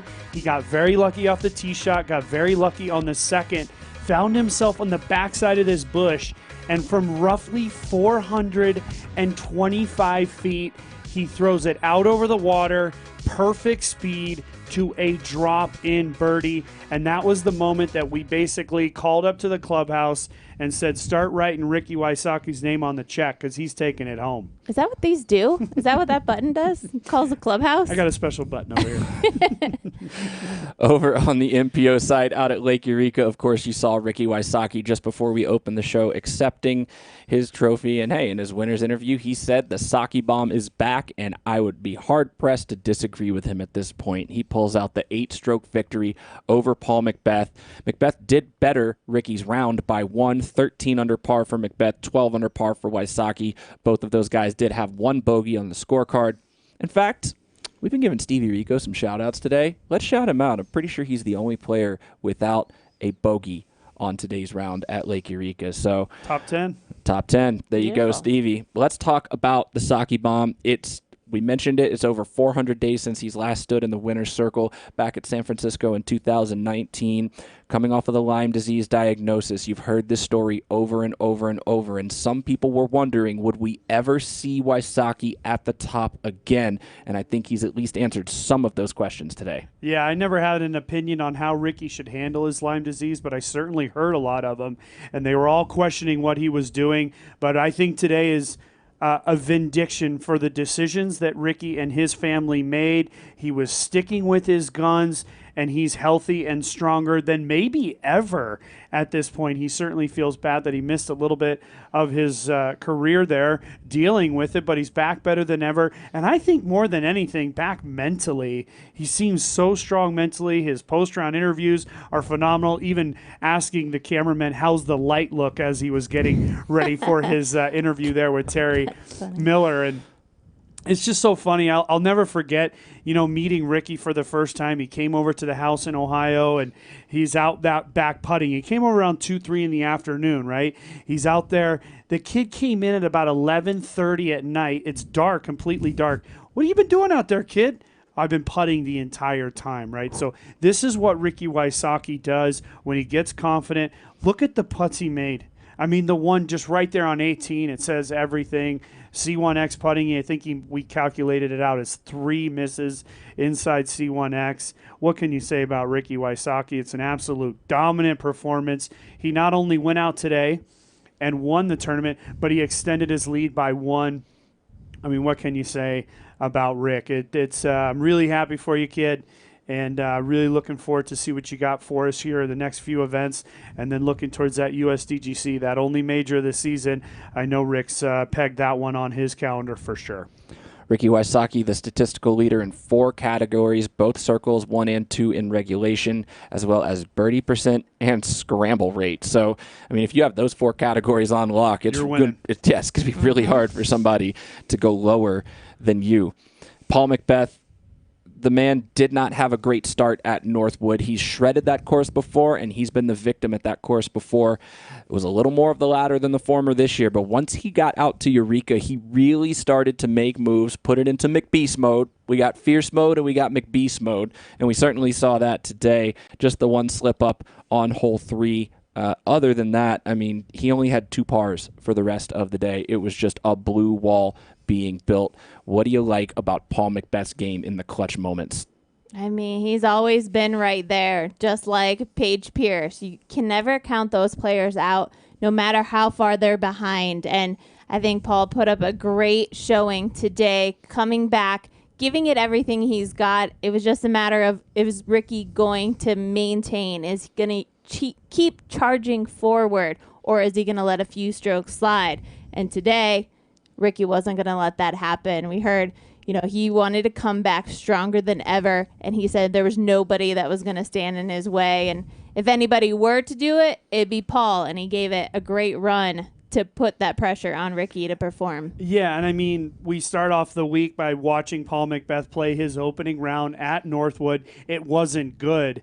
And then he came back in the second round, and while we only saw bits and pieces of him while we were actually watching the other players compete that day, I was watching his scorecard very intently as he went through the round, and he showed a lot of mental fortitude. That was one of my keys going into the week, was mental fortitude. He got out of the woods. He birdied 15 through 18 to come back to a respectable round there to get himself to 5 under par for the tournament, and then absolutely took off, found himself in the lead card coming up, I believe, 18 spots yesterday, and then he finds himself not only in second, but he's clear of second by 6 and 8 behind the lead. So, clear of third by 6 and 8 behind the lead. So Paul McBeth, while we could question him all we want at Northwood, that's just Northwood. You got to have the mental fortitude to battle through it. We only know we're going to be seeing Northwood more, as we heard the tournament director Nate Heinold allude to the fact that they're going to continue to build the course, make it more challenging. So to win Ledgestone, you got to compete well at Northwood.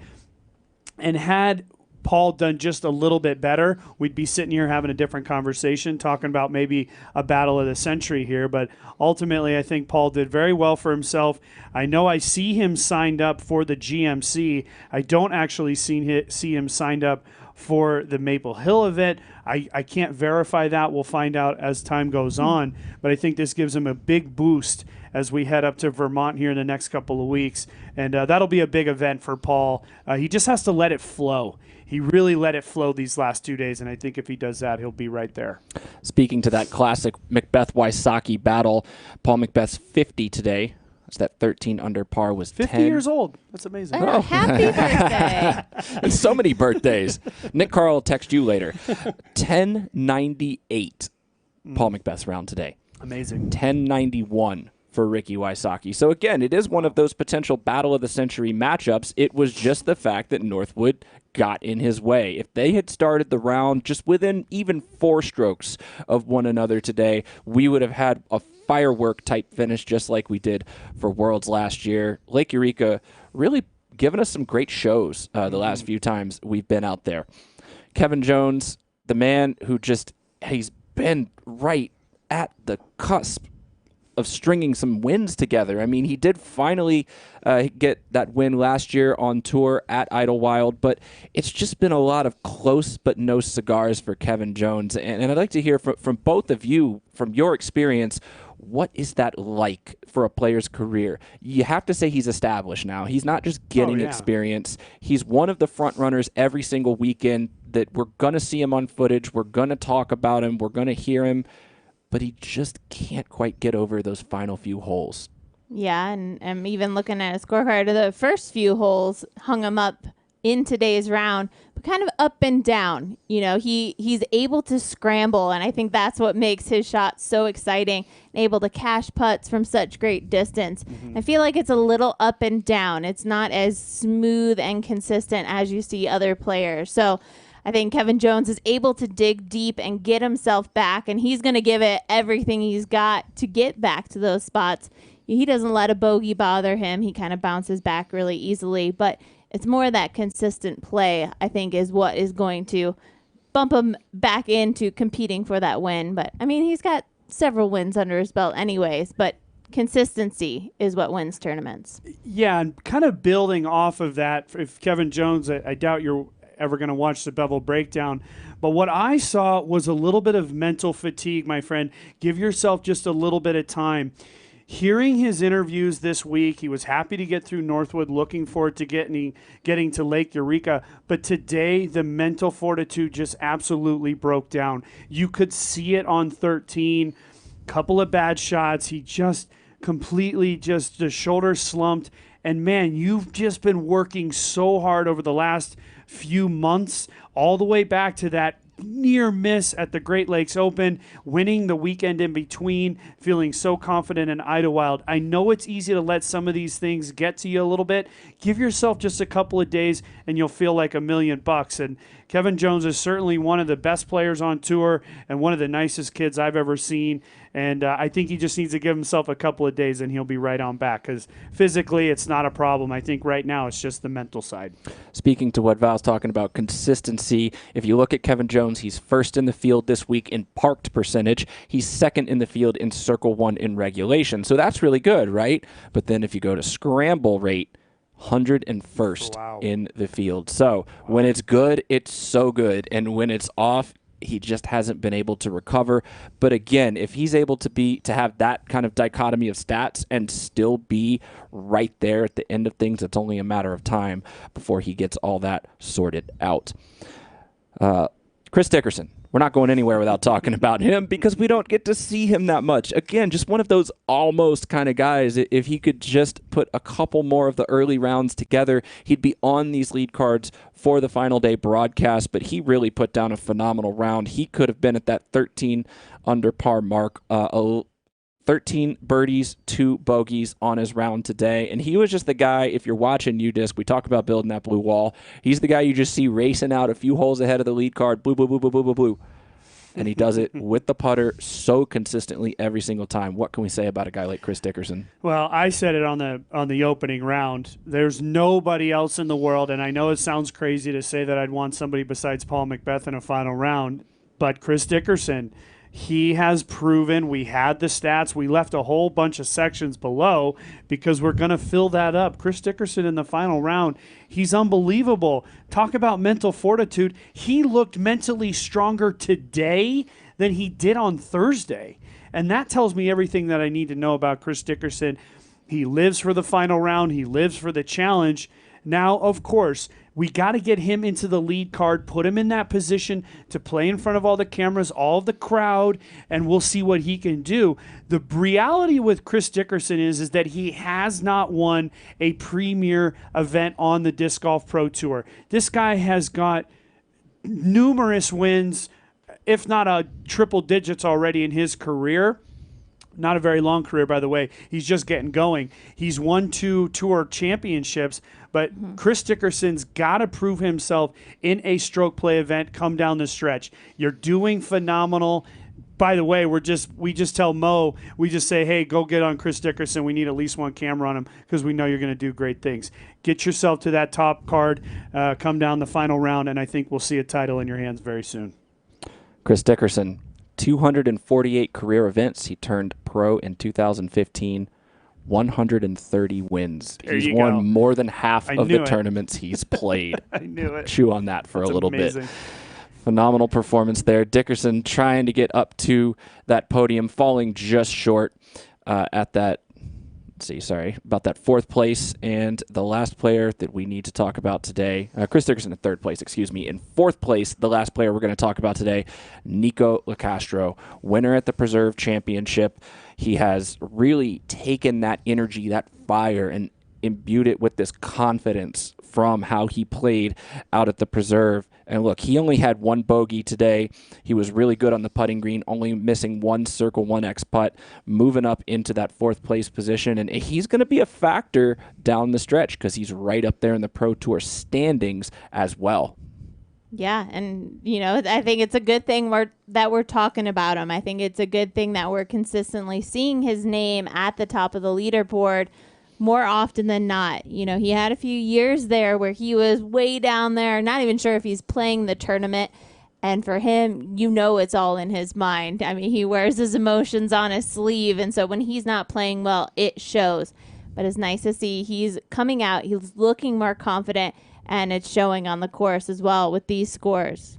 Yeah, slow and steady wins the race, right? I mean, he only shot a 7 down today, able to move right up there into 4th position. Forget about what everybody else did because we could talk about how some guys fell off at the end. It doesn't matter. It's where you sit when all the chips have fallen on the table. He had a very consistent round today, just the 1 bogey, 7 under par, 4th place position. He gains points. He gains confidence.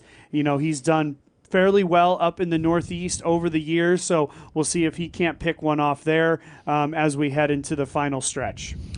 It will be just a couple of weeks now after our players have had to play 7 competitive rounds in the last 9 days, plus all the practice rounds. I mean, you heard Sarah Holcomb talk about over-practicing just because you want to do that normal tournament routine, but you're obviously on a very short week.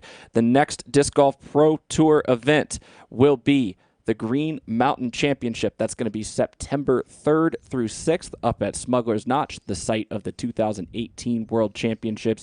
2 world-class courses up at Brewster Ridge and Fox Run Meadows. I'd love to hear just some thoughts about those courses. I know this place is it's going to hold a special place in your heart, Nate, as one of your most recent tour victories before you kind of moved into the commentary booth. But what can our players expect as they go up to Vermont? Well, I mean, they can expect to certainly see some of the most beautiful disc golf and some of the most beautiful views of all time, and to be taken care of by a wonderful staff up at Smuggler's Notch. This is Jeff Spring's home. He lives there in Jeffersonville, and it's really just a wonderful place. They've built a facility there. The group at Smuggler's Notch has said, I believe it was the president and owner of Smuggler's Notch said, I want a major championship here. Jeff Spring executed that plan, and they hosted the World Championships in 2018. It's going to be a great time. We play 2 different courses, one in the woods and one in the open. Sounds familiar. To what we just did. Yeah, and you know, the thing about Brewster's just not quite as unforgiving. I mean, it certainly can be as Northwood. And then you have those open holes out on Fox Run with some woods as well. In fact, one of the most difficult holes being number 16, being very, very wooded. But, you know, it's going to be a good time. It'll be a good battle between some of our best. The cream always rises to the top out at the GMC, and then it'll just be 4 days later that we're going to see everybody down at the MVP Open at Maple Hill. Back-to-back weekends, again, a little bit of a different scenario. It's a little bit of a shorter drive and only just one course to practice coming out of a back end of 2 courses. So, yeah, it's going to be a good time. Those back-to-back weekends are going to be a blast, I'll tell you right now. Any I know we don't want to go too far into predictions, but, you know, what can we expect? Is there a type of game that you think works at these 2 courses? Remember, at the 2018 World Championships, it was Paige Bjerkes and Gregg Barsby, none of maybe who you would call the favorites, especially in the 2018 season, taking down World. So any particular skill set you're going to look for on these combination of courses as we move up to the Green Mountain? You have to be well-rounded. You have to be a player that can play the aggressive line, but you have to be so accurate. Whether you're in the woods or you're out in the wide open, accuracy is going to be key to staying in the middle of the fairway, avoiding the out of bounds maybe, or avoiding the trees. And you didn't mention it, Paige Bjerkes, she didn't play the last couple of weekends. We haven't seen her out here. Not sure if she's going to make it out to the event, but we know there's some redemption out of the rest of the field coming out to this tournament. So I think well-rounded skill set is going to set up really nicely. We had Idlewild. You know, that was the tightly wooded course. Players got their practice in the woods, let's say. And then we came out to Sunset Hills, a little bit of a relief being wide open, golf course. And that is kind of the 2 courses that we'll see, similar to the 2 courses we'll see at the GMC. So we got 2 weekends off. So the players hopefully getting some good amount of rest and then getting back to the practice and dialing things in. But this is the peak of the season right now. So players are looking really solid, and I expect it to be a battle in Vermont. And all the players actually have to go up to Vermont quite a bit early, so they'll have some time there to practice. The courses will be closed to competitive players only, so we're going to see a lot of good play there. I'm not going to make any bets, and don't make any predictions. That's not really my thing. But I'll tell you right now, Katrina Hallen has the biggest margin of victory of all time. It was at the GMC, and Ricky Wysocki is a 4 or 5-time champion there. So you tell me who's the favorite. I don't know.